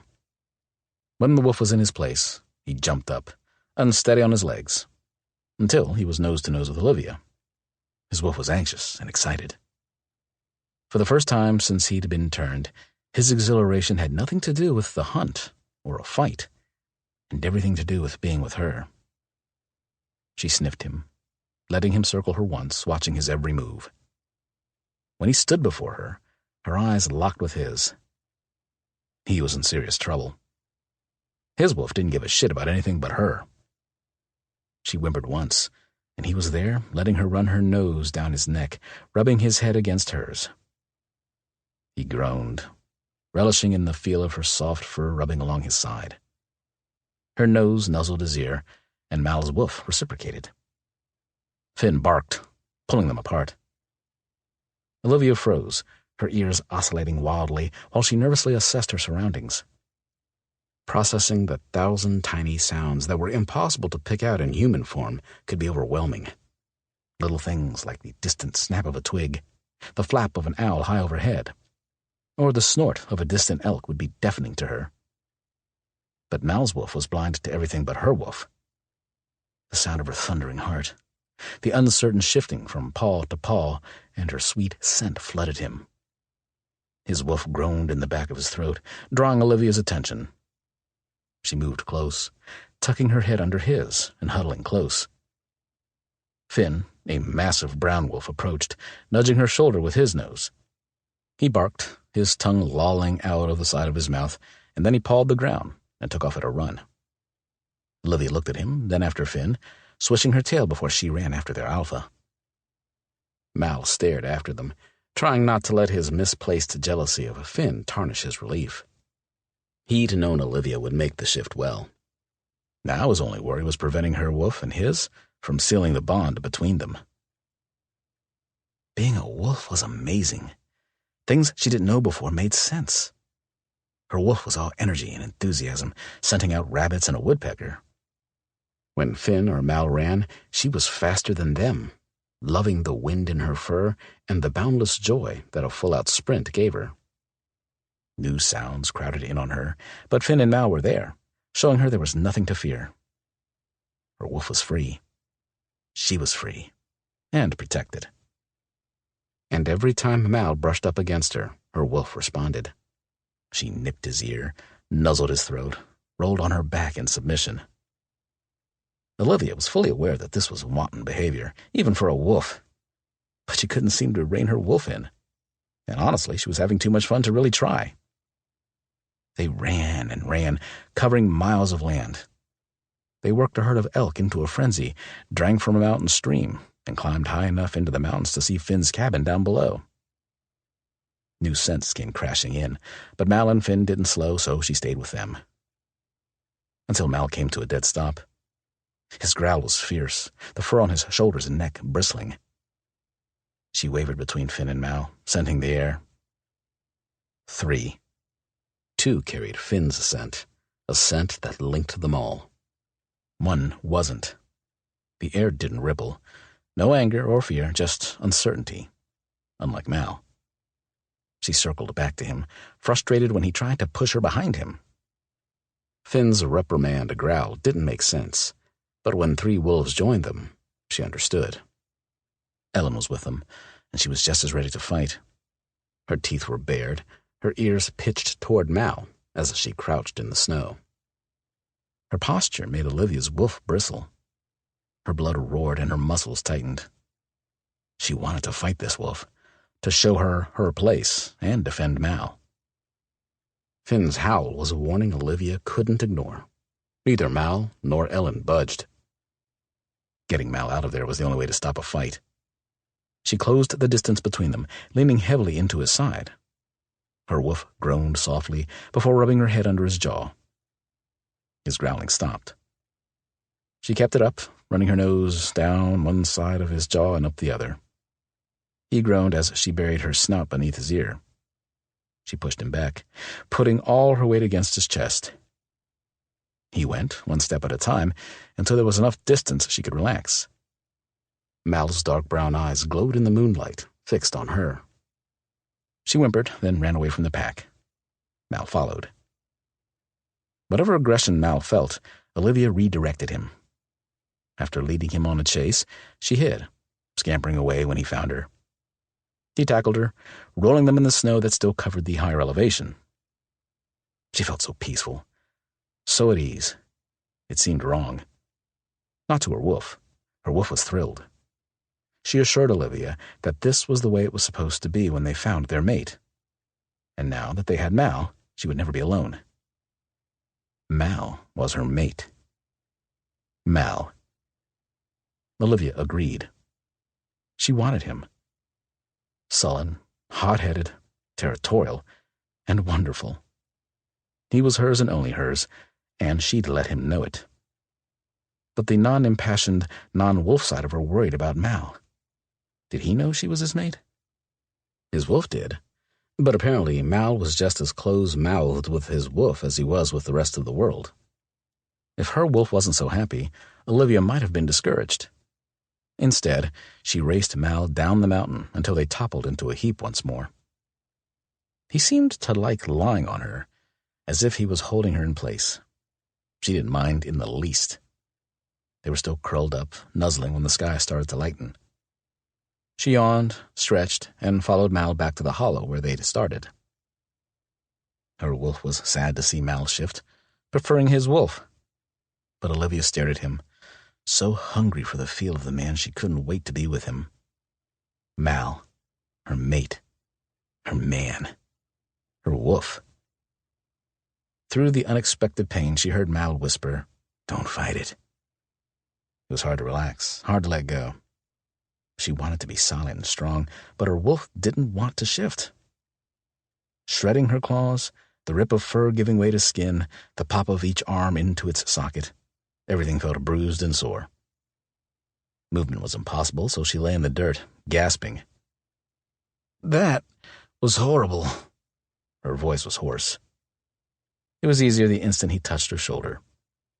"You were amazing." She looked at him, blinking against the rising sun. "I was?" He nodded, the ferocity of his gaze chasing away her aches and pains. Her hand sought his, letting him pull her to her feet. She wavered, but he was there. Seeing him now, she knew the wolf was right. "Tired?" he asked. She shook her head. Sleep was the last thing on her mind. All she could think about was what he'd said before her shift and how he'd treated her as a wolf. He'd had no problem letting her know she was his then. She saw no point in letting him throw those walls back up now. "Mal." Her hand tangled in his thick, dark brown hair, pulling his head down to hers. He groaned, pressing a hard kiss to her lips. "That will wait." Finn came striding out of the woods, his voice hard and angry. "Mal, I want to speak with you in my office. 5 minutes." It was enough to cool her hunger, a little. Mal scowled after Finn, then scooped her up, hanging her over his shoulder so she was eye to butt with him. "I'm familiar with this view." "Enjoy it," he said, playfully swatting her rear. She hung there, relieved when he went through the back door. Jessa was in the kitchen. She giggled, but it didn't stop them. "Mal," she squealed, the sound of the pack's voices carrying down the hall. Finn and Jessa seeing her naked was one thing, but the rest of the pack? No thank you. He carried her into their room and tossed her onto the bed. She wasn't sure what she expected to see on his face. Hunger, frustration, even anger. He didn't like being told what to do. Seeing the shift of uncertainty and worry was unexpected. He disappeared into the bathroom before she could say a word. She lay there, listening to the shower, wishing Finn hadn't found them. Now that he had, there was no guarantee Mal would come back ready to pick up where they'd left things off. She sat up, wrapping herself in the quilt at the end of the bed. Finn hadn't been happy. She only hoped he and Mal could find a peaceful way of working through this, whatever this was. She sat on the floor in front of the fire, running her fingers through her snarled hair. A twig was stuck, making her concentrate on the tangle until it was free. "Get it?" Mal's voice startled her. She smiled, turning to face him. But whatever comeback she had was forgotten. His shaggy hair was wet, his snug-fitting jeans and skin-tight gray t-shirt almost as big a turn-on as seeing him naked. His feet were bare and sexy. Not that she'd ever considered feet sexy before. "I think so," she murmured. "I'll be back," he swallowed, his attention riveted on her bare shoulder. "I'll be here." She only hoped he'd hurry. She waited 10 minutes before taking a long, hot shower. When he wasn't there when she finished, she dressed in some of Jess's sweats and a large flannel shirt and headed to the kitchen. Her stomach was empty and growling. Far too embarrassing to be sexy. How was it? Jessa was feeding something orange to a blue-eyed baby boy. It was in his hair and all over the bib he was wearing. Fun, she smiled at the baby. You must be Oscar. She stooped, smiling as he slapped both his palms against the tray of the high chair. Jessa laughed. The one and only. He's adorable. Olivia spied a stack of empty baby food jars. He's quite the eater. He's always like this after the full moon. She wiped his face with a wet wipe. He shifts? Olivia asked. Yes, Jessa nodded. But this is the first time he didn't sleep through it all. He shredded a pillow and chased Hollis around the bedroom. Hollis doesn't go run? Hollis can't shift. He has a heart murmur. She shrugged. Instead, he gets horrible flu-like symptoms for a few days. I think I'd rather shift, Olivia said, spying a gorgeous green apple. May I? Olivia, please. This is your home now. Help yourself. Jessa pulled Oscar from the high chair, laughing at the sounds he made. Olivia watched her carry the baby to a large mat on the floor. I can help. She hopped up, taking Oscar from Jessa. I'm so big, everything's harder to do, Jessa smiled. Thank you. Olivia nodded. Oscar had bright blue eyes like his father, and when he stared at her, another bond was formed. Just when she thought she was getting the hang of things, she was blindsided. Like now, holding Oscar. This little boy was important, like his father and his mother. He was hers too. And she, her wolf, would do whatever they must to keep this little boy safe and happy. Chapter 15. Hollis believes her knowledge of the others is an asset. Finn's posture was rigid, his tone commanding. He was in alpha mode, and he sure as hell wanted Mal to know it. What do you believe? There was no point in arguing with Finn. He didn't want to argue. He did want to understand. Letting an other in didn't make sense. Finn's brows rose. She knows things we don't. And she's sharing this information with you? Mal asked, flopping into one of the leather chairs in the office. Finn sighed. Slowly. What's in it for her? Don't give me some touchy-feely crap or I will lose my shit. He stared at the man he'd once considered his best friend. Waiting. I need you to trust me. Finn's patience was fading. Mal opened his mouth, then closed it. You think I'm an idiot, that I'm putting the pack in danger. I get it, Finn frowned. I don't think. I know. He shook his head. Cyrus has someone here. Finn froze, his hands fisting at his sides. You let her in, Mal growled. I need time, Finn bit back. You need to chill the fuck out. Mal's snort was dismissive. Killing Ellen is the only solution? Finn asked. I'll feel a whole lot better. Mal ran a hand over his face. Otherwise, lock her up. As soon as the words were out, he regretted it. He'd lived in a cage, chained to a wall, tortured for amusement. They were better than that. You honestly think I'd risk Jessa and Oscar? Mal studied him for a long time. I don't know what to think. You have Olivia now. It's the same for Jessa and me. And Oscar. He broke off, shaking his head. Putting their safety first isn't a choice, Mal. It's a necessity, the only thing that matters. But keeping a goddamn other in the house is, Finn? It is. And you'll have to accept it. Is that all? Mal pushed out of the chair, too tired to fight, too pissed not to. No. Finn's eyes pierced his. Your wolves have already chosen. Fucking wolf.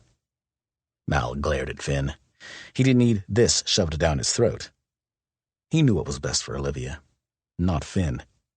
He'd been the one that kept her safe, that fought for her. Impatient or not, what the wolf wanted could wait. Don't pull the same shit I did fighting the inevitable. You changed her for a reason. So she wouldn't die, he argued. She's been caged, mauled by a bear, and bitten by me. Now I'm supposed to see her hurt again? Finn shook his head. But there was no judgment there, only understanding. It irritated the shit out of him. He didn't want one more connection with his alpha. It was hard enough as it was. He didn't want to share this. It was too new, too special. But Finn's next question cut him to the core. You can give her up? Mal stared at him. Because giving her up would hurt a hell of a lot more than making her his mate. Finn held his hands up. Jessa made me whole. How's that for touchy-feely crap? Mal shook his head. Bad. Finn grinned. Just tell her the truth. Make her understand what's going to happen if she decides to go through with it. Nothing pisses Jessa off more than my trying to make decisions for her. My mark hurt Jessa and gutted me, but it bonded us together. And it's good. He shrugged. Chances are you'd go through her pain, her bite, the same as she'll experience yours. Talk to her. Talk to her. Because he had such a way with words. How was anything he said going to make this easier? Finn cleared his throat. Hollis hypothesizes that using a condom would prevent the bond, if that's what you're trying to delay. Hypothesizes? Mouse snorted. That a condom will prevent pregnancy and werewolf bonding? Didn't see that on the box anywhere. Not that it changed anything. It wasn't about sex. It was about claiming her. Hurting her. Are we done? No. Consider the distraction this provides. You fighting your wolf. I know how that is. It can be dangerous for you, her, and the pack. Finn's eyes bored into his. Mal nodded, digesting Finn's words and the wolf's excitement. Is there something you want to tell me? Finn was his oldest friend. Yes, things had been hard since the change, but Finn was still Finn. Mal had never kept secrets from his friend. Keeping them from his alpha was damn near impossible. He sighed. Olivia has a brother. He's supplying something to the others, something he screwed up. It took Olivia to get even. Finn frowned. What is he supplying? Dolls? Mal ran a hand over his face, making no effort to hide his disbelief. She said he mentioned some sort of high-dollar collectible thing. They talked. She's met Cyrus? He sort of forced them into an awkward dinner. And the thought of her sitting across from Cyrus, those damn soulless eyes looking her over, unhinged something deep inside of Mal. He was done talking. Since he'd found her, he'd barely left her side. Now thoughts of Cyrus crowded in. He needed to get back to Olivia. Dolls? Finn repeated, his skepticism mirroring Mal's. He shrugged, heading toward the door. Ask her. Finn yawned. We'll talk later. Mal nodded, heading out of the room and down the hall to his room. Olivia wasn't there. He pushed into the bathroom, the door hitting the wall. No Olivia. His chest hurt. There was no fucking way Cyrus had taken her. His brain knew that, but his wolf had allowed fear to creep in, and they were slipping into full-blown panic mode. He closed his eyes, concentrated on his breathing, and waited for his heart rate to slow. She was here, somewhere. Finn was right. He needed to relax. But the wolf fought back, and he fought dirty. Find Olivia, then relax. She wasn't safe in their room, but she was here, safe. Where was Ellen? The wolf won. Mal's heart kicked up, alarm flooding his blood. He stood in the hall outside their room, seeking her scent. He almost ran down the hall to the kitchen. This is so good. Olivia licked her fingers, perched on the edge of a stool without a care in the world. He could breathe again. You seem to like the apple, so I figured you'd like the pie. Anders was leaning against the counter, smiling at Olivia. He wanted to knock the smile off Anders' face, but Olivia distracted him. Olivia agreed. Her did things to Mal. Anders chuckled. You got some there. He waved a finger at her nose. Mal held his breath, hoping Anders didn't make the serious mistake of touching her. Then he sighed. I have totally lost control. It's going to be the last one for a while. My ankles swell if I'm on my feet too long, Jessa said, seated in her rocker before the fire, Oscar asleep in her arms. Oscar had grown. You tell me how to make it, I'm game. Olivia took another bite and moaned, demanding his attention. This is so good.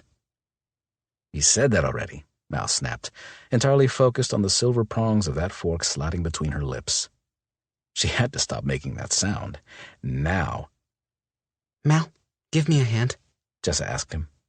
He sleeps. I sleep. She smiled down at Oscar. Mal glared at Anders and went to help Jessa. She seemed more fragile than ever, too little to be so top-heavy. For the first time, he understood Finn's worry. Jessa was important to the pack, but she was everything to Finn. As her mate, he'd do whatever he could to keep her alive and healthy, even let one of the others in with the pack. Not that Mal believed Ellen could do that. She was more likely to kill them all in their sleep. But if that was the plan, why hadn't she done that already? You okay? Jessa asked, squeezing his arm. Mal nodded, trying to shove thoughts of Ellen aside. Tidden told him the bitch was off limits. He had to listen. Thank you, Jessa laughed. I like her, Mal. A lot. Think you can make it to your room? Mal asked, eyeing her stomach. She frowned. I could always roll my way to my room. He chuckled. You sure you want to leave her alone with Anders? Jessa asked, smiling. Mal scowled. I was teasing Mal, she sighed. I'm going to bed without help. She waved at him and carried Oscar down the hall. He stared after her, watching over his alpha's mate despite her teasing dismissal. Mal, Olivia called. He turned to find her smiling at him. You have to have some pie. He walked across the room, trying not to glare at Anders. She was fine, enjoying her pie, talking to Jessa. And Anders. Damn Anders. He didn't want pie. You look a little tense, Anders said, grinning. Olivia glanced at him. Are you tense? He sighed. Anders' grin grew. Doubt he'll say as much. He's not one for a lot of chit-chat. I've noticed, Olivia agreed. She scooped up a piece of pie and offered Mal a bite. Here. She was staring at his mouth, the fork shaking in her hand. He grinned, grabbing her wrist and eating the bite. It is good, he said. Olivia wriggled her hand free. Hungry? She asked. Yes.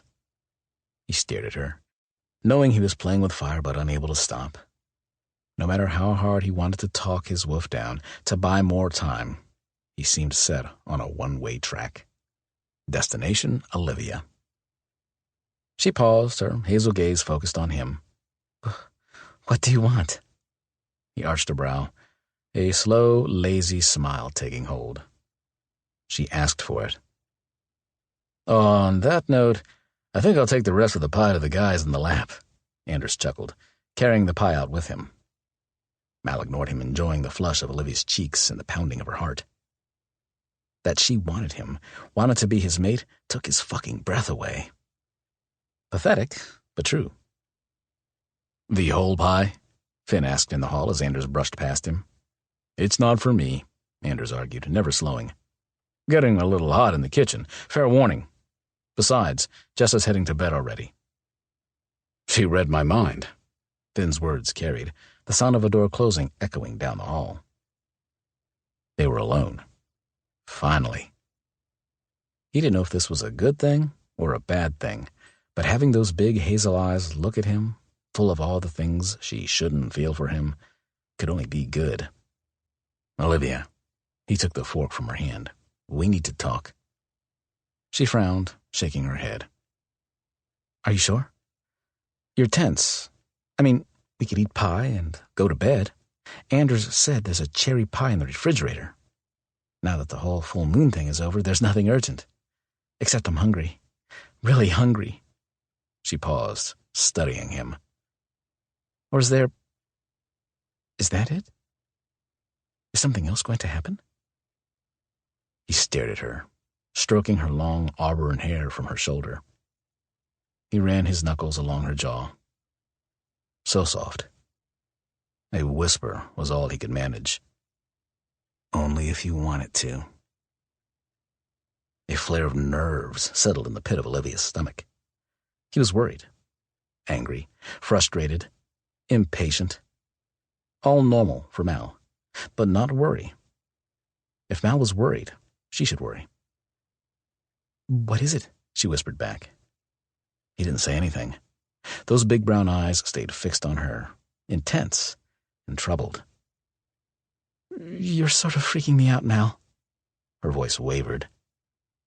He ran a hand along the back of his neck, stared up at the ceiling, and rolled his head. When he spoke, his voice was gruff and low. "Finn has a scar on his stomach, a puncture wound from the bone that infected him. Jessa has the same scar." He paused. "Because she's his mate." A bond Olivia was in awe of. There was no denying Finn's total adoration and devotion to Jessa, or Jessa's love and respect for him. She felt it happen, the wound, lived through it. He cleared his throat. "It's how a wolf, bonds." Olivia went completely still. His words, their meaning, left her reeling. Now, no matter what, they're stuck together. No leaving, no moving on. Even when he's an ass and she knows she could do better, there's no one else. Not ever. He glanced at her, then away, his jaw clenched tight. She couldn't look away. "Are you warning me?" His gaze returned to her, the slight flare of his nostrils answer enough. He was warning her. "Why?" "Don't hope. Don't hope." "So you understand." The anguish in his voice squeezed her heart. "We can't do this. I can't hurt you." Her pulse was racing then. "Losing you is the only way that could happen. I want this." His gaze didn't waver. "You, Mal. Us." She wanted to touch him, to remind him of the connection they already shared. He stared at the ceiling again, his jaw muscle ticking in agitation. "It's not that easy." "You don't want me as your mate?" It was hard to get the question out. He looked at her then. "I do." She'd expected resistance, a fight, something. She was speechless and confused. Then he broke off, the uneven rise and fall of his chest giving away his internal struggle. His first shift was bad. All his wolf wanted was to kill. I held on to a tree limb, trying to pull myself up while he tore through my Achilles tendon and severed the muscle from bone. Anders, Dante, then Hollis, I bled out. I'd have never known that sort of pain. He shook his head and woke up to an ugly world. She could piece together images, pulling from the snippets she and Mal had shared during the bite. So much fear and pain, confusion and terror left her shivering. Finn was their friend, and the monster he'd become would have felt more nightmare than real. "I know how to live in that world," he ground out the words. "I know pain. You shouldn't." "Mal." His hands gripped her shoulders. "Then you show up, and every fucking step of the way you make me want more." "More?" she asked. "Of me?" "Tell me to stop, Olivia. If you don't tell me, I can't." She shook her head. His hands tangled in her hair, tugging her head back as his lips parted hers and he pressed her against the wall. Wicked, teasing, and stroking, his tongue stole her breath and left her on unsteady legs. It was good, molten and alive. He made her feel alive. She tugged his shirt free from the waist of his jeans, her fingertips sliding across the thick muscles of his broad back. Her nails scored his skin as his teeth nipped her earlobe. He arched into her touch, his hands clasping her hips and lifting her against him. Instinct took over, guiding her hands and mouth. Wrapping her legs around his waist made him groan. Sucking the skin at the base of his neck made him shudder.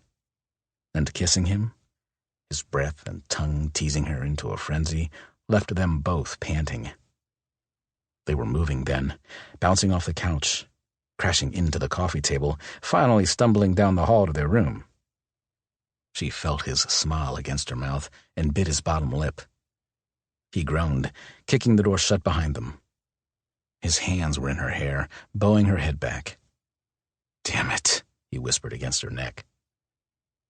His hunger was empowering, stirring her confidence, her wolf's confidence, and making her bold.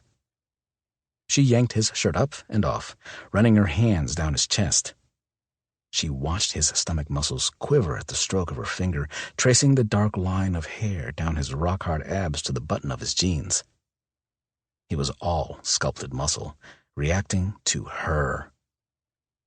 She inspected every edge and angle, bending her head to kiss his skin, marveling that this big, powerful man wanted her. "Olivia," he ground out, leaning forward while she clung to him. The mattress sank beneath her, his weight heavy and delicious. Nothing compared to having him crushed close to her. Nothing. Learning his body, hearing his muffled moan, his growl, he consumed her. The urge to touch him, to taste every inch of exposed skin, made everything else fade away. His hands slid along her sides, forcing her arms up and her shirt off. His gaze brushed the line of her shoulder, dip of her collarbone, and valley between her breasts. Her pants slid down her hips, tugged free by the man above her. Watching his reaction to her was mesmerizing. He was just as lost in her as she was in him. Maybe. He slid to her side, leaning across her to kiss her stomach. His tongue dipped into her belly button and licked its way to her hip. Teeth nipped, lips sucked, and his hand brushed between her legs. She opened for him, her hunger more powerful than embarrassment or hesitation. It was a physical craving. He traced the scar on her thigh and the uneven ridge from the bear. His kiss was soft and sweet. The scar ended above her knee and began again at her ankle. When Mal had bitten her, he'd been careful to let go of her thigh. But when the bear turned desperate, he'd dragged her by the ankle, leaving starburst puncture marks with radiating lines. Seeing her body so mangled wasn't easy. The scars looked old and faded, but they were still new to her, and yet Mal showered every imperfection with tenderness.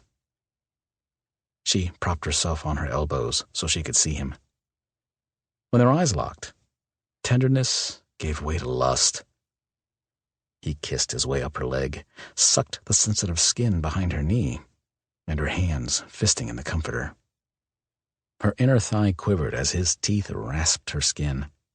His hands slid up, stroking her inner thighs, higher and higher until she was holding her breath. He smiled before turning his attention to the throbbing bundle of nerves between her legs. Working his tongue against her, he had her whimpering. Over and over, his slow, lingering strokes made her body shake. "You taste so fucking good," he growled. 2 fingers slid deep, dragging a moan from the back of her throat. "And you feel even better." His words had her tightening around him. His broken curse only made her hotter. Tongue and fingers, one stroked, then the other. Without thought, she rocked against him. She fell back on the mattress, her hands tangling in his thick hair. All she wanted was this, the building pulse that set her on fire and drove her out of her mind. He did this to her. He'd always do this to her. Forever. A climax tore through her so hard and fast, all she could do was hold on. His tongue didn't slow. The push of his fingers kept pace until she'd melted into the comforter. It was magic. His breath on her skin sending sharp aftershocks shooting down her nerves. When she opened her eyes, Mal sat between her knees, breathing hard and fast. Mal. She didn't know how to ask for what she wanted, but he knew. He rolled a condom on his impressive erection and braced himself over her. He rested his forehead against hers, his brown eyes searching, and kissed her. The stubble of his chin, the nip of his teeth, and the stroke of his tongue led her back into sensation. He gripped her hips, holding her still. Look at me. She did. In his eyes, she was beautiful, wanted, cherished. And with one thrust, he'd buried himself deep and made the world fall away. His groan echoed hers. He was big, stretching her tight and full. His gaze met hers, easing her, stirring her. Discomfort melted away, leaving something hot and demanding in its place. She wanted him to claim her, to leave his mark on her and seal their bond. Loving Mal was easy. Accepting he loved her the same was not. But here, now, it was hard to deny it. Her wolf reveled in it. A bond, physical and beyond. He thrust into her slowly, his brown eyes burning into hers. Maybe it was the slide of his buttocks against her thighs, or the bite of his fingers gripping her hips to hold her close, or his scent, or the brush of his chest against her aching nipples. Maybe it was all of it together. Her senses focused, every touch and sigh rolling over her already inflamed body. Her nails bit into his back as his hands lifted her hips. Deeper now, tearing a growl from deep in his chest. She couldn't breathe at all. He moved deliberately, each stroke controlled, a battle he was losing. He was being careful with her, and it was costing him. Olivia. It was a whisper. I'm not fragile, Mal, she gasped. You won't break me. She stroked his cheek. Her body was his. There was no denying that. She wanted him to fall apart with her, to lose himself in her with no restraint or regrets. She arched into him, so tight around him, and marveled at the onslaught of new sensations his response stirred. His jaw locked, all of him shook, and he growled. Fuck, I won't hurt you. He was raw and hungry for her, and it was beautiful. Jaw clenched, cheeks flushed, nostrils flared, and those dark brown eyes crashing into her. The hitch in his breath surprised her. She reached up, twining her fingers in his hair to pull him to her. His lips were heaven. Feather light kisses rained down on her lips and neck before he latched on to her throbbing nipple. The teasing of his tongue had her bucking against him. Hard and soft, gentle and rough. His love-making was no different than he was. He sucked one nipple into his mouth, his thumb and forefinger plucking and teasing the other. It was all she needed. Chapter 16. Mal couldn't hold back any longer. Watching Olivia's body bow up to meet him, gripped tight in her orgasm, was the sexiest thing he'd ever seen. Her breasts shuddered. Her nipples were hard and demanding his mouth. When her hands clutched his ass, holding him in place deep inside her, something shifted. She was his. His wolf claimed her. Her wolf claimed him. Hollis was wrong about the condom. Damn wrong. Whatever uncertainty he'd felt vanished in that moment, and with it came a peace deep in his bones. The link he shared with the pack was there, but what they shared, he and Olivia, was more. What they shared was everything.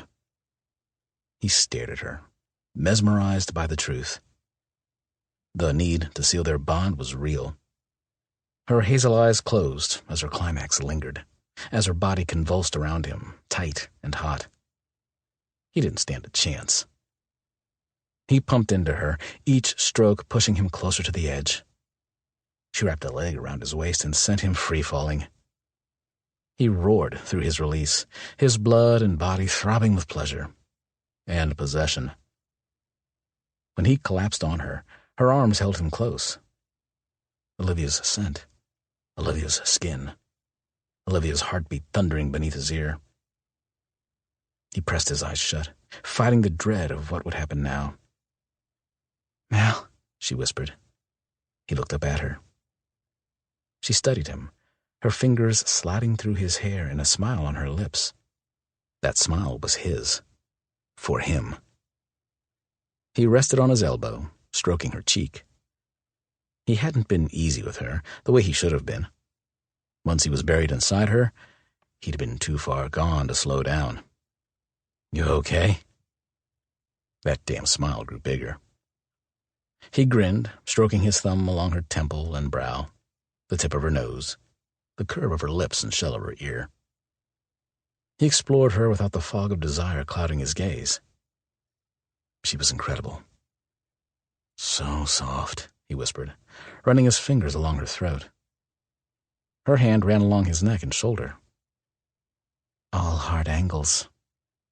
Her fingers brushed his lips so he kissed them. "Except here," she sighed, shaking her head. "You were right." "I can't wait to hear this," he grinned. She blushed. "Mirrors weren't necessary." The burn of want flared instantly. If she wanted mirrors, he'd get her mirrors. She was enough. Lying here, watching her, was enough. Sexy as hell. All woman. His. If he wanted to touch her, he could. So he did. The back of his knuckles skimmed the round fullness of her breast.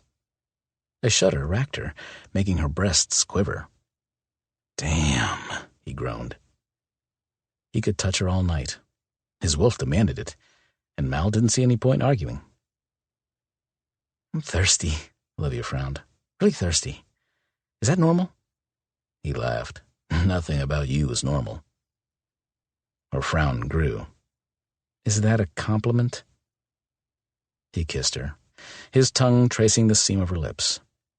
He groaned, then rolled off her and out of the bed. "It is. I'll get you a drink." She turned onto her side, her gaze devouring him. "Thank you. When you come back, can you stand there, just like that?" He swallowed. "I'll try." But if she kept looking at him that way, it wouldn't last for long.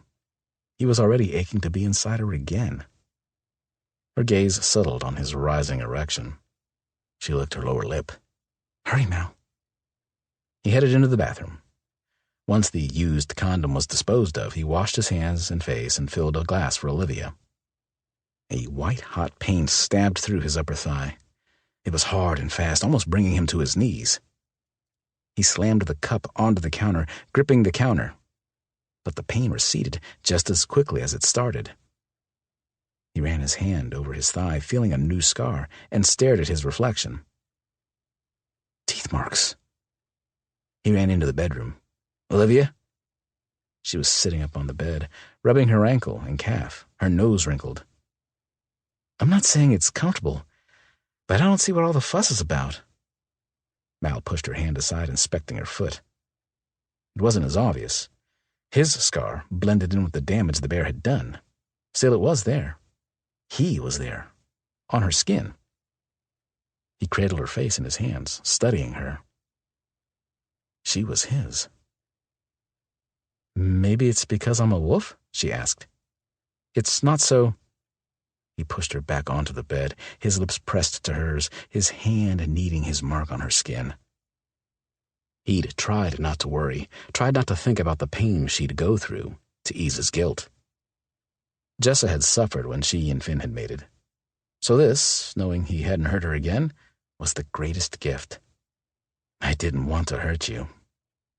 "Mal," she murmured between kisses. "No." Her hands tangled in his hair. "More hurting." She pulled him close. "Tonight." Her tongue traced his neck, her hands stroking the length of his back. He nodded. No more hurting, period. He didn't know what the fuck to do about Ellen or Chase or Cyrus, but he'd figure it out. As long as Olivia was safe and happy, he was good. "Stop thinking," she said, rolling over him. She straddled him, placing one of his hands on her breast. He brushed the tip, stroking and rubbing until it pebbled beneath his fingers. Only you and me. She smiled down at him, arching into his hand. Her hand clasped him, stroking him from base to tip. He growled, watching her watching him. She was fascinated by his body. He was fascinated by everything about her. His fingers traced along her sides, gripping her hips. She arched forward, her head lolling back and her breasts jutting forward. "Condom," he groaned. She shuddered, her desire-hazed gaze meeting his. "Condom? I'm not ready to share you." His hands slid back up, cupping her breasts. "Not yet." She ground herself against him, her wet heat a dangerous temptation. "Where?" He pulled open the bedside table. He wasn't sure where they came from, though his conversation with Finn made him suspect Hollis. Whoever it was, Mal was eternally grateful for the bulk supply at their disposal. She took the packet from him, tearing the corner with her teeth. He helped her, showing her how to put it on and getting a raging hard-on in the process. She smiled as his dick pulsed beneath her touch. "You want me?" She seemed surprised. He wasn't a talker. He didn't emote. Words got in his way, but she had to know. "I wouldn't have made you mine if I didn't." The joy on her face took his breath away. She arched over him, her breasts swaying forward, inviting his touch. He rose, nipping one tip, until she tilted her hips and sunk into him. "Damn fuck," he bit out, his hands gripping her hips. It was so good, so tight, so fucking deep. Staring up at her, watching her passion, Mal let her take control. She didn't hold back. Her hands gripped his shoulders as she pushed onto him, riding him, grinding against him and moaning his name. He wanted to wait, to make her come at least once, but she was too incredible. He sat up, nuzzling the valley between her breasts, sucking the skin hungrily as his release crashed into him. The power of it racked his body, emptying him inside of her. His hands gripped her hips, rubbing her against him, pushing her until her body contracted around him. She buried her face against his neck, crying out as she shattered. He held her to his chest and fell back on the bed, gasping. "I'm starving," Olivia said, pushing the comforter back. She glanced at the clock on the side table. "It's almost 6. Mal grunted and rolled over, spooning her back. "In the afternoon," she giggled. "Mal?" He grunted again. Her stomach growled. He sighed. "I can't help it. We've worn me out. Otherwise, I'd stay here and jump you a few more times." She wriggled her butt. "Sleep first." His voice was gruff. She grinned. Neither of them had slept much. She hadn't let them. Once she'd had him, she couldn't get enough of him. Her wolf wasn't much help either. Even sore and tired, she ached for Mal. "Tired?" she asked, stroking the arm around her waist. "Yes." His hold tightened. "You sleep. I'll eat." She tried to move his arm. "I'll come back." He was immovable. "Please." Her stomach grumbled, loudly, for good measure. He sighed again. "We'll eat." He released her slowly, and he tossed back the covers. "Then sleep." She glanced back at him. "Too tired to make love to me, but not too tired to eat?" His eyes opened. "I never said I was too tired." He pressed the stiff evidence of his desire into her hip. She sat up, stretching. His fingertips traced her spine. She shuddered when his lips pressed open-mouthed kisses against her side. "I thought we were going to eat," she mumbled, already sinking back into a state of hypersensitivity. His touch had an immediate effect on her, and she liked it. "We are," he said, "just looking at my handiwork." She stared down at the discolored patches on her skin. "Aren't you a little old for hickeys?" He shook his head. "Nope." She stood, tugging on Jessa's cast-off yoga pants and sweater. "You're wearing too many clothes," he said, still sprawled on the bed. "For eating With the pack? She asked, hands on hips. Come on now. You need sustenance if we're going to keep this up. His brows rose. She grinned. I'm hoping we are. He was up and dressed before she'd finished braiding her hair. But when they headed toward the kitchen, he gripped her hand in his. Tight. What is it? She asked, his unease contagious. Easier, he managed. She wasn't sure what he meant, but she squeezed his hand. Touching him made everything right with the world. While she didn't have the same anxiety about their new status and the pack's reaction, Mal grew more agitated with each step. Dante saw them first. She's up. He seemed surprised. That's different. Not that we wanted you passed out in pain, Anders added. We just thought that's how it happened. I'm relieved you were wrong, she agreed. Because of me, Jessa said, pushing herself out of the chair she was in. I'm so glad it was just me. She's a wolf. Ellen's voice caused an instant reaction in Mal. Olivia could almost hear his teeth grinding. Jessa is not, Ellen finished. Finn was helping Jessa up, too preoccupied to realize Ellen was in imminent danger of having her throat ripped out. After 10 years, you'd think we wouldn't still be learning new things daily. Finn shook his head. I'm glad you're okay, Olivia. Me too. She tugged Mal's arm, willing him to snap out of it. Mal stared down at her, the desire to kill and protect burning in his dark eyes. She slipped her arms around his waist and pressed her head against his shoulder. If she said something, his discomfort would be obvious to everyone, and Ellen would have a field day. His sigh was deep, but his arm draped across her shoulders. Plans? He asked. Finn glanced between the two of them, then shook his head. Talk. Al nodded. Food first, please, Olivia asked. She could plan and strategize, talk about full moons and risky pregnancies, whatever needed doing. She was up to it. Her energy level was high, and her outlook on life had never been so bright. They, could handle whatever came their way. She knew it, and it was amazing. But she also really needed food. I can cook. Of course you can. Ellen made no attempt to lower her voice. Mal growled. Jessa, let me kill her. Jessa frowned. Finn's garbled curse was hard. Shit, Mal. Ellen was staring at Mal, her small smile hard and taunting. As much as Olivia wanted to put the woman in her place, Finn was keeping her around, and that for now was the only reason Olivia needed to leave her be. For now. Mal, on the other hand, was losing it. Mal. Olivia placed a hand on his chest. She lowered her voice, standing on tiptoe. She's trying to get to you. Look at her. Watch her. She wants to fight you. If they hadn't been mates, she might have been threatened by the other woman. She was beautiful and exotic, radiating a lethal confidence that both impressed and repelled Olivia. Mal leveled a lethal glare at the woman. Why? He ground out. To divide the pack. Olivia looked at him. Drive you crazy? Because she's an evil bitch? I don't know.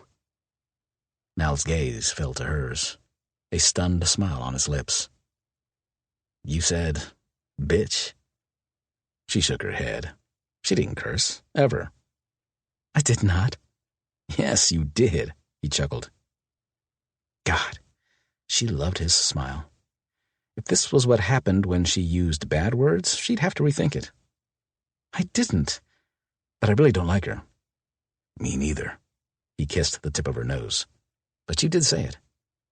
Whatever, she sighed, tugging him into the kitchen with her.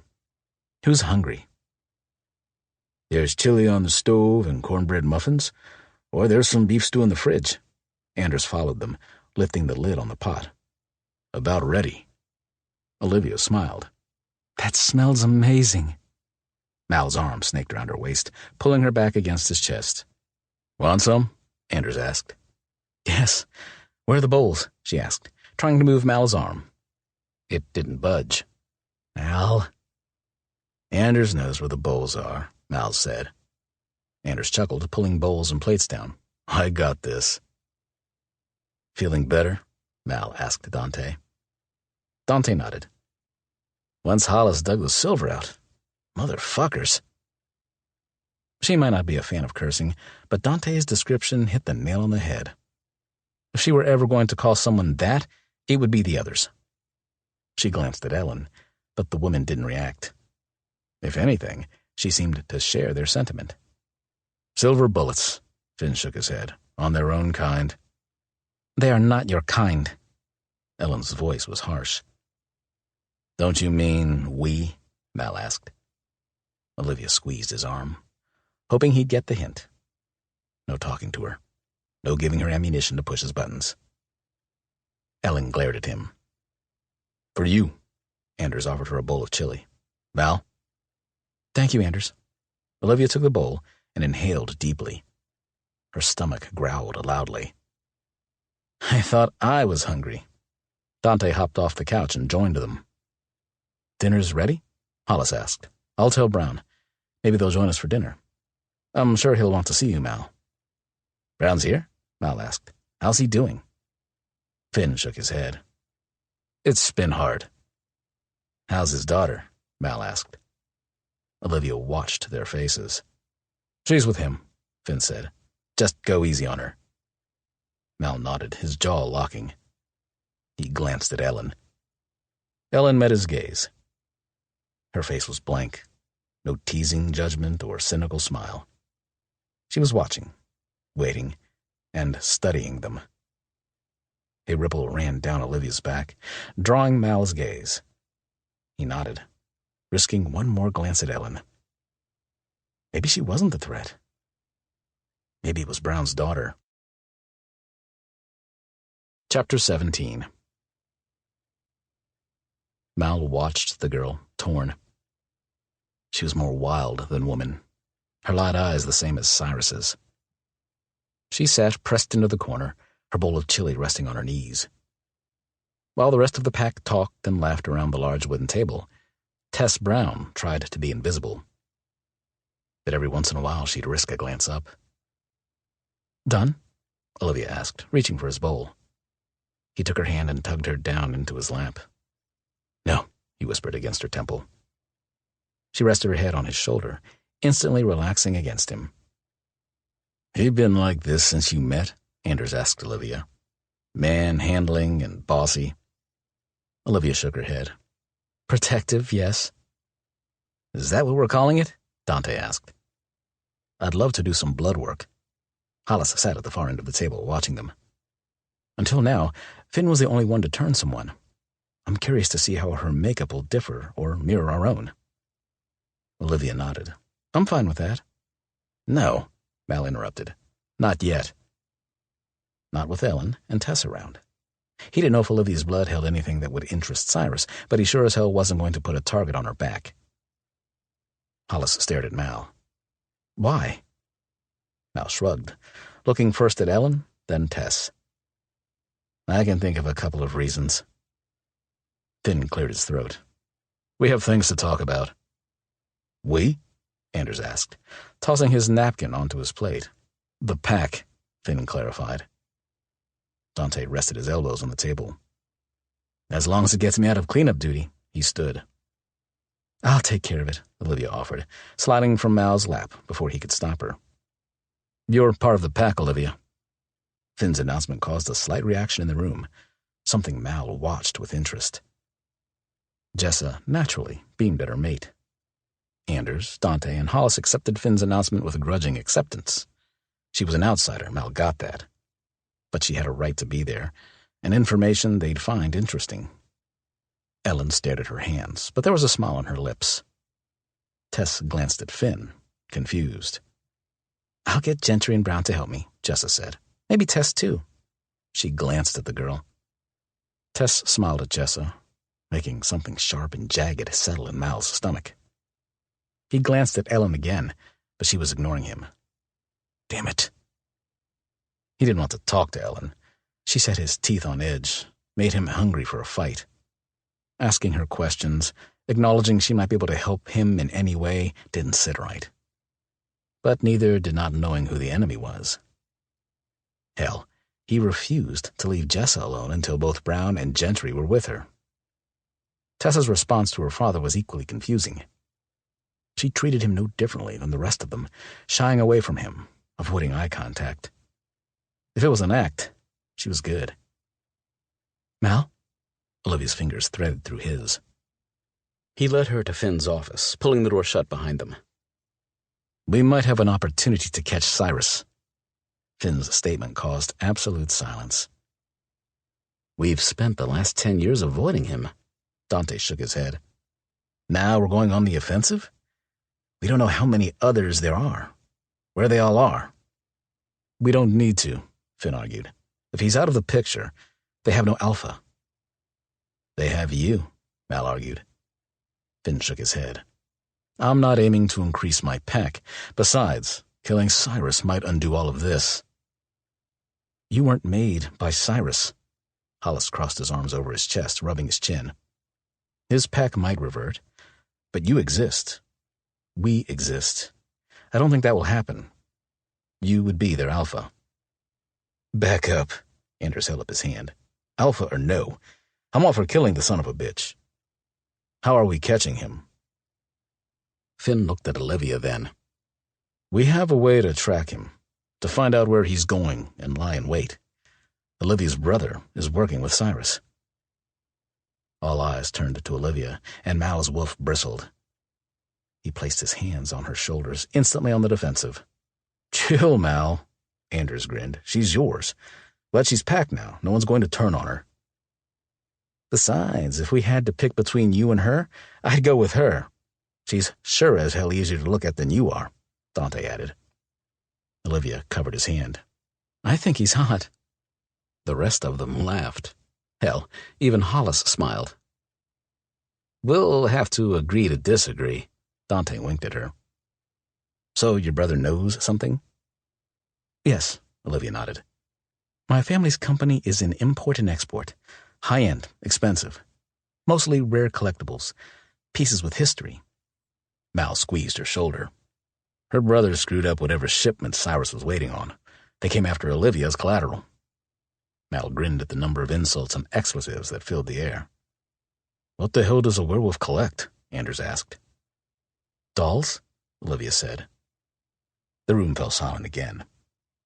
"Bullshit," Dante said, sitting back. "We can all agree on that," Finn paced. "My brother isn't a good person." Olivia's voice wavered. "I know that now. He kept me out of the business. He kept me out of the way." "Bad or not, I think he was trying to protect you from the cluster he's made of his life." Mal looked at Finn. "What do we know about Cyrus's businesses?" Finn shook his head. "Not much. He's good at covering his tracks with frontmen. On paper, he doesn't exist." It hurt him to say it, but he knew there was no choice. "Would she know?" Mal asked. "She who?" Dante asked. "Ellen?" Hollis understood. He nodded. "Probably, but that doesn't mean she'll tell us." "Can I ask how she got here?" Olivia asked. "I know I'm new, and there's a lot I'm behind on. I don't know how this works exactly." Finn smiled. "You can ask anything, Olivia. I'm sure you have questions." She always had questions. Mal's answered a lot, turned all eyes to him. "I'm just curious about Ellen's presence here, and the risks of Jessa's pregnancy." "Cyrus took Jessa to get to me. But when they found out she was pregnant, the plan to kill her changed. Ellen has shared that the others can't reproduce. No live child has been born in decades, and those Cyrus has turned are dying about 7 years after the bite." Finn ran a hand over the back of his neck. "We know that's not the case with us. Oscar is alive. We were infected 10 years ago, and while we can control our shifts and our bloodlust, the others can't." But Finn's words troubled Mal. He'd turned Olivia, not Finn. Would that somehow put her in danger? "Ellen took care of Jessa, protected her." Finn looked at Mal, clearing his throat before he went on. "The others had locked Jessa in a building and set it on fire. I left you so I could get to her. Ellen was there. She'd been beaten and left to burn with Jessa. Mal's heart was thumping, but there was no anger. Finn had left him to protect his mate. If it had been Olivia, he'd have done the same thing. He nodded, finally able to let go. Jessa made us bring her, Finn shrugged. And so I did. And she's helping? Mal asked. She wants Jessa and the baby to live. Finn shook his head. I don't get it, but it's true. It's about the survival of the species, Hollis said. She is proud of what she is. Oscar's mom? You worry that what happened to her will happen to Jessa? Olivia asked. Finn nodded. Ellen can change that? Mal asked. She's trying. Hollis's bright green gaze met his. This is important to her in a way that I can't understand, but I don't know if her help will extend beyond Jessa and the baby. If we can get some insight from Ellen, we might be able to stop running. Finn's smile was hard. I can try to call Chase, Olivia's voice wavered, if it will help catch Cyrus. Mal shook his head. As far as he is concerned, you're dead.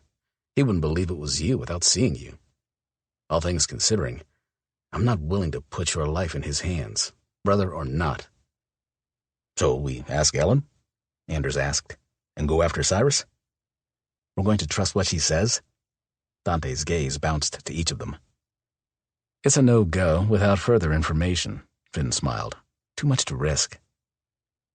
Mal was tired of having his world turned upside down. He was tired of worrying about the safety of the pack, and now Olivia. He wanted a future with her, and, when the time was right, a family. If there was a way to ambush Cyrus, to cut the head off the monster that was the others, he'd do it. Even if it meant playing nice with a bitch he wasn't sure he could trust. Olivia paced, her wolf on high alert. The guys sat around a coffee table, excitedly talking about the potential takedown. But she couldn't shake a sense of impending doom. Hey, Mal's voice was low when he came up to her, his hands resting on her shoulders. Tell me. She looked up at him, her mind spinning and circling back.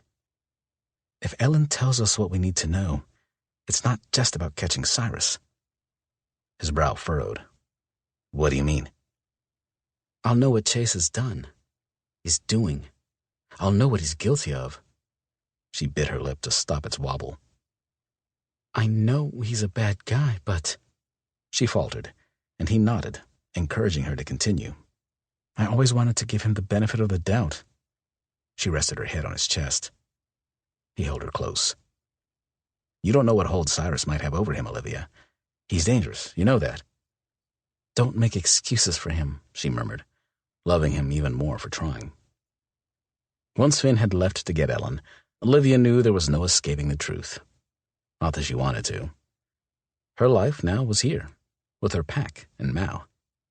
If someone was a threat, even someone that was her blood, she and her wolf wouldn't hesitate to destroy it. Let's wait and see what she has to say. If she says anything. His heartbeat was slow and even beneath her ear. She nodded, leaning into him. What she wouldn't give to be back in bed with him, discovering new things that shattered her body into tiny pieces of joy, versus learning things that would shatter her heart. She tried not to tense when Finn came through the door.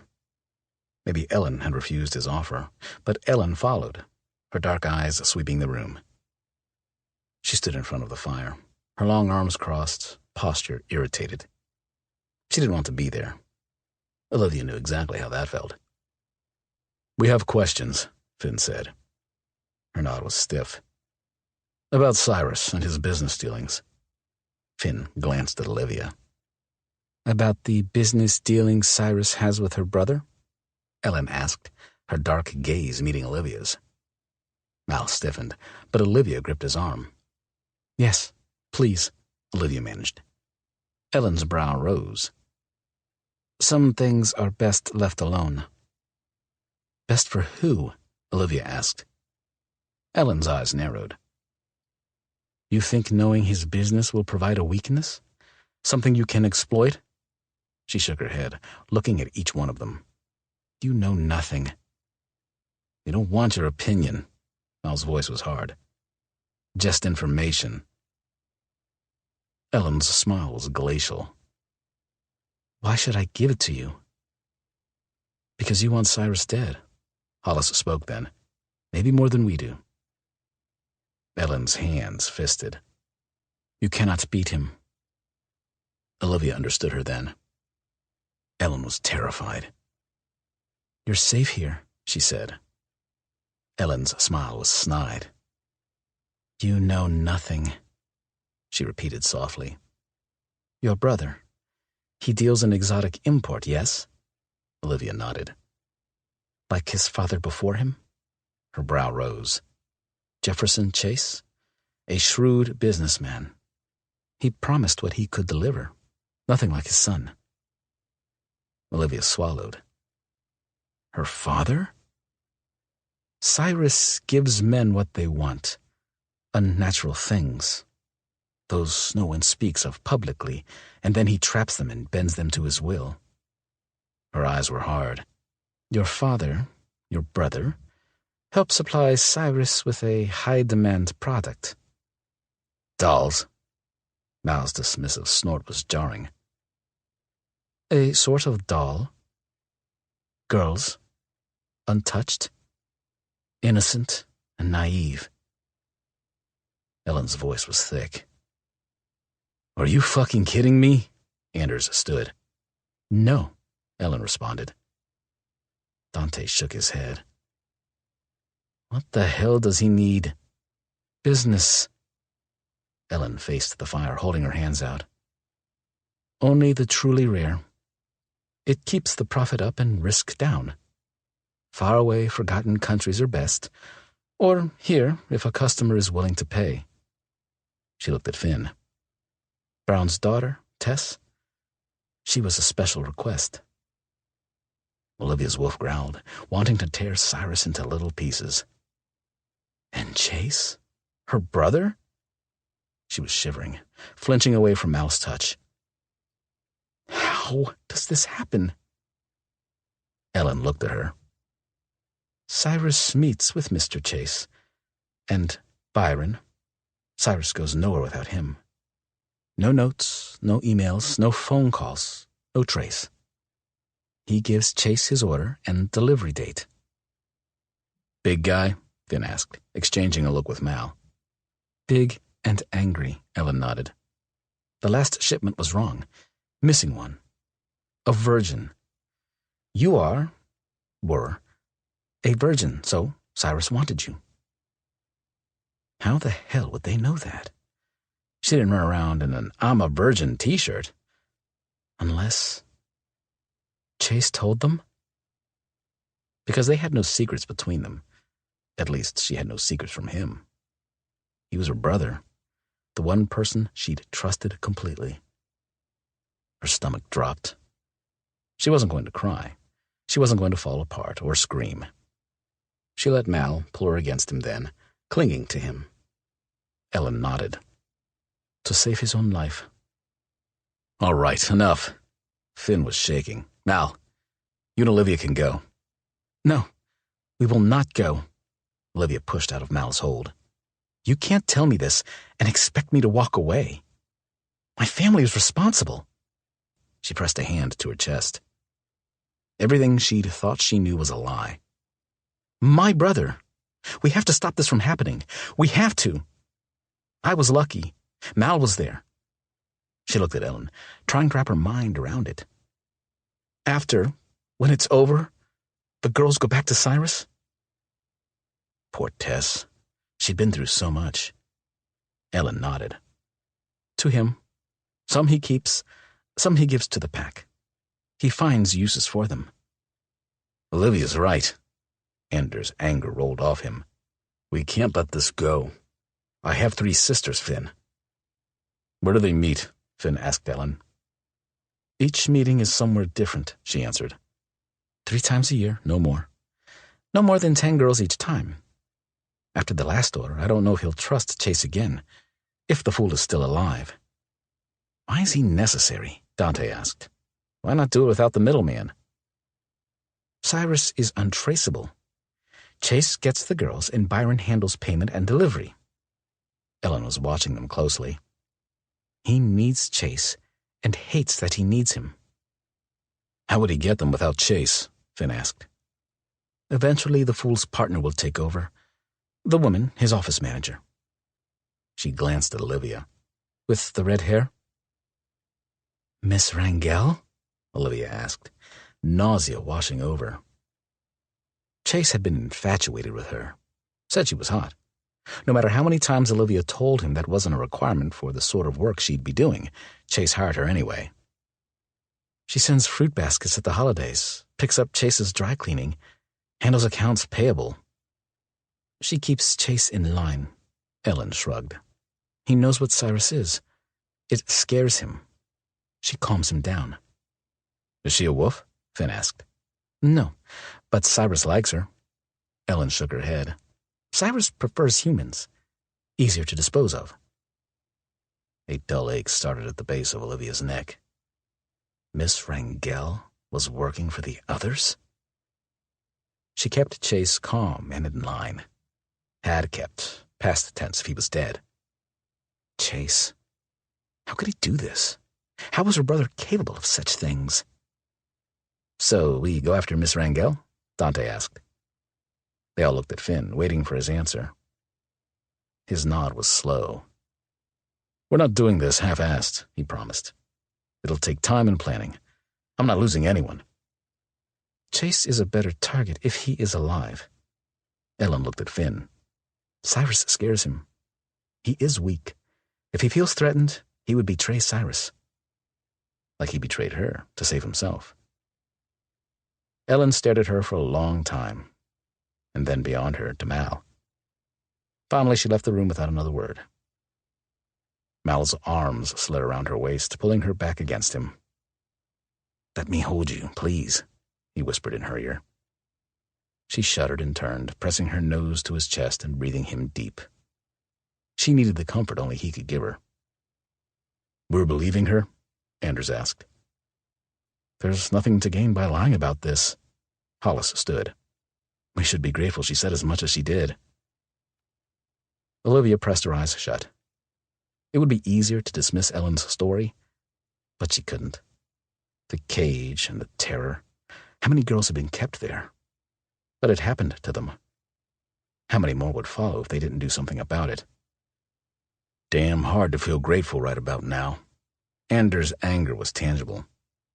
She told us a hell of a lot more than we bargained for.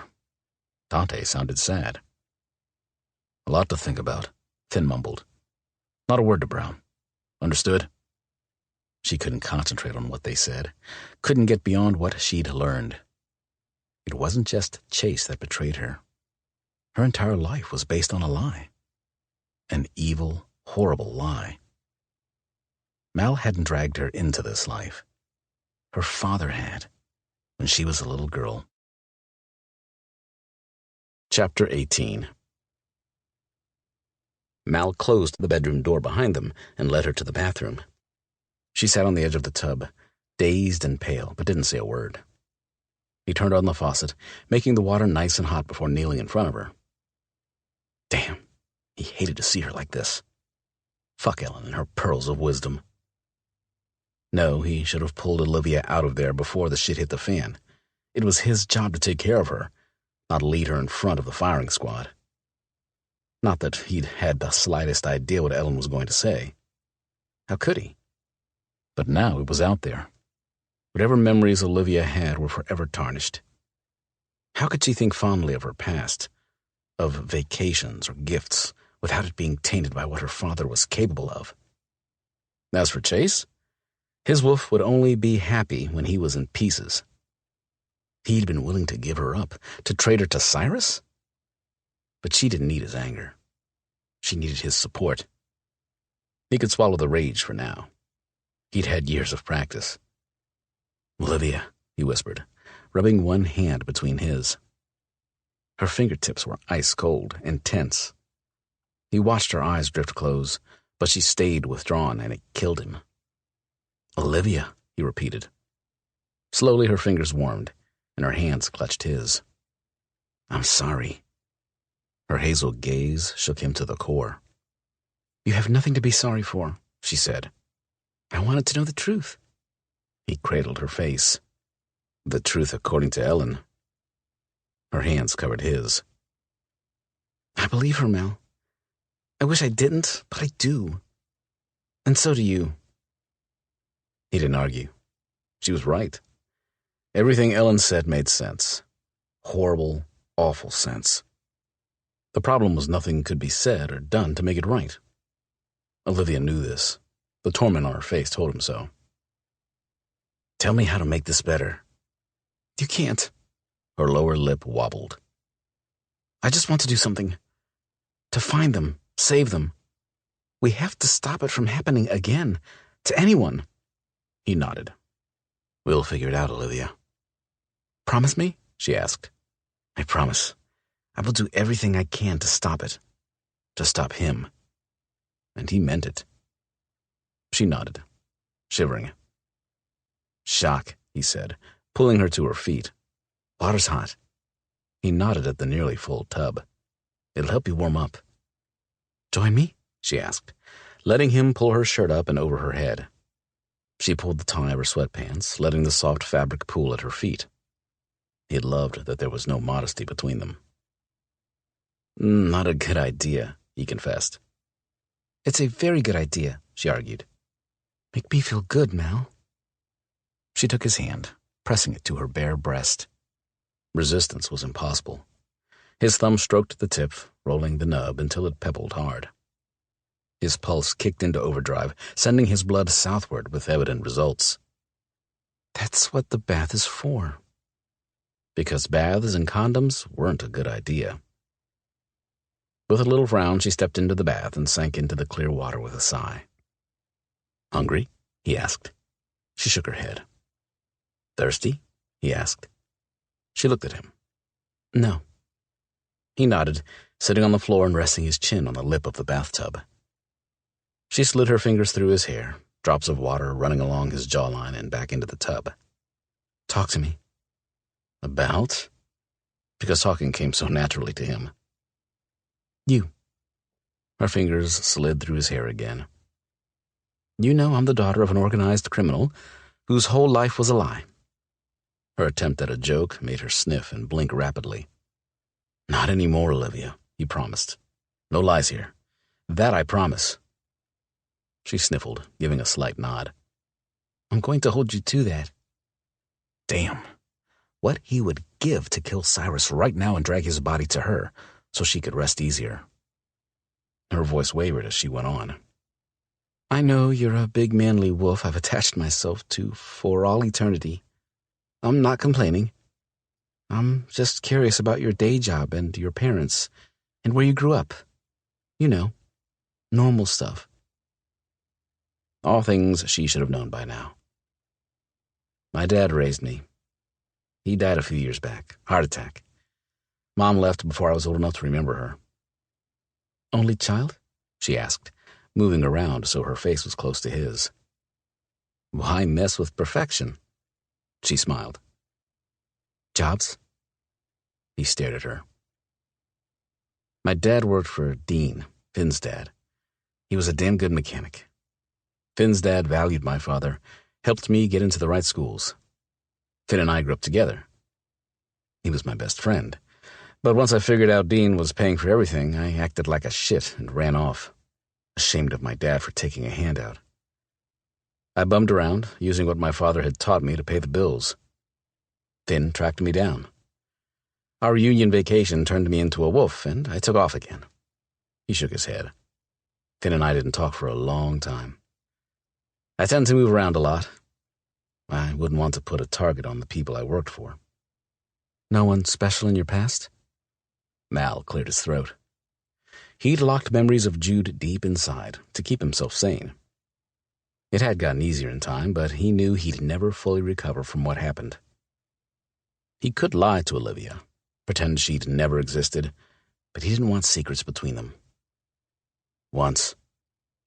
I didn't mean to pry, Mal. It's none of my business. Her fingers stroked along the side of his face. Only Olivia would say something like that, and mean it. Her name was Jude, and we were engaged. I thought I'd be able to make it work, even as a wolf. But the others found her. He shrugged, his brown gaze searching hers. Did she know? Olivia's voice was soft. That I was a late-night movie monster? He shook his head. I never wanted her to. She nodded. I'm so sorry, Mal.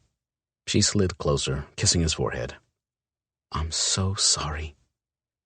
He was too. For Jude. He'd wanted Jude. Wanted the family that came with her. She'd been funny and sweet, bringing joy to his life again. But his wolf had known. His wolf had tried to leave, running farther and farther from their apartment every time they shifted. The wolf had been waiting for its mate. And now they'd found her. I wish I'd taken you up on your offer. He held her hand up, kissing each fingertip. Me, you, and a beach in the middle of nowhere. She smiled. Maybe we can convince Finn we need a getaway. He could buy our own little island, set up a new refuge just for the pack. Surround it with all sorts of defenses and wolf-eating sharks. He laughed. Wolf-eating? Different than man-eating. She grinned, shrugging. Fine. Others eating. Maybe Hollis could scent train them or something. If that was a thing, Hollis could do it. He adored this woman. She nodded. We should talk to him. Sounds good.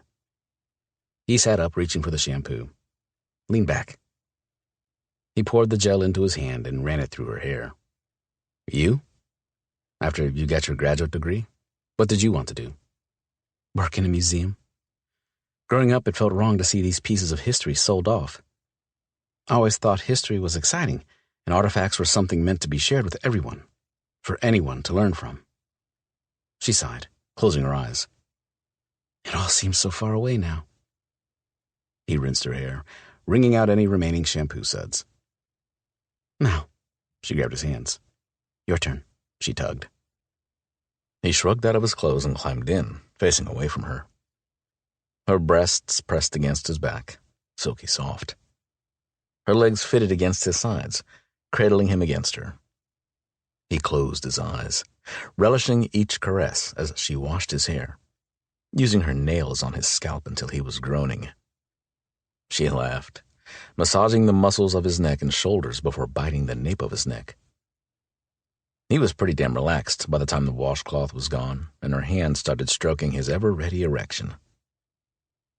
If she wanted him, he wasn't going to argue, but he wasn't going to take any chances either.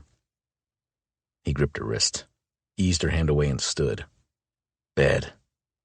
She nodded, taking his hand and letting him rub her down with the thick towel. But she was impatient, tugging the towel from his hands and launching herself at him before he'd fully dried off. He carried her back to the bedroom and laid her on the edge of the bed, standing between her thighs as he rolled a condom on, then lifted her hips. She was panting beneath him, hands gripping his forearms as she arched up to meet him. He slid deep, growling at the heat that welcomed him home. Olivia closed her eyes, focusing on the slide and tug of Mal inside of her. The friction was magic, raking her from head to toe, teasing her with flares of pleasure, flooding her with hunger. She slid her hands over his, then up her sides and over her head, stretched out across the mattress. He pounded into her, the bed shuddering beneath her, making her rock. Her breasts bounced in time, another jolt to the senses. His fingers, tightening on her hips, ratcheted up the swell of heat and want, tightening her stomach and melting her insides. She looked at him then, in tune with her body, and his. His arms and neck were clenched as he battled his release for her. He was so beautiful, so powerful, the relentless thrust of him, again and again, making her weightless. His muffled groan made her tremble. I love you, Mal, she whispered. He came instantly, his chest and stomach, arms and hips clenching. He pulsed inside her, his release driving her own. She arched into him, the slow burn blazing over her and setting each nerve on fire. She cried out, her hands gripping the edge of the bed as pure bliss took over. He fell forward, his lips seeking hers. His kiss was heaven. Mal. Hers. She wrapped her arms around him, needing comfort. He was all she had left now, the only real and solid thing in her life. And it thrilled her. And it crushed her. The sting in her eyes was unexpected. Worse was the sob that slipped from her lips. She'd been so strong. Now she was going to fall apart. Mal braced himself over her, the sadness on his face crumbling her resistance. She covered her face and sobbed. Mal was off her in an instant. "No," she said, reaching for him. "No." He tugged her into his lap and wrapped her tightly in his arms. "Cry. I've got you." At least he shared her grief, knowing that helped. He smoothed her tangled hair from her temple, baring his nose and breathing her in. She'd done the same, pressed her face into his chest, seeking his scent and the relief it offered. "I won't let go." He rocked her, leaning against the headboard, and pulled the quilts up and over them. She had nothing to cry about. Her heartache and tears were for the victims of this new life she lived. Evil had always existed, on the nightly news of the latest election cycle, but it hadn't touched her. She'd lived in a bubble, a privileged, sheltered bubble, with no true understanding of what darkness existed. Mal, Finn, the pack, Ellen and Tess. These people had always been there. While she'd been bouncing from graduate school to graduate school, they'd been fighting monsters. She'd been studying history, stressing over her GPA and whether Chase was taking care of himself since he was on his own. Chase. Bile flooded her mouth. She'd never hated someone before. She'd never had the need. But hate was just the beginning. He disgusted her. He'd known what he was doing. She'd been a bargaining chip to him, something to use when it would best suit him. And their father? She couldn't think about him. "I need to believe my mother was clueless, Mal." Her words were broken and raw. "I need to have someone left in my past." She didn't know, Mal assured her. "I've seen her. In your memories." Her eyes weren't haunted, Olivia. She didn't know. And she loved you completely. Like I do. He loved her. "You love me." His nod was tight and amazing. She clung to Mal, her arms so tight she worried she'd hurt him. But he didn't argue. His arms were fixed, holding her close. He loved her. His heartbeat was rapid because he ached for her, hurt with her, understood her, loved her. When the tears finally started to ease, her head was pounding, and her arms, still vice-like around Mal, were shaking. "I've got you," he said again, his lips brushing her temple. She looked up at him, studying the stubble-covered line of his jaw, his thick neck and strong shoulders. "I know." She eased her hold on him. He stared down at her, his frown and the furrow between his brows both deep. "It's not over yet." She pressed her fingers between his brows, smoothing the lines away with a smile. "It's hard to accept. Chase, I mean. But there are no more surprises. I know now what make things go bump in the night, and that not all monsters are monsters. You and I are proof of that." She ran her hand across his chest. Mal was rigid, his eyes darkening. "What's wrong?" she whispered. "I want to kill him," he ground out. "He gave you to them, and I can't let him live for that, even if he is your brother." She swallowed. "Once he gives us what we need," he broke off, his gaze boring into hers. She drew in a deep breath. "One step at a time, right?" she reminded him. Rage rolled off him, simmering just beneath the surface. "First, we plan." Mal's nod was tight. "But now we sleep?" she asked, bone-weary. He kissed her, soft and sweet, then clicked off the bedside lamp. She lay with his heart beneath her ear, unable to stop the images in her brain. Her own heart felt bruised after so many painful truths. And Mal's? Jude? He'd loved someone enough to marry her, and he'd lost her to the others. If Mal had uncontrolled rage, he had every right to it. What they'd done to him, body and spirit, was unforgivable. She wanted vengeance for him. "You're not sleeping." His voice was gruff. "Neither are you," she said, running her fingers down his arm. "Why not?" "Ellen," he sighed. "Her eyes." Olivia looked at him, able to see him just as clearly now as when the lights were on. Some wolf things were cool. "What about them?" "All of Cyrus's victims have the same eyes, devoid of color, pale. Ellen's are not." Mal's voice was low. "If Cyrus didn't turn her, is she another?" Olivia murmured. "I'm not sure." He rolled over her. "But since we can't sleep, I say we wear each other out until we can." His lips found hers. He tasted too good to refuse. His teeth nipped, his tongue dipping into her mouth. Her hands ran over his back, tracing the dozens of scars that covered the skin. Cyrus did this to him. Fury rolled over her. She had no choice but to channel all her rage, all her frustration, into loving Mal. Chapter 19. Mal paced Finn's office, listening to every detail. Again. "We take them out and take their place," Anders repeated. "Easy." "He'll get suspicious." Dante shook his head. "If he panics, he can bring a shitstorm of others down on us." Mal glared at Dante. "I get it." Dante held up his hands. "But Finn's right on this one. Why take unnecessary risks?" "We know this routine," Anders argued. "What risks? I'm thinking there's never going to be a perfect time to kidnap the son of a bitch." Anders glanced at Olivia. "Sorry." Olivia nodded, her eyes red-rimmed and shadowed. No matter how many times he told her none of this was her fault, she took her brother's sins onto her shoulders.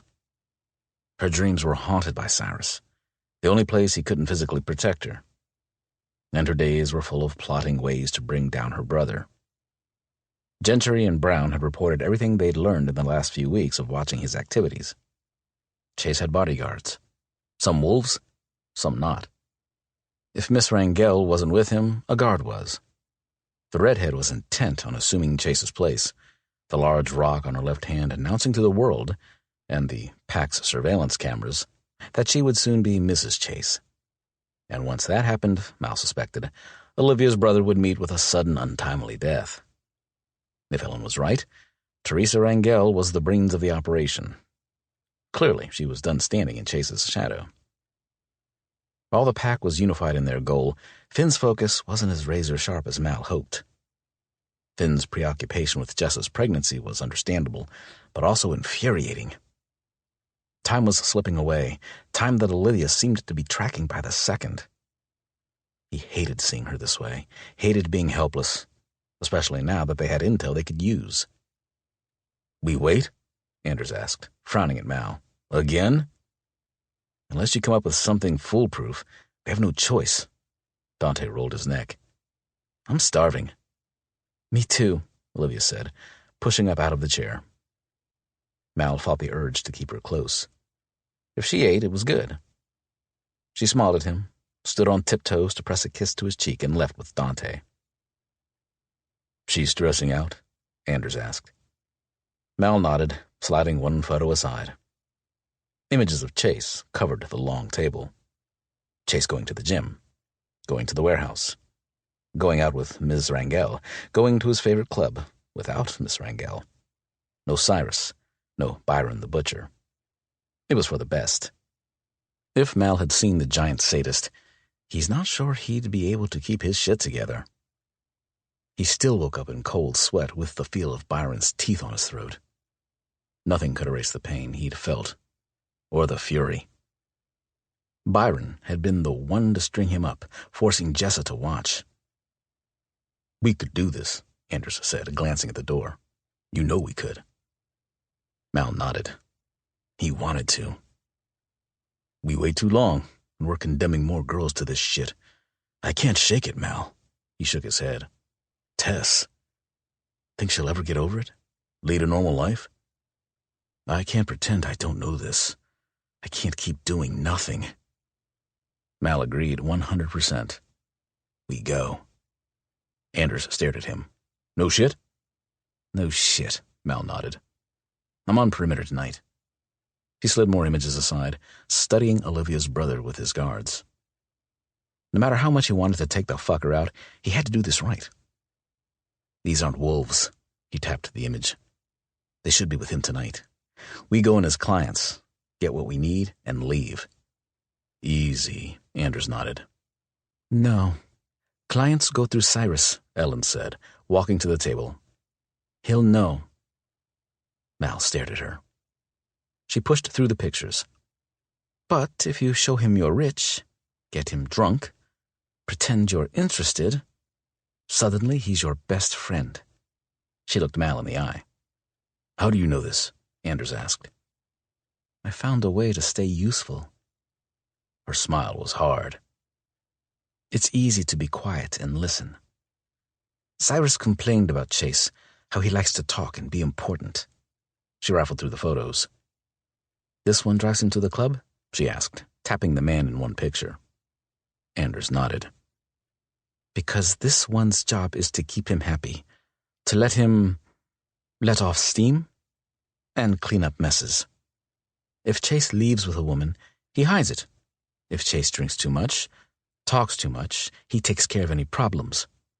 He is dangerous, but he works alone." "Wolf?" Mal asked. She nodded. "Fucking great," Anders growled. "Not so easy," she agreed. "Nothing important is." Anders nodded. "Damn straight. But it'd be nice to catch a break." "She just gave us one," Mal argued. He glanced at the dates on the pictures. "Tuesday and Thursdays are club days." Anders shook his head. "It's Sunday." "Finn?" Ellen asked. "Your alpha won't be pleased." Mal shook his head. "The club is public. The guard is a wolf. Too many variables." Ellen's eyes narrowed. "Your mate?" Mal frowned. "Doesn't need to know." "Secrets are dangerous," she sighed. "But I will not waste my words warning you." She left the office as silently as she'd entered. "Think she'll spill to Finn?" Anders asked. Mal shook his head. "She wouldn't have told us if she didn't want this done." "Unless it's a trap," Anders muttered. But Ellen's eyes were proof enough. Ellen had been kept by the others, but she wasn't part of their pack. One blue eye, one green eye. All the others Mal had ever encountered had the same pale, almost colorless eyes. Like their bastard alpha, Cyrus. Whatever questions he had about the woman, her origins, and her loyalty, he had one answer. They shared a common enemy, and she wanted vengeance almost as much as he did. Olivia took a bite of her apple, watching Oscar wriggle and kick on the floor. He squealed with glee, batting at one of the toys that hung off his play gym. "Who's the strongest little guy?" she asked, wiggling his foot. Olivia had taken one look at Jessa and told her to go to bed. She didn't know much about pregnancy or childbirth, but Jessa looked close to popping. Her poor feet and hands were swelling too, something Hollis had sighed over before agreeing with Olivia's nap suggestion. "You're going to be a big brother soon, Oscar," she said, smiling down at him. He smiled back, making a long, gurgling noise. "You don't say." She lay on her side. "What else is happening down here?" Oscar turned his head toward her, those big blue eyes fathomless. He blinked, inspecting her features carefully. "Your dad looks at me like that sometimes," Olivia giggled. "I'm pretty sure he thinks Uncle Mal has made a colossal mistake." Oscar gurgled again. No, I'm pretty certain." She stroked Oscar's little cheek. "But thanks for trying to make me feel better." How is a one-sided conversation supposed to make you feel better? Hollis asked, striding into the room. Hollis always seemed like he was late on the way to somewhere important, even when he was just getting a cup of coffee. We're just hanging out, Olivia offered. Hollis glanced at her. You and Oscar? She glanced behind her. Tess was here a minute ago. No matter how hard Olivia tried to engage the woman in small talk, Tess didn't budge. She listened to everything being said around her, never interacting or responding. Most of them acted like she wasn't there, but Olivia and Jessa kept at it while Ellen watched her with narrowed eyes. She does that, Hollis said. What? Moves on silent feet. He came around the couch to sit, carrying his mug with him. Ellen has the same knack. I trip over my own feet, Olivia said. You look tired. Hollis peered at her, his gaze thorough. Not sleeping? She shook her head. Dreams. He nodded. Vivid? So real, she agreed. What about, if I may ask? He sipped his coffee. A white wolf. Cyrus, I guess. She shrugged, making a silly face at Oscar. Oscar's giggle was enough reward. Often? He asked. She nodded. It starts the same. I'm running from him. I realize I'm a wolf and turn back to fight him, but he's gone. Other times he charges me. The ground, the snow is covered in blood. Sounds distressing. Hollis set his cup down. Yes, she agreed. Are you always alone? He prodded. She shook her head. Sometimes there's someone else with me in a cave. I'm protecting the entrance. I have no idea who or what is inside, but I can't let anyone in. Hollis sat back. Al is with me sometimes, but sometimes he chases after the white wolf and leaves me alone with the rest of them. She made a funny noise, scrunching up her face at Oscar. Rest of them? He asked. A large pack. They all have the same eyes. She smiled as Oscar yawned. Tired little thing. He'll be starving tomorrow. The full moon. Should be interesting. He shook his head. Why? She asked, sitting up. Something different? A lunar eclipse, Hollis said. Olivia hadn't been aware of Ellen leaning against the doorframe until she said, The first of the blood moon. It will look red-ringed. Quite a sight. First? Olivia asked. A lunar tetrad. Ellen sat on the arm of the couch. 4 lunar eclipses in a row. There are legends linking a lunar eclipse and the wolf. Some foolish, some not. Oscar squeaked, his mouth pulling down at the corners. Oh, Oscar, don't do that, Olivia cooed, scooping him up. No tears, little guy. She patted his little back, oddly giddy at holding him so close. You'll be a good mother, Ellen said, nodding. This pack will grow strong. She'd never expected a compliment from the woman. Even though she and Mal weren't ready for a child, it was nice to hear. Olivia glanced down the hall toward Jessa's room. You're not worried about Jessa or the baby? Ellen shook her head. No. There is no danger between mates. It will be better for you as a wolf. But I believe Jessa will be fine. She paused. These dreams you have, do you ever fight the white wolf? Olivia glanced at Hollis uneasy. No. Why not? A voice tells me I'm not ready, she shrugged, and I wake up. You are ready, Olivia. Oscar, Jessa, and the baby need you to protect them. Ellen's eyes locked with hers. Your wolf can do it, but you must believe in yourself, in your wolf. How do you know? Hollis asked. Her wolf is still uncertain. Ellen stood. You need to learn to shift at will. Come, I will show you. It will help. Olivia glanced at Oscar, sleeping in her arms. I'll take him, Hollis offered, holding out his hands. You don't have to do this, Olivia. Ellen snorted, dismissing Hollis. Her wolf wants her to. Olivia tried to shut out the noise and listen. Really listen. She does. Olivia handed Hollis the baby and followed Ellen outside. Ellen glanced at her, You think too much. Olivia laughed. I've been accused of talking too much. That too, Ellen smiled. Your wolf needs attention, room to bond with you. Instinct rules the wolf. You don't trust your instincts, Ellen finished, but you must. Olivia sucked in a deep breath. She is always with you. The only thing you can count on, Olivia. Ellen stripped, talking the whole time. You must respect her and what she needs, what she is capable of. Olivia tried not to stare at the woman. She was incredibly fit, her form feminine and strong and lovely, but every inch of her, save her face, was covered in scars. What is she capable of? Olivia asked, suddenly nervous. Ellen smiled. Anything. Once you defeat him, the dream will go away. Now shift. Olivia watched the woman shift, mesmerized by how easy she made it look. It was quick, almost fluid. She shrugged out of her clothes and focused all her energy on one thing. Not the shift or her fear, but her wolf. Her wolf was ecstatic. Chapter 20. Mal passed through the kitchen, but there was no sign of Olivia.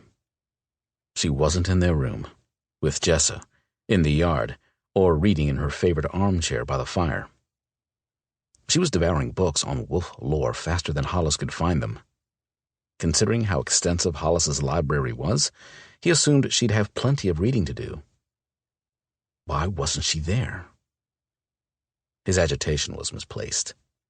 He was the one who got caught up in plotting, leaving her to her own devices. But so far, her devices had been reading or playing with Oscar or trying, unsuccessfully, to get Tessa to engage in some sort of conversation. She seemed more than willing to continue her one-sided conversations with the woman. Mal admired her tenacity. But Tess was alone, dozing in front of the fire under one of Oscar's blankets. And Olivia was nowhere to be seen. No, Olivia. His hands fisted. Hollis glanced up from his book. She's gone running. Mal paused. Who? Hollis cocked an eyebrow. Olivia? Who else would you be looking for? She went running. With Ellen. Mal ran a hand over his face, biting back the litany of obscenities that clogged his throat. You didn't think I might want to know this earlier? Hollis shrugged. She's a grown woman, Mal. Ellen offered to teach her how to shift. She did what? Mal snapped. Did she want to fight him? Because for every useful thing Ellen did, she did 3 things to piss him off. And most of them pertained to Olivia. When? I'm not sure, Hollis said, turning his attention back to his book. Try, Mal said, slamming his hand down on the pages. Irritated, Hollis stood, hands on hips. You're tense. Why? Because your mate has gone on a run as a wolf? She is a wolf and needs to learn what that means, even if you aren't there to help her every step of the way. He leveled a hard look at Mal. She's independent and strong, qualities I'm sure you noticed. He shook his head. Acting like an overbearing asshole all the time is getting old. She wanted to go with Ellen. She wanted to learn from her. Mal's anger crowded in on him, red tinging his vision and heating his blood. He brushed past Hollis and onto the porch, scenting the air. Damn her. Damn Ellen. And fucking Hollis. Where the hell was the rage coming from? He wanted Olivia to connect with her wolf. Nothing was as freeing as those moments he and his wolf worked together, without thought or awareness. He wanted that for Olivia, and teaching her was beyond his comfort zone. Still, a little notice would have been nice. Not that she needs permission. Fucking Ellen. He stared out at the towering pines and the massive peaks of the Grand Tetons beyond, reining in his temper. The cold air burned his lungs, stealing some of the fire in his blood. He gripped the wooden porch railing, searching for some sign of Olivia. And Ellen. A snapped branch. a scar in the moss and earth of the forest floor. There was a path if he chose to follow them. Overbearing asshole. He could wait. Ellen might not be his favorite person, but he no longer considered her a threat to the pack. His sanity was another matter. He stormed back inside, stomping across the living room and toward the gym. Not going after them? Hollis called after him. Fuck you, he snapped, loudly, then slammed the door to the gym. By the time he was done exercising, he was drenched and weak-limbed.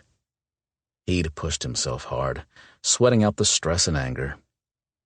Every voice, every closing door, every sound in the goddamned lodge made him tense, hoping she was back.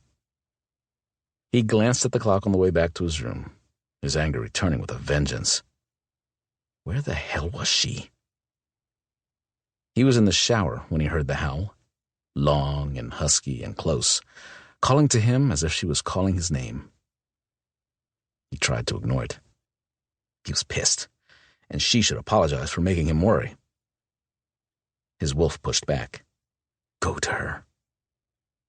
He rinsed the soap from his face, ignoring the pull and tug of his skin as she howled again. Now. It was a growl. A threat. Mal sighed, resting his forehead on the tile in the stall, his body aching to shift. Fuck it, he groaned, turning off the shower and climbing out. He was on all fours before he'd had a chance to dry off. His claws tore through, clicking on the granite floors. The wolf was ecstatic, impatient for the realignment of bone and tendons, muscle and fur. Mal was panting as the wolf trotted out of the bathroom and down the hall. Ellen stood just inside the front door, wearing a tattered shirt and a smug smile. You're a stubborn fool, she said as he brushed by her. He growled. She laughed. He'd have been more than happy to take a bite out of her, to teach her to mind her own business. But his wolf didn't care about Ellen or staying angry with Olivia. He tore through the door and into the yard, the call of his mate demanding his presence. Olivia waited, her hazel eyes fixed on him, steady and warm. With a lazy stretch and long whimper, she rubbed along his side. She groaned deep in her throat and circled him, sniffing his shoulder and neck and ear. Mal watched her, giving up the fight. She was so goddamn happy. Ears perked up, tail curled. His wolf would do whatever she wanted. Her scent was all Wolf and Olivia, now one. His resistance crumbled, returning the full body rub with a moan. His head slid under her jaw and nipping her ear playfully.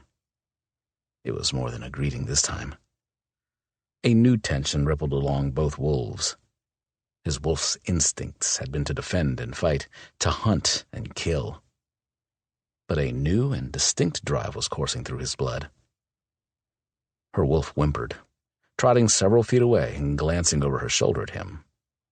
She wanted him to follow her. So he did. When she ran, he ran. She led him all over the refuge, the wolf's curiosity demanding she sniff every damn pile of leaves or hole in the ground. Her enthusiasm was contagious, making his wolf just as inquisitive. They tore up the mountain, terrifying a herd of elk in the process. But when they reached the top, her wolf stopped to stare out over the valley below. The nearly full moon was massive in the sky. She threw back her head and howled. Mal joined her. Far below, the refuge wolves echoed their cry, sending a shiver down her back. He nudged her with his nose, and she faced him. She shifted, startling him. She'd been practicing, he could tell. Watching her long arm and sleekly muscled thigh return was oddly sensual. The line of her hip and dip of her waist, and her breasts.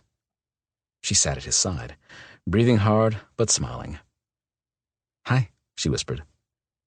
Her hands sunk into his fur as she buried her face against his neck. He sat, wolf and man, letting her fingers slide through his thick fur. It was heaven. When she rubbed his ears, he groaned, leaning into her hand. He stared into her eyes.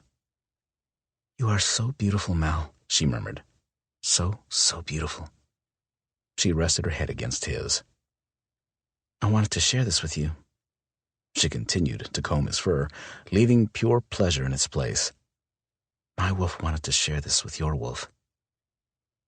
His wolf groaned, content. Olivia was exhausted. She'd shifted several times, and each time it was easier. They'd covered so much ground that she'd had to shift to make the run back to the refuge. Never in her life had she been this exhausted.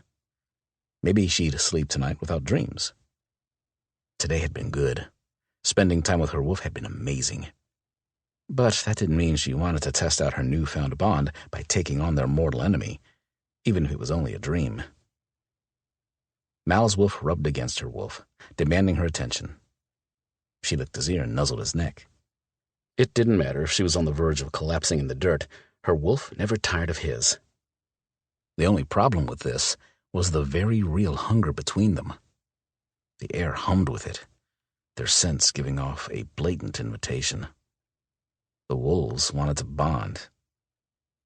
Mal shifted as soon as the lodge was in sight. She whimpered, disappointed and relieved all at once. We can't, he murmured, staring at her. Wolves don't use condoms, and I'm not sharing you. He reached for her, hesitating.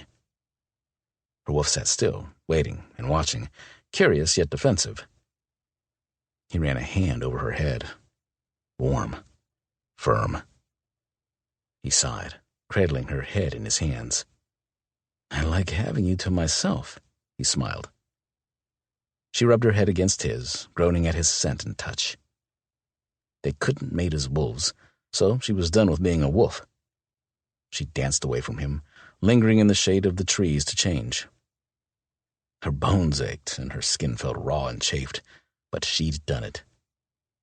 She stumbled out on trembling legs. My wolf wants to mate, she said, somewhat breathlessly. Mal caught her in his arms. Your wolf? She nodded. She's very bossy about some things, namely the need to have you in every possible way. Mal's arms tightened around her. I like your wolf. Dinner's getting cold, Finn called from the porch. Mal groaned, resting his forehead on hers. Dinner sounds pretty good, too. At the mention of food, Olivia was instantly starving. Mal chuckled. All the changing takes a lot of calories. After we eat, I'm so going to rock your world. She smiled up at him. In every possible way? He asked. She paused, hunger for food warring with her hunger for Mal. The ridge of his jaw was hard, clenched. He did that when he was buried inside of her. She shivered, her voice husky. How many ways are there? His thumb traced her lower lip. You're going to make me walk in there with a hard-on. It's huge. Her fingers closed around him, loving his shudder at her touch. You should be proud. His muffled curse was sexy. Not so sure Finn will appreciate it. Or Jessa. Olivia let go of him, his words forming something hard and jagged in the pit of her stomach. Jessa wasn't the only woman inside. Ellen, Tess. Neither was a threat, but her wolf didn't care. She hadn't expected the surge of jealousy that ripped through her. She stiffened, the instinct real, if misplaced. Olivia? He asked, tilting her face back. What's wrong? She shook her head, refusing to admit to such an adolescent reaction. They were all adults. All the women here had seen a naked man before. Her wolf refused to be pacified. Not our man. Mal's eyes narrowed. You're mad? She shook her head. Can we go in the back? You think I'd let the guys see you like this? He growled. You're mine. No fucking way. She stared up at him, relieved. I'm a possessive son of a bitch. It's who I am. He frowned. It won't change. I don't mind. She stood on tiptoe to kiss him, keeping her own insecurities to herself. She followed him into the house, crouching behind him as they made their way to their room. Shower? She asked. He shook his head. Faster we eat, faster we get to Mal. She cut him off, instantly on fire for him. He grinned. You like it when I talk dirty, Olivia? She stared at him, then nodded. I guess I do. He pressed his eyes shut. You're killing me. She giggled, tucking on the clothes she'd left in the yard hours earlier. Hurry. He watched her, holding the door open once she was dressed. After you. You need clothes, she pointed out, waiting outside their room just long enough to get dressed before she tugged him toward the kitchen. Anders and Dante were dishing out a massive pot roast, the conversation centering around the latest litter of wolf pups she and Ellen had found next to a downed motion detector on the far side of the refuge. Storm knocked it out, Dante said. I'll go fix it tomorrow. Not tonight? Mal asked, glancing at him, then Olivia. You want me to go tonight? Dante asked. Can you pass the rolls, Olivia? Yes, Mal answered. Maybe it was Tessa's instant tensing, or a sound she'd made. Whatever the reason, Olivia was startled by the furious expression on Tessa's face. There was no sign of the fragile victim Olivia had come to accept. No, this woman was full of fury. And then it was gone.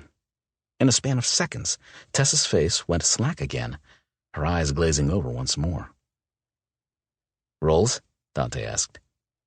She turned to the table, risking another glance at Tess. She stared vacantly ahead, poking the food on her plate. Maybe she'd imagined the change, but her wolf disagreed. Ellen's advice repeating, trust your instincts. How many pups were in the litter? Hollis asked. 4, Ellen answered. Olivia found the den. Her wolf is quite capable. Hollis sent Mal a look. Mal scowled back. You are displeased? Ellen's voice was sharp, making Olivia wince. She'd understood Mal's reticence to accept the woman into the pack when they thought she was another. But she wasn't. And even though neither of them knew who she belonged to or where she came from, Ellen had done nothing to make Mal distrust her. Today, she'd given Olivia a sense of camaraderie with her wolf, something she was beyond grateful for. Olivia's had a lot to deal with, Mal shrugged. It's been less than a month. I don't see the need to push her. Her heart ached at his words. She couldn't blame him for being overprotective. How many times had he rescued her since they'd met? How many times had she relied on him for survival? But Olivia didn't need rescuing. She was strong. She wanted him to be proud of it. Her wolf is pushing. She needs freedom to reach her full potential so she can protect the pack when you're gone. Her words were factual. Mal's eyes narrowed, his lips pressed flat. Ellen's comment infuriated him. She knew he'd never leave her. He'd promised. But she did want to do her part when it came to protecting the pack. And you're going to teach her? He barked. I cannot teach her to have instincts, but she has to learn to use them, to trust them. You need to let her do that. Ellen bit back. Mal sighed loudly. I know what she needs. Do you? Ellen's tone remained impartial, almost cold. Olivia was right there, but neither of them seemed the least bit curious about what she had to say about what she needed. Yes, she was new and learning, but she wasn't incompetent. They shouldn't fight over her because they shouldn't be making decisions for her. Olivia stood, her temper flaring. Thanks for dinner, guys. She smiled at Anders and Dante. I'm beat, so see you in the morning. Jessa smiled. She rinsed and loaded her dishes in the dishwasher and smiled her goodnights, grabbing a book off the side table and heading to her room. Being a wolf meant she didn't need lights, so she left them off as she went in and ran a bath. When steam flooded the room and the water was high, she slipped into the bath and rested her head against the edge. If she could have 5 minutes of Ellen, Mal, wolf-free thoughts, maybe she could calm down. She soaked a washcloth and draped it over her face, letting the warmth ease her tension. I get jealous. Mal's voice made her jump. She dragged the washcloth from her face, watching him. Up until now, it's been you and me. We're a part of a pack, but I still want it to be just us. He shook his head. It is. She smoothed her hair from her forehead. Me and you. My wolf and your wolf. I know you better than I know anyone. Ever. I know you better than I know her. Ellen, he asked, frowning. She smiled. He was adorable when he felt vulnerable. No, Mal. Her, my wolf. You have a bond with yours. I'm still forming one with mine. He nodded. Okay. At this point, I'm pretty sure she likes your wolf best. Then you. Then me. I don't see a problem, he said, leaning against the doorframe. She threw the washcloth at him. Running with Ellen let me tap into my wolf, without her wanting you to the point of distraction. She's just as addicted to your wolf as I am to you. It's overwhelming. She sort of locks up when you're around, lets you take charge, steps aside for you. Addiction? He asked. I get the distraction thing. He wants to drag her into the woods and make a dozen litters, but he knows better. She stared at him, his words evoking something primal and raw. How do we fix this? He asked. I don't want her, or you, taking a back seat to anyone, especially me. Whatever you and your wolf want, I want. So be strong, Olivia. It might take some getting used to, but I can take it. I want it. She smiled, draping one leg over the side of the tub. In every way possible? He stared at her, his eyes narrowing. Yes. Chapter 21. Mal couldn't look away. He didn't want to. Olivia stood, her body slick with bathwater, 100 drops sliding along every curve and valley. She had no idea what she did to him or how essential she was to him. It was more than claiming her as his. It was the satisfaction knowing he was hers. He'd never wanted to belong to someone else, to compromise who and what he was. Olivia didn't expect that. She wanted him as is. She stepped out of the bath, reaching for her towel, but he grabbed it before she could. Mal, she hugged herself, uncertain and so fucking beautiful it took his breath away. He ran the towel along her shoulder, then stooped to lick a drop of water from her throat. One taste wasn't enough. Neck and shoulder, silky side and stomach, the underside of her breast, and the pebble-hard tip. His tongue raked each drop from her skin. He dropped to his knees, loving the grip of her hands on his shoulder, the shudder of her every breath. His lips brushed her belly, lightly sucking on the ridge of her hip bone and the swell of her buttock. When his nose nuzzled the soft hair at the juncture of her thighs, she moaned and arched into him. It was sexy as hell. She was sexy as hell. Tell me you want me, he said, looking up at her. Her heavy-lidded gaze burned into his.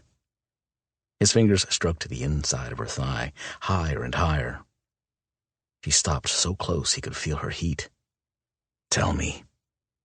I want you, Mal. Her voice shook. His fingers parted her skin and slid deep into her heat. Her nails bit into his shoulders. When his tongue licked her tight nub, she rocked against him. Nothing tasted as sweet as Olivia. He closed his eyes, his other hand cradling her ass and holding her still against his mouth. Her hands went from bracing to kneading, his tongue merciless as it stroked and teased her into a frenzy. He loved the power he had over her. He made her shudder with his touch, his mouth. Her body craved his, a feeling he understood all too well. She bowed frantically against him. Her fingers tangled in his hair as a long, broken moan slipped from her lips. When she swayed on her feet, he caught her close and swung her into his arms. His hunger still raged, but he was content to hold her. He was. She wasn't. As soon as they fell onto the bed, she rolled over him. With a wicked gleam in her eye, she slid down the length of his body and clasped his throbbing dick in her hand. He sucked in a breath, damn near swallowing his tongue when her lips closed over the tip of his erection. "Oh, fuck," he ground out, his hands fisting in the quilts. She moaned, the vibration running the length of him. Her lips were firm around him, the sweep of her tongue up and down and around. The light suck when she pulled him deep against her throat. She tugged his hand free of the comforter and placed it on the back of her head. The spill of her hair between his fingers taunted him. Alpha or no, the urge to dominate was there. "Mal," her voice startled him. "Show me what feels good." She kissed the tip, easing him back into the hot wetness of her mouth. She pressed his hand against her hair again. He stared down at her, his control slipping away at the sight that greeted him. Her ass was in the air as she leaned over him. His hands slid through her hair, tangling in the amber locks to hold her steady as he pumped into her mouth. And every time he disappeared between her lips, he groaned. It was good. Too good. He wasn't going to last. Hands trembling, he let go of her hair to frantically tug open the night table drawer and pull out a condom. "Don't move," he ground out. He slid out from under her and off the bed, clasped her hips, and pulled her glorious ass to him. The stroke of his hands down her back had her arching back into him. It was too sweet an offering to pass up. He wound one hand in her hair, tugging just enough to make her moan. The things her moan did to him. With his other hand, he traced to the curve of her ass. From this angle, Mal's view left him breathless. He wanted to love her and claim her all at once. So he did. One thrust, and he was lost in the feel of her body. She was tight and hot and so fucking intense he needed more. He pumped into her, watching the spasms of her skin, feeling the clenching of her inner muscles, and listening to every gasp and moan. Hunger, for him, forced him on. The way she arched back, leaning forward onto her elbows to take him deeper, had him gritting his teeth. But he couldn't wait. He reached around, his fingers working her clit until her cries gave him permission to let go. There was no holding back. One thrust, then another, hard, and he emptied himself into her. They fell to the side, his arms holding her tight against him.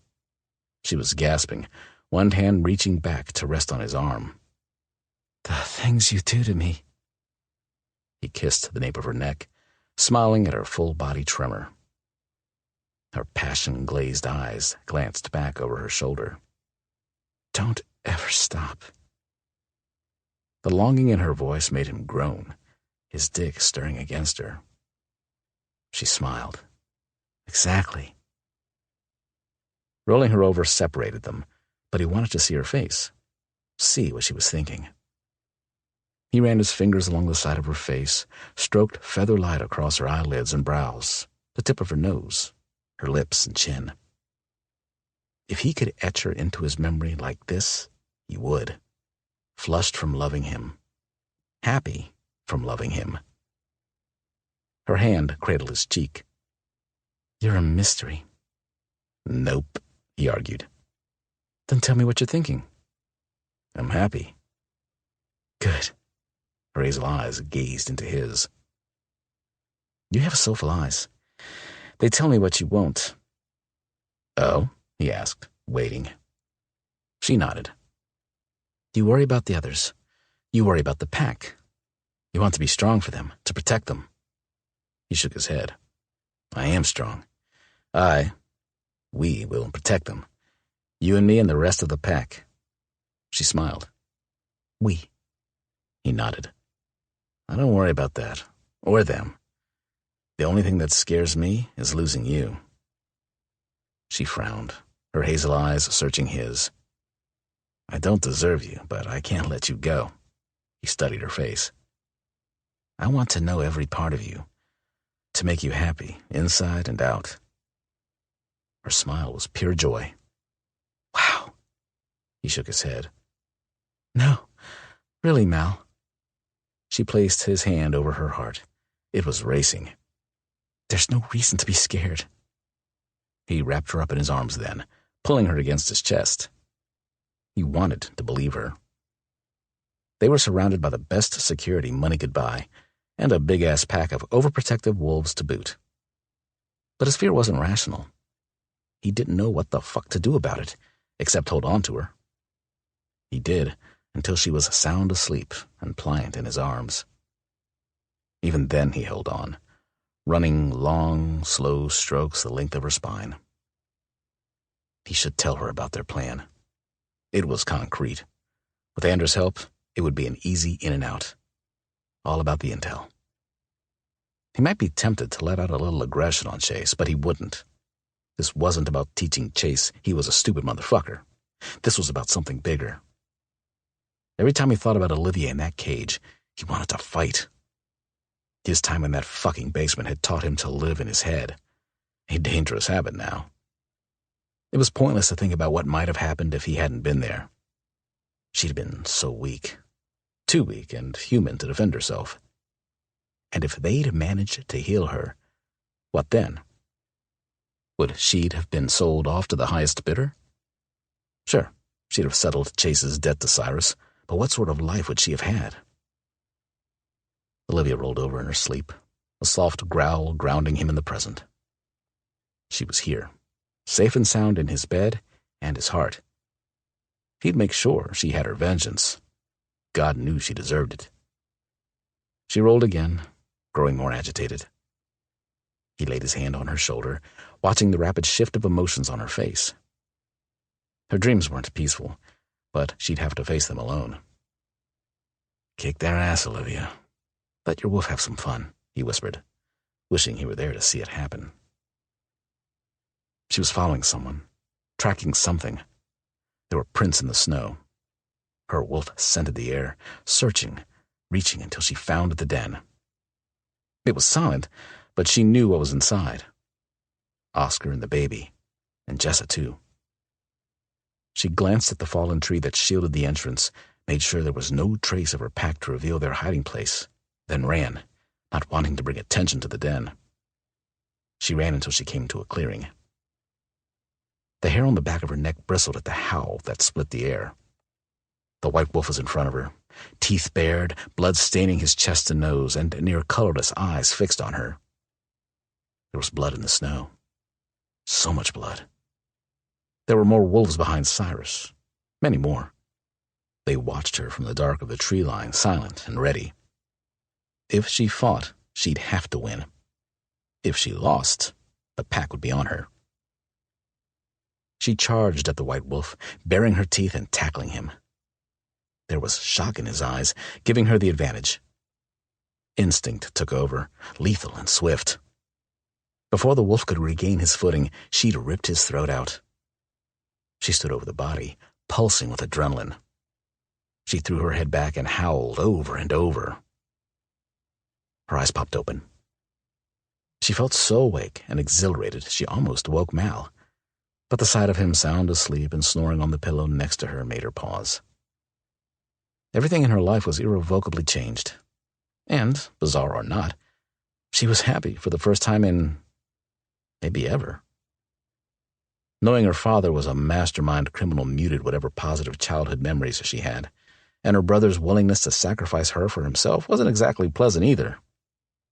Unlike Mal. Her life with him was more than she'd ever dreamed of. He filled the void inside, where something had been missing her whole life. She felt more grounded. She could do anything, including fight the big bad wolf in her dreams. Adrenaline still flowed in her veins, and it felt good. Her wolf agreed. Olivia lay back, listening closely to her wolf's banter. The wolf was proud of her for standing her ground and confronting and defeating their enemy. If push came to shove, her wolf promised there was nothing they wouldn't do to protect those they loved. The adoration she had for Mal and his wolf was unwavering and fierce. That was the way to feel about a life mate. Mal and the wolves, his and hers, were still concerned about Ellen. And Tess. Was she a threat to the pack? Olivia couldn't see how the woman was capable of anything diabolical, and yet she did make her uneasy. Instinct told her something was off. As happy as her wolf was, she was also sad. Mal was keeping a secret, a big one. He and Anders were going after Chase. His wolf wanted them to go too, but Mal had shut him down. Shut him down and told him to keep it from her. Coldness settled in the pit of Olivia's stomach. He's trying to protect us. Her wolf was willing to defend him even when he was wrong. And he was. Dead wrong. Finn, their alpha, had told them to wait. She was new at this wolf thing, but the chain of command was hard to miss. If Finn gave an order, she'd follow. Mal didn't seem to have that problem. How could he do this? And why?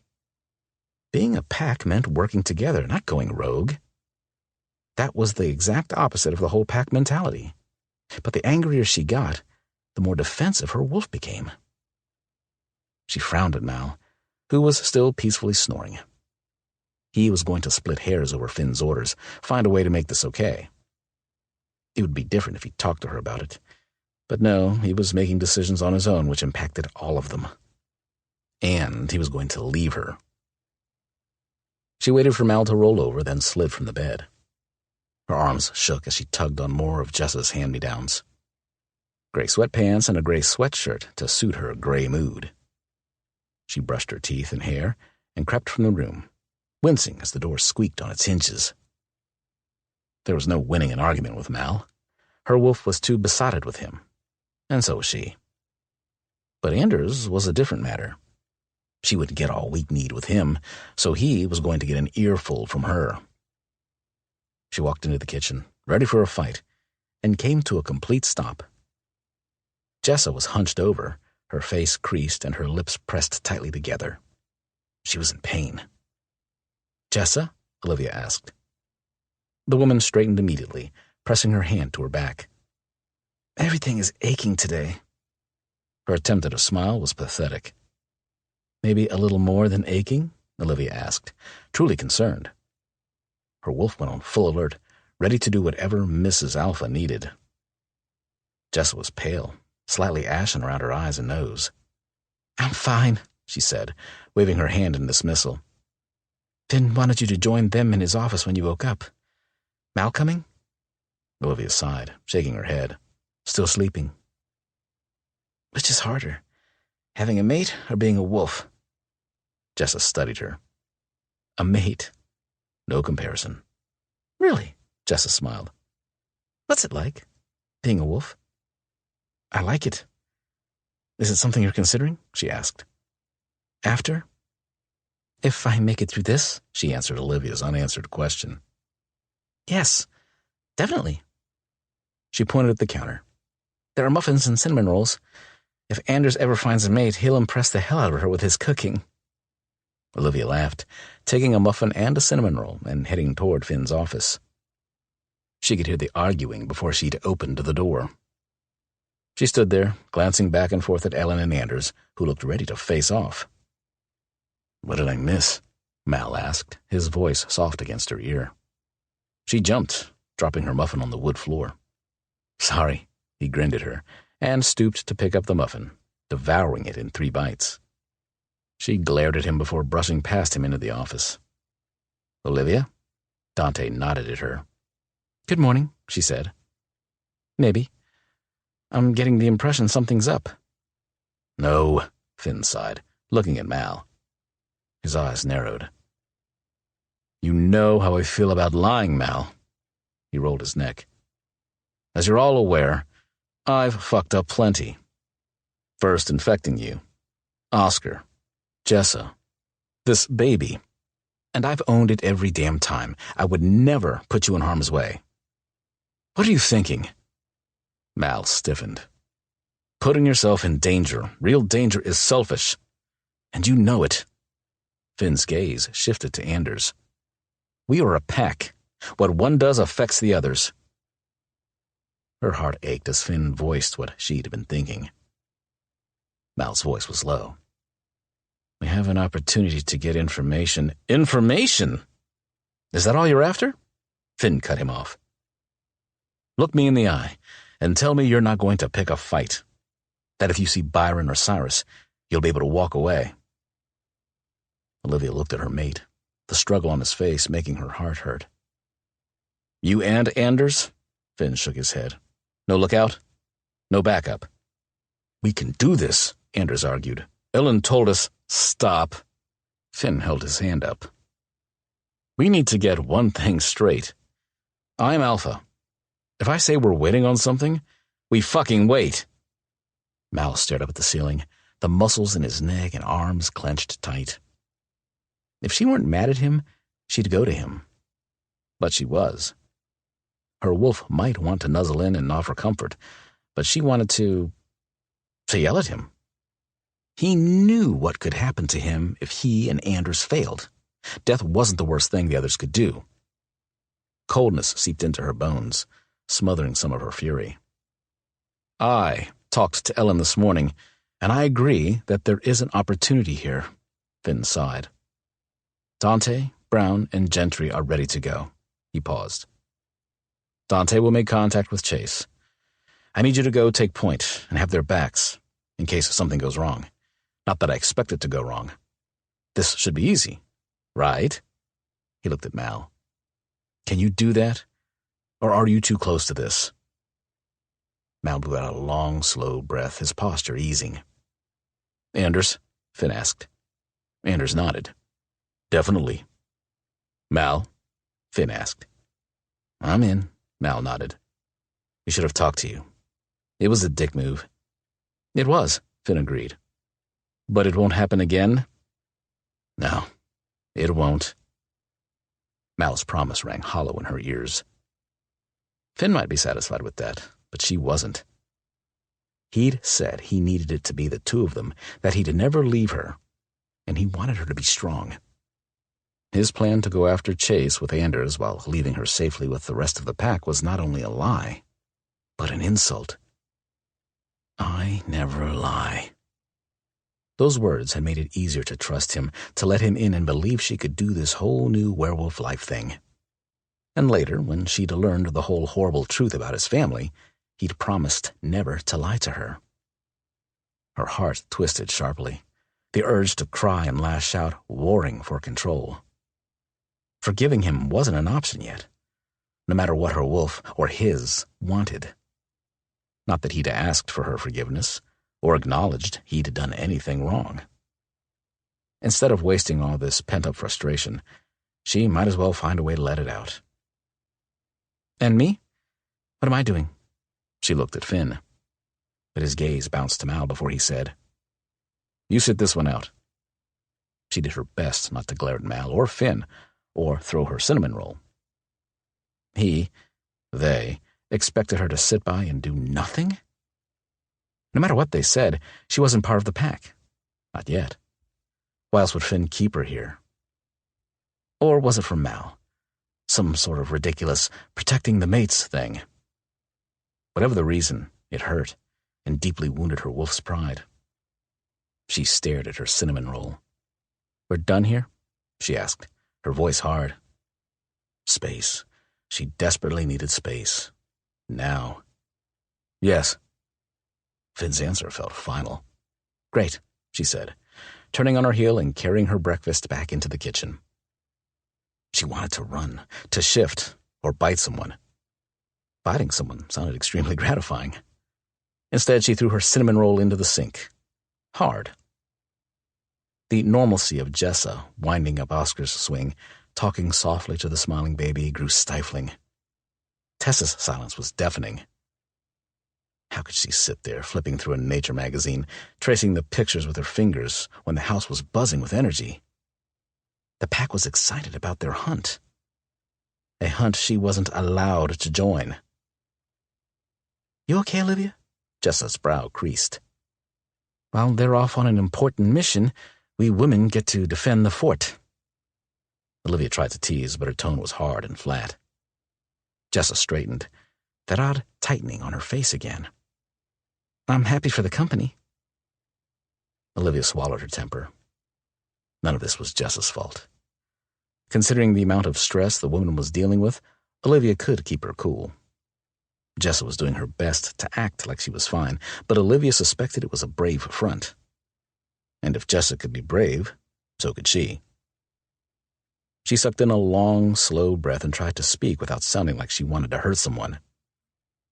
Maybe you can give me a few cooking lessons, to pass the time? Jessa nodded, smiling. Oh, good. I'm craving some chocolate mousse, and I have a pretty simple recipe. She forced a smile. Sounds yummy. It did. And, as she always was after earth-shattering sex with Mal, she was hungry. Making mousse would take care of that, but not her anger.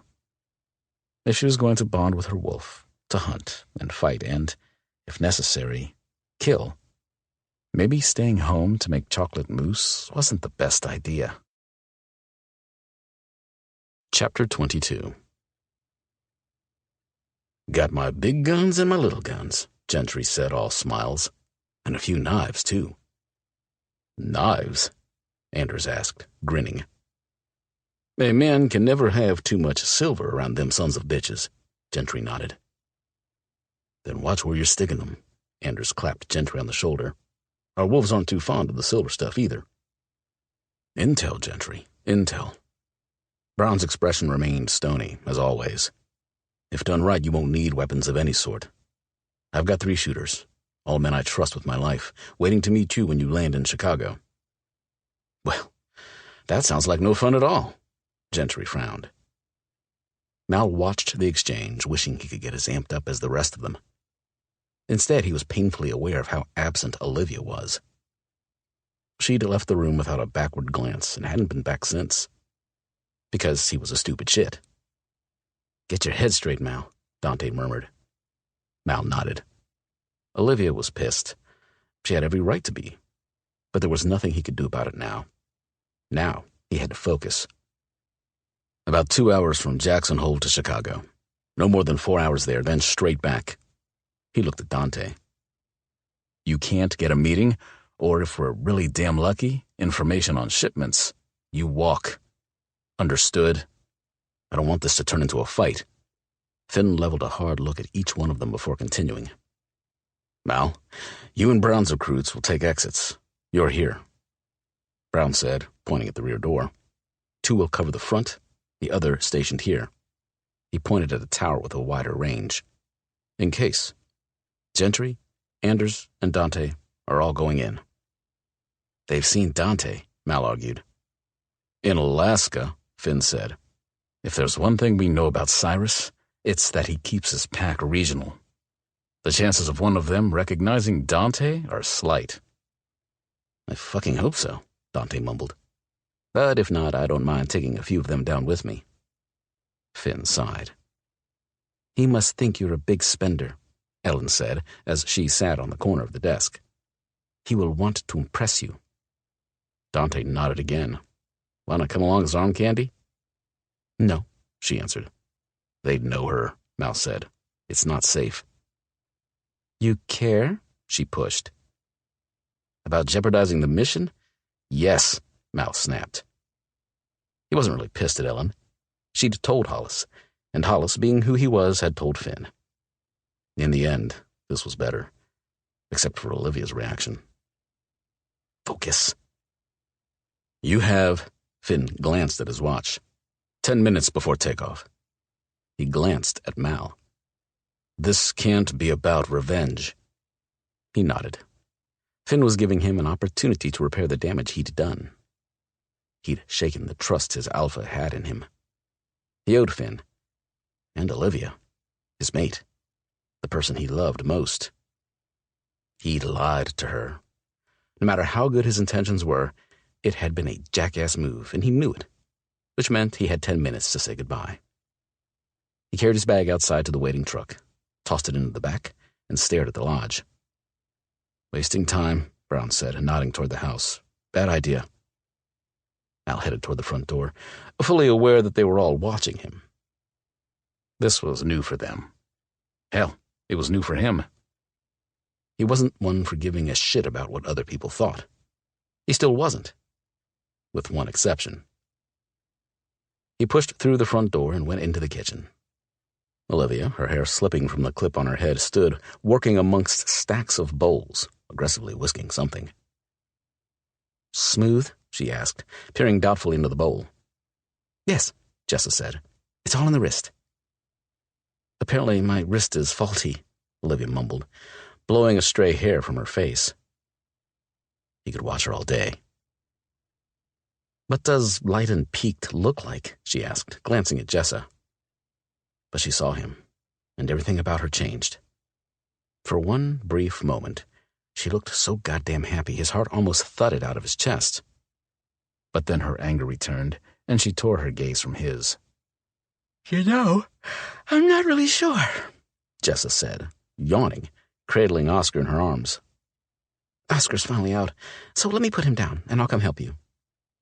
Olivia continued to ignore him. "You rest. I'll keep trying." "Need help?" Mal asked Jessa. Jessa looked pointedly at Olivia. "I am fine. Just tired." She stared at him. "You be careful. I get what you were doing, but it doesn't stop me from worrying about you guys." Mal nodded. "In and out." Jessa sighed. "See you soon." Tess unfolded herself from the corner of the couch, nervously glancing his way before hurrying out of the room. And still Olivia ignored him. He crossed the room, his irritation mounting, and pinned her against the kitchen counter with nowhere to go. "I'm sorry." She didn't look at him. "I didn't think things through." "You thought it through with Anders." Her eyes blazed. "You had a plan. You knew exactly what—" "I messed up," he ground out. "You lied, Mal." Her voice broke. "You promised." She shook her head. "What do I believe now? How do I trust this?" His frustration bubbled over. "I'm leaving." "I know." She pressed a hand to her chest. "Damn it." He pulled her against him. He'd done this to her. "I'll be back soon." "I don't like this part," she muttered. "What?" He didn't like the sadness in her voice. "Being hurt by you." Her words sliced through him. He pressed his forehead against hers, reeling. No matter what he said, it wouldn't undo the pain he'd caused them both. "Don't kill him," she whispered. "Chase." He tilted her head back. "No one's getting killed." Her hazel gaze searched his, making the ache in his chest 10 times worse. She doubted him now, because of what he'd done. He could see it, could feel it. So he added, "But if it comes down to them or us—" She nodded. "He's a them. I know." She blinked away the tears in her eyes. "Olivia." What could he say? "Go." She tried to shrug out of his hold, to put space between them, but he couldn't bear it. "You've got stuff to do." Her eyes flashed. "Kiss me," he pleaded, leaning forward. The brush of her lips against his wasn't going to cut it. Only cupping her face, savoring the softness of her mouth, sliding his tongue inside would satisfy. The kiss went on until her posture eased, and her hands gripped his shirt, holding on to him. He needed her to hold on to him. The rev of the engine was hard to miss. Someone laid on the truck horn. She broke away from him. "They're waiting for you." He nodded, staring long and hard at her before leaving the room and slamming out the front door. "Better?" Anders asked, as Mal climbed into the truck. He pulled the door shut, peering out the window at the empty front porch. No, it wasn't fucking better. Knowing what he'd done to her. Fuck no. His chest hurt, but worrying about Olivia wouldn't do any of them any good. He shoved it all down and tuned into the conversation taking place. "You want a knife?" Gentry asked, "in case Chase is a threat." Mal shook his head. It won't come to that. He'd given Finn his word, and he'd keep it no matter what. Chase isn't a fighter. If he suspects anything, he'll run. "How do you know?" Anders asked. When they jumped him, Olivia tried to stop it. He ran, leaving her. He bit out the last two words, trying not to think about the state she had been in when they'd met. "You shitting me?" Gentry called back from the driver's seat. "No." Mal's hands fisted at his side. She was one of them now, the surge of anger and hostility filling the cab of the black SUV confirming it. She wants him to live. He's still her brother, Dante nodded. But damn, that's got to be a hard pill to swallow, knowing everything. He's sort of the bad guy here, Anders reminded them. No, Mal argued. Chase is a waste of humanity, but he's not the prize. Cyrus is. We find out where to find him, how to hunt him, we have an edge. We have surprise. He didn't want a pack war any more than Finn did. They might be stronger than the others, but their numbers couldn't compare. There was no guarantee Chase would know something to help them with Cyrus, but if they could help those girls, expose the trafficking ring, that was more than enough. Dante nodded. Not that I'm opposed to seeing this Chase kid bleed a little. Mal grinned. He couldn't help it. Agreed. Jessa was in labor. Mal had been driving away when her first cry reached Olivia. For the past 30 minutes, Jessa's ragged moans and screams spilled down the hallway. Olivia was helpless and useless. Hollis and Ellen were with Jessa. Finn was with her. At Finn's request, Brown was in the control room tracking Mal's group while staying close to Tess. Brown was never far from his daughter. Tess hadn't moved. She sat, staring down the hall at Jessa's room. She'll be okay, Olivia said to her. She talked to the woman all the time, unable to pretend she wasn't there. She was a living, breathing person, even if she didn't necessarily act like it. She's strong. Ellen and Hollis know what they're doing. Maybe Hollis didn't, but Ellen did. At least she acted like it. An especially loud cry echoed down the hall. Olivia winced, gripping the kitchen towel in both hands. Poor Jessa. Poor Finn.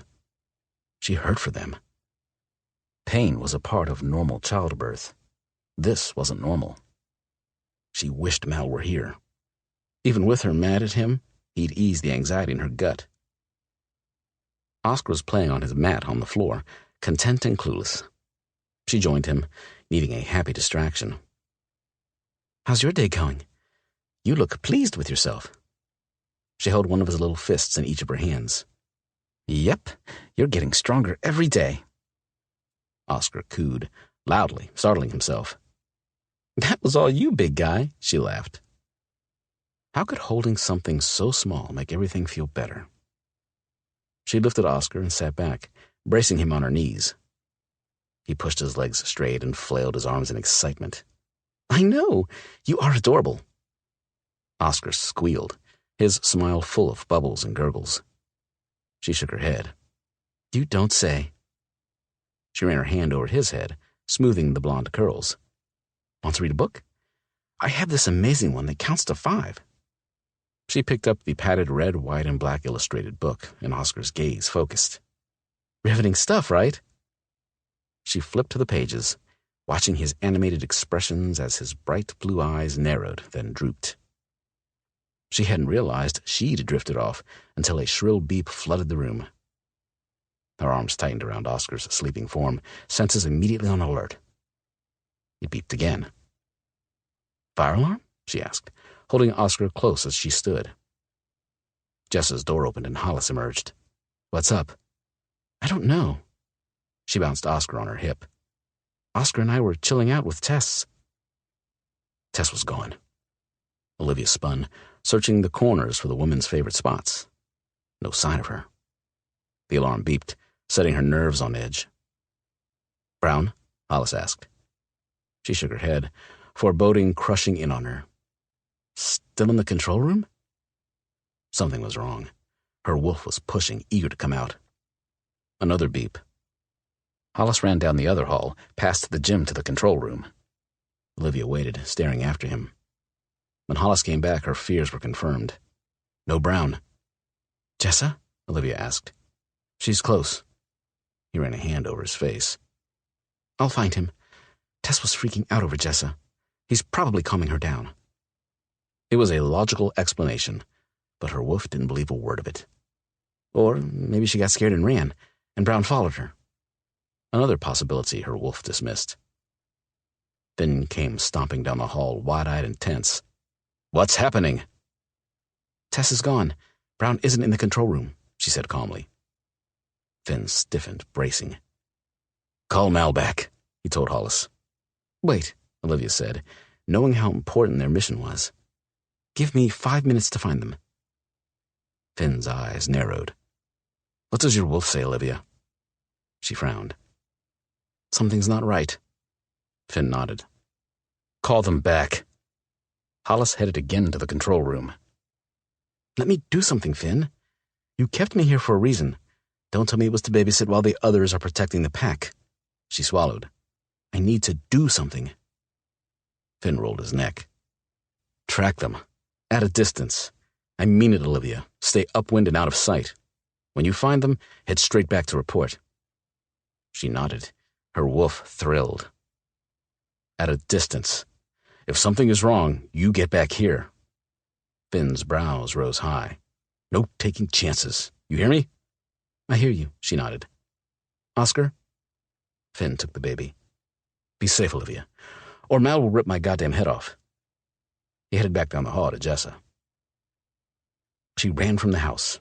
Her skin was aching, the pull and push of bones and muscles making her itch. Whatever was happening, her wolf demanded control. Olivia breathed through it, relaxing her mind and body. It hurt, but not the way she imagined it would. She had to push to find the relief on the other side. When her claws sliced through her knuckles and her skin gave way to fur, the shift was over. Her wolf was running, pausing to sniff and search. Her ears perked up, shifting through the sounds of the forest for something else, some sign of Brown or Tessa. But she was too agitated, her senses all over the place. She let instinct take over. Through the forest, over 2 mountains, up high in the snow. Her wolf found Brown's scent. Sour, stressed, musky. He was running hard. Tessa's scent joined his now. Olivia slowed, not wanting to intrude on father and daughter. At the same time, she couldn't leave without knowing they were okay. Why had he left his post? Why had they run off? Now, when Jessa was so vulnerable. She passed through a ravine, ears alert, and paused. Brown sat in the snow several feet from Tess. Tessa's wolf sat uneasy at his side. Olivia's wolf moved into the trees, watching. Her heart ached for Brown. He'd never give up on his daughter. He didn't care that she was a wolf or that her human form was utterly broken. The man was loyal and patient. Whatever had brought her out here, he seemed content to wait until she decided it was time to return to the lodge. He loved his daughter. An image of her father popped up. He'd had the biggest laugh. People loved him. He had a sort of magnetic pull that made them want his approval. She'd always had it. Chase always tried. It was hard to reconcile that man, her father, with what she now knew of him.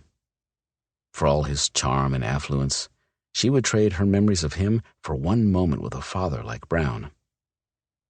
To sit in silence, knowing he was there for her. No judgment, just love.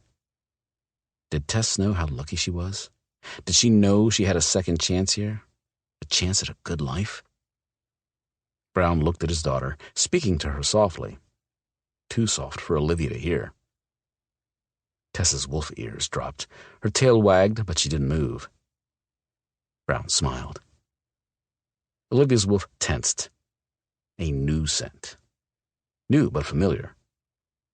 And terrifying. And a ripple in the air so strong her wolf pressed down under the trees.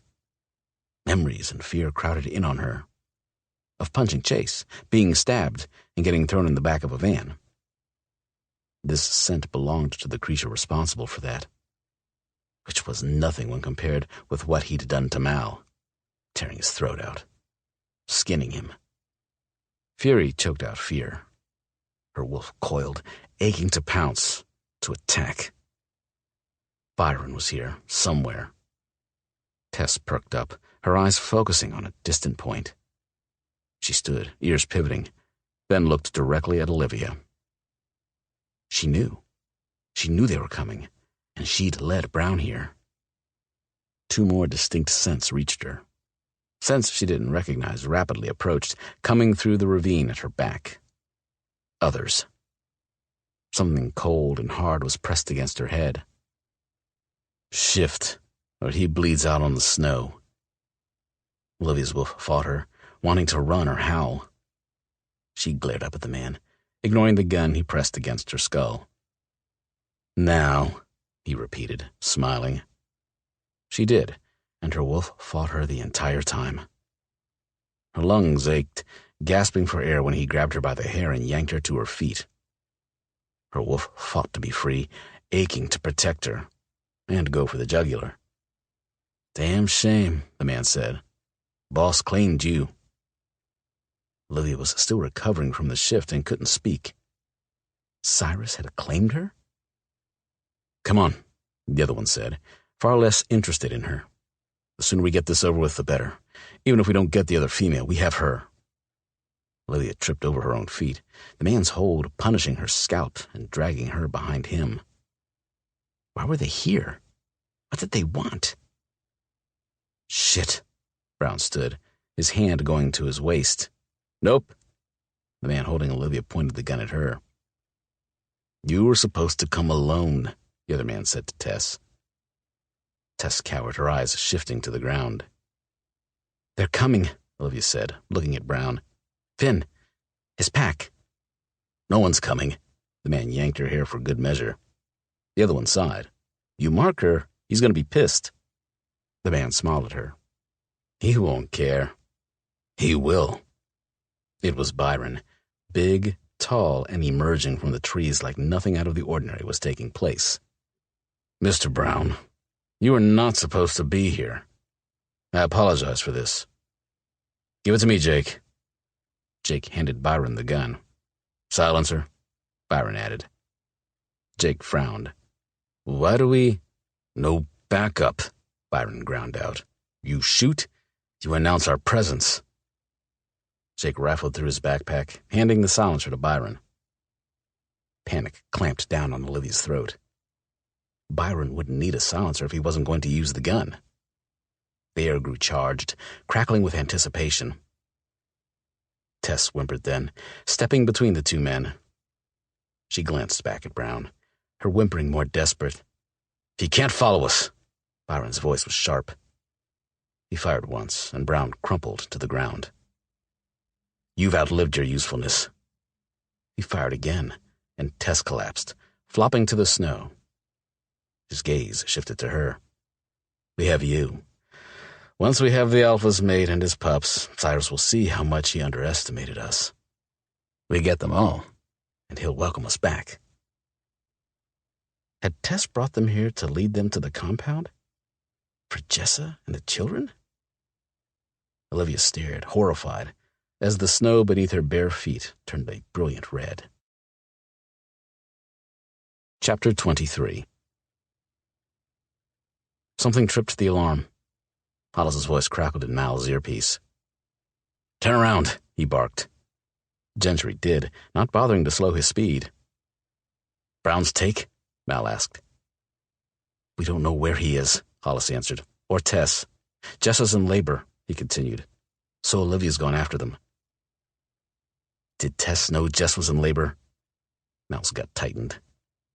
Tess was the plant, not Ellen. Tess, too wounded to be suspect. Fucking idiot. Hollis paused.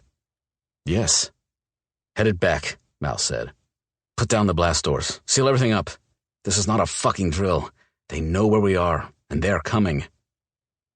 There was silence. Tess? Hollis's surprise was almost funny. Almost. Now, Hollis, Mal snapped. We're fucking idiots. Floor it, Dante bit out. You really think they're coming? Anders asked. They want the baby. Hell, Jessa, the baby, Oscar, and Ellen, too. Jessa's in labor. They're vulnerable. Mal shook his head, his stomach turning to lead. If Cyrus is as obsessed with breeding the pack as Ellen says he is, just as like a magic decoder ring, Anders finished.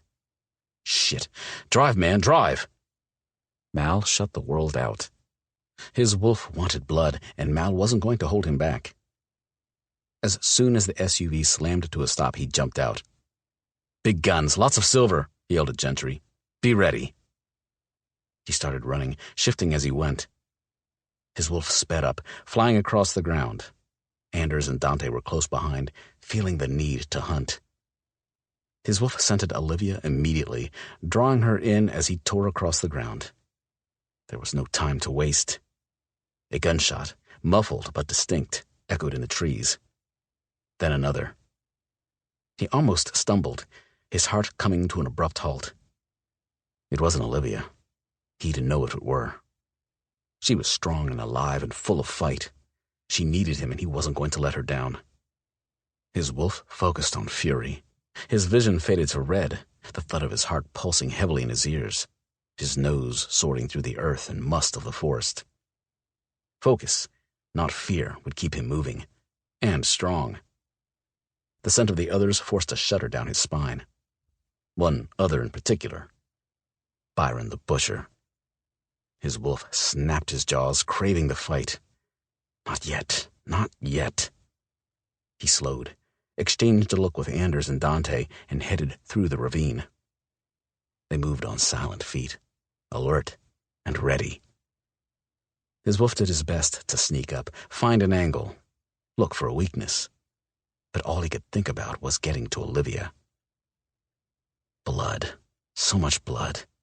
His nostrils burned from the metallic tang in the air. Byron liked to make his victims bleed. His wolf tensed, ready to spring, but Mal reined him in again. A quick glance told him Byron wasn't alone. He didn't recognize them. Two nameless other drones doing Cyrus's bidding. Olivia, naked, shivering, her hair gripped tight by one of the men. Mal's wolf would take great pleasure in removing that hand. Anders nudged his haunch, forcing Mal to focus. Byron held a gun in his hand. And fuck, Brown lay on the ground in a pool of blood. Tess lay beside him. She said they were coming, the one holding Olivia said. Of course she did. Let go of her before you damage her. Byron smiled at Olivia. What else can she say? That you're going to die. She spoke slowly, clearly. She was beautiful and fierce, staring Byron down. Pride rolled over him. This was his mate. Why hadn't he recognized what she was capable of instead of trying to shelter her? Byron's eyes narrowed. Are you going to kill me, little wolf? It took everything Mal had not to charge.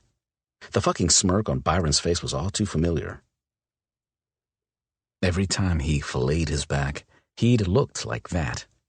Smug, taunting, and fearless. You have a gun, Olivia argued. Hardly a fair fight. Hardly a fair fight, Byron laughed, tossing the gun onto the ground. Now it is? You like to fight, little wolf? Olivia scowled at him. I can fight. Byron sighed. I'd enjoy your fight. If Cyrus didn't want you for himself, I'd take you. Again and again. He leaned forward, stroking her cheek, then her collarbone. But an alpha has certain rights. His gaze fell to her breasts, leaving no room for misinterpretation. Mal saw red. His wolf's control was gone. He leaped through the air, closing the distance between him and Byron in a matter of steps. He saw the surprise in Byron's eyes, then the anticipation. As much as he wanted to go for the bastard's jugular, he needed Olivia safe. But she had other ideas. She shifted, chasing the dumbass that had tried to hold her captive. His wolf was amused. Olivia could handle things. He needed to let her. The wolf cared about one thing: killing Byron. There were no silver blades or collars to weaken him this time. He couldn't wait to show the son of a bitch a thing or two about karma. He stepped back, wanting him to shift. Byron nodded, the condescending smile on his face adding fire to Mal's already blazing rage. He could attack him mid-shift, when he was weak and vulnerable. It was what the others would have done to him, had done. No matter how much he wanted vengeance, he would never stoop that low. He waited, unimpressed by the defensive display Byron's gray wolf put on. He could bare his teeth and growl all day long. Mal was in no hurry. He'd been waiting for this for so long. Byron went for his leg, flipping him onto his back and biting into the meat connecting his hip and thigh. Mal curled, biting into Byron's nose and holding tight. Even after Byron released him, Mal held on, crushing bone. He heard the gunshot, felt the sting of the bullet, and his back leg gave out. The thick white heat of silver buried itself on his hip. He let go. Motherfucking others. Fucking cowards didn't respect a challenge, didn't respect shit. Byron circled him, sinking his teeth into his injured leg and tugging. It was a dick move, but it wasn't going to slow him down. Mal shook off the stupor of the silver, shut out the pain, and attacked. He ripped one of Byron's ears free, the spurt of blood invigorating. For every bite Byron made, Mal bit harder. He tore at his fur, clawed through the skin of his stomach, and tore through the muscles of his neck. He knew he'd win this fight.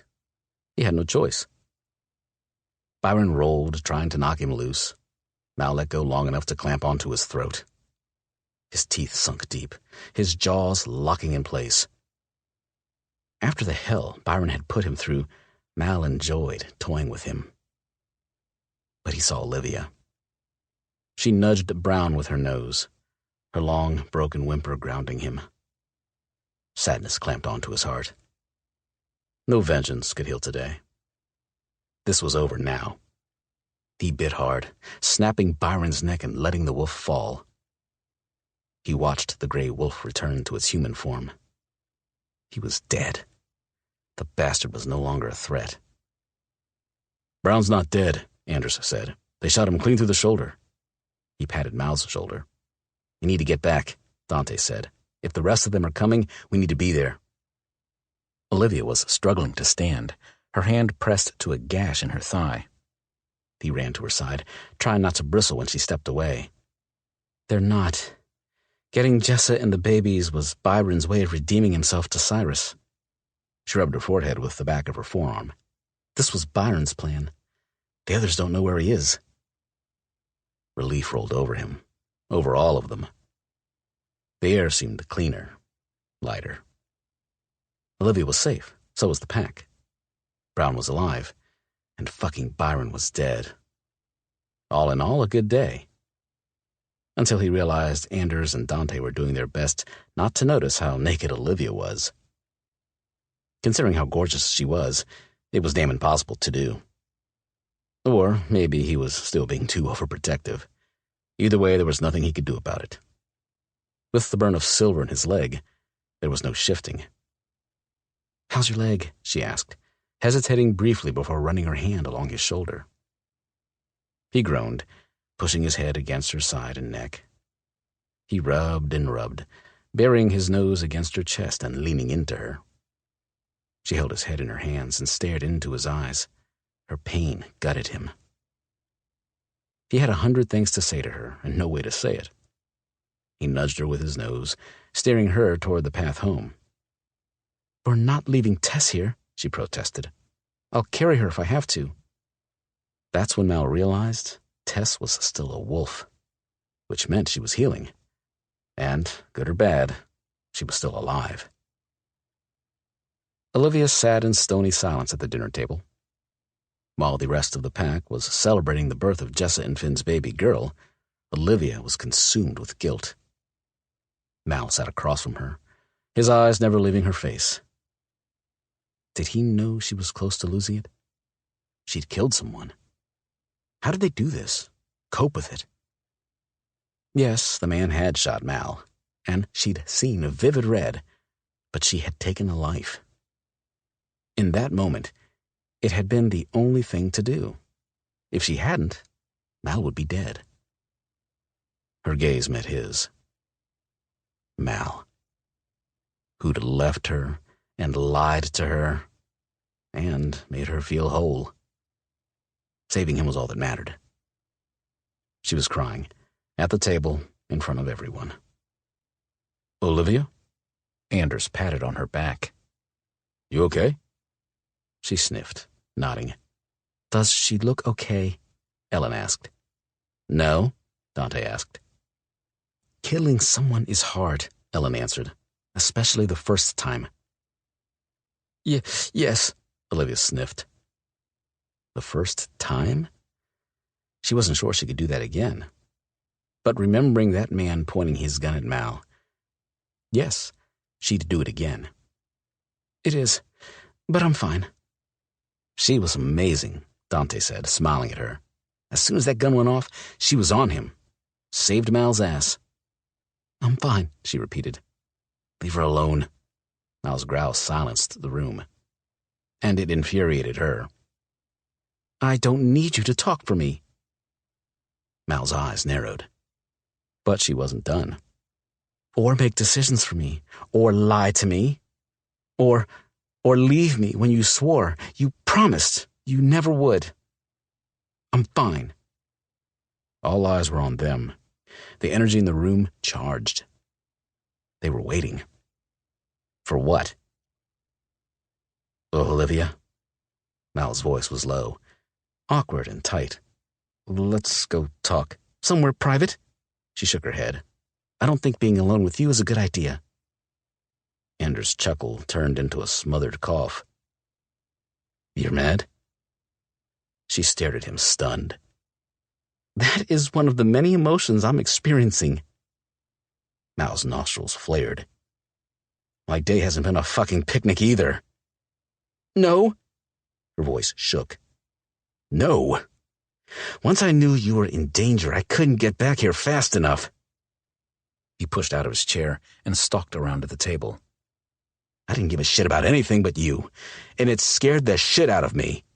Be pissed. Yell at me. Do whatever you need to do. But don't expect me to let you out of my sight again." He leaned forward, his hands gripping the chair. "I can't go through that again." She hadn't expected that. Not from Mal. Not here, surrounded by the entire pack. The dam broke, tearing a ragged sob from her throat. 1 minute she was sitting in her chair, and the next Mal had scooped her up and was carrying her to their room. And even though she was still mad at him, it felt so good to be in his arms. He kicked the door shut behind them and sat her on the edge of the bed. "I wasn't done," she hiccuped. "You weren't eating." He stared down at her. "Talk to me." "Where do I start? I'm a wreck. My head won't stop spinning." She rubbed her face with her hands. "I didn't do anything. I should have done something."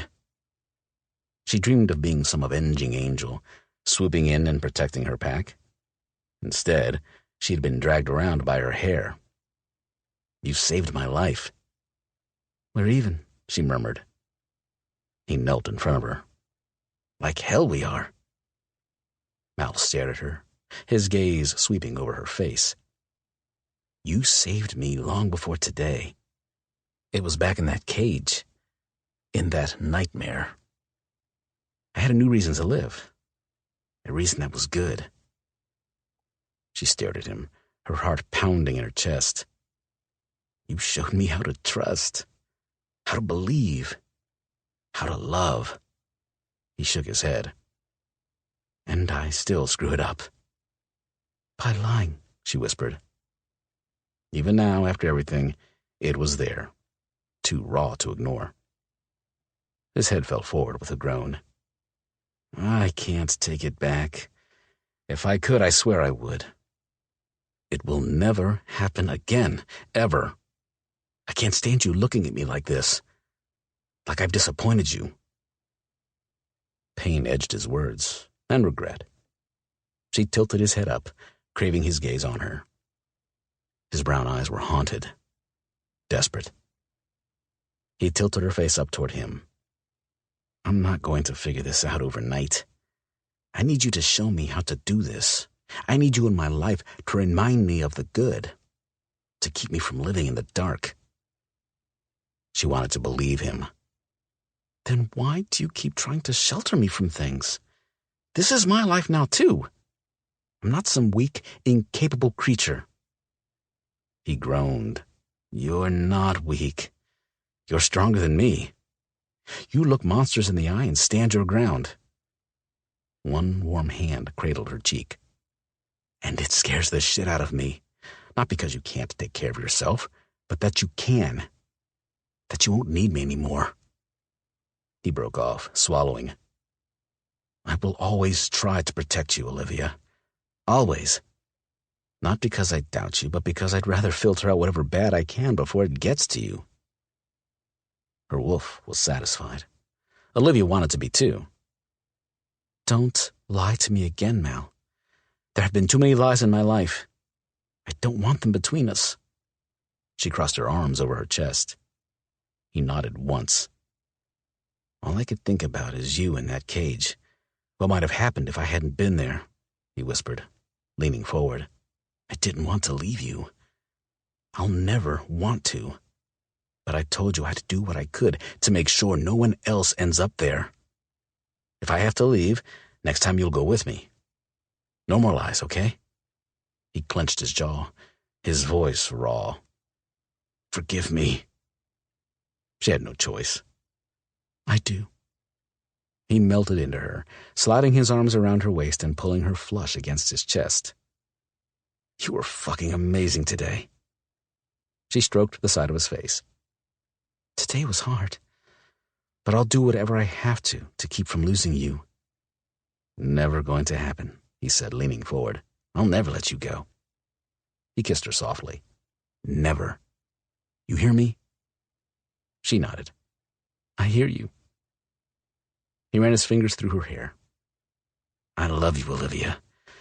I know this life isn't what you imagined living, but I'll do my best to make you happy. She ran her nose along his and up along his brow. In every way possible? She asked, her lips soft on his. Every fucking way, he said against her mouth. Epilogue. How's the kid? Mal rubbed the towel over his head, drying his hair. She is great. Jessa is too. I think she and Finn are having the talk. She took the towel from him, running the thick fabric over his broad shoulders and down his back. He chuckled. Considering they have a kid, I think it might be a little late for the talk. I meant the Jessa turning into a wolf talk. Her lips replaced the towel, pressing feather-like kisses over each scar. Bother you? The vulnerability in his dark eyes was worse than the scars. Only knowing what you went through. She moved to stand in front of him, sliding her arms around his neck and smiling up at him. Took 3 others down. Who the hell knows how many more to go? It doesn't make what happened better or erase what they're doing, but we're going to stop them. It's a start. His fingers traced the side of her neck. Your skin is so soft. She arched into his touch. His hand paused. Jessa wants to be a wolf? She giggled. You just caught that? You distract the hell out of me. His eyes bored into hers.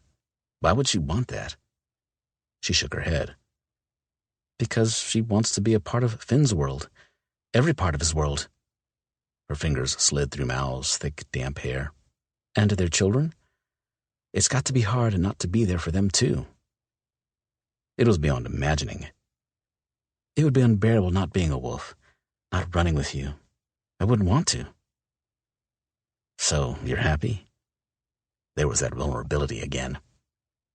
Yes, her grin widened. I love that my wolf is faster than yours, and that I'm learning to be as stealthy as Ellen. No one is as stealthy as Ellen. She didn't miss the hint of frustration in his tone. Ellen was still a mystery, but at least she wasn't their enemy. In the weeks since Byron's failed kidnapping attempt, she and Ellen had developed a friendship. Sort of. Glad she's on our side. She nodded. Glad she's going with you guys to Chicago. She wanted to go too, but Finn wouldn't let her. Chase was a bad guy, and stupid, but he was still her brother. He held the key to ending Cyrus's trafficking, something none of Finn's pack was prepared to sweep aside. She couldn't jeopardize that. Mal had offered to stay with her, but she'd insisted he go. Mal needed to go, for those girls and their families. Gentry and Brown fed tips to every military and police connection they had. Knowing the docks were being watched for any sign of Cyrus's shipments was a huge comfort. So was Ellen's willingness, albeit reluctant, to help them. Mal was right on that front as well. Ellen wasn't another, but why she'd stayed with them remained a mystery to them all. Hey.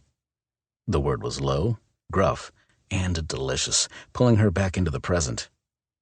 She was in her mate's arms, and he wanted and deserved all of her attention. I am faster than you. She tugged his head down to hers, pressing a kiss to his lips. You are, he said, his lips brushing hers as he added, faster, softer. His hand gripped her breast. The rigid length of his arousal pressed against her hip. You win in the rock hard category. As his hand slid under her hair to cup her head, she arched against him. Your fault. He sucked her lower lip into his mouth. Her breath hitched. She loved what she did to him. And, oh, the things he did to her. No matter how many days they spent tangled up in each other, it was never enough. One look, a single touch, and her body throbbed to life. She craved him like her lungs craved air. My fault? She whispered, as his lips moved to her neck. Are you complaining? Hell no, he mumbled. His teeth nipped her neck. No complaints. His lips brushed hers. You're mine. That's all I need. She smiled against his mouth, her fingers twining in his thick, dark hair. You're talking too much. He lifted his head, chuckling. You have something else in mind? She nodded, tugging the towel from his waist and pressing herself against him. I do. He growled, his hands sliding up and under her shirt. I like the way your mind works. This concludes Rescued by the Wolf by Sasha Summers. Narrated by Connor Brown. Copyright 2017 by Sasha Summers. This unabridged audiobook is published by arrangement with Entangled Publishing, LLC, and was produced in the year 2022 by Tantor Media, Incorporated, a division of Recorded Books, which holds the copyright thereto. Please visit Tantor.com for more information on our growing library of unabridged audiobooks.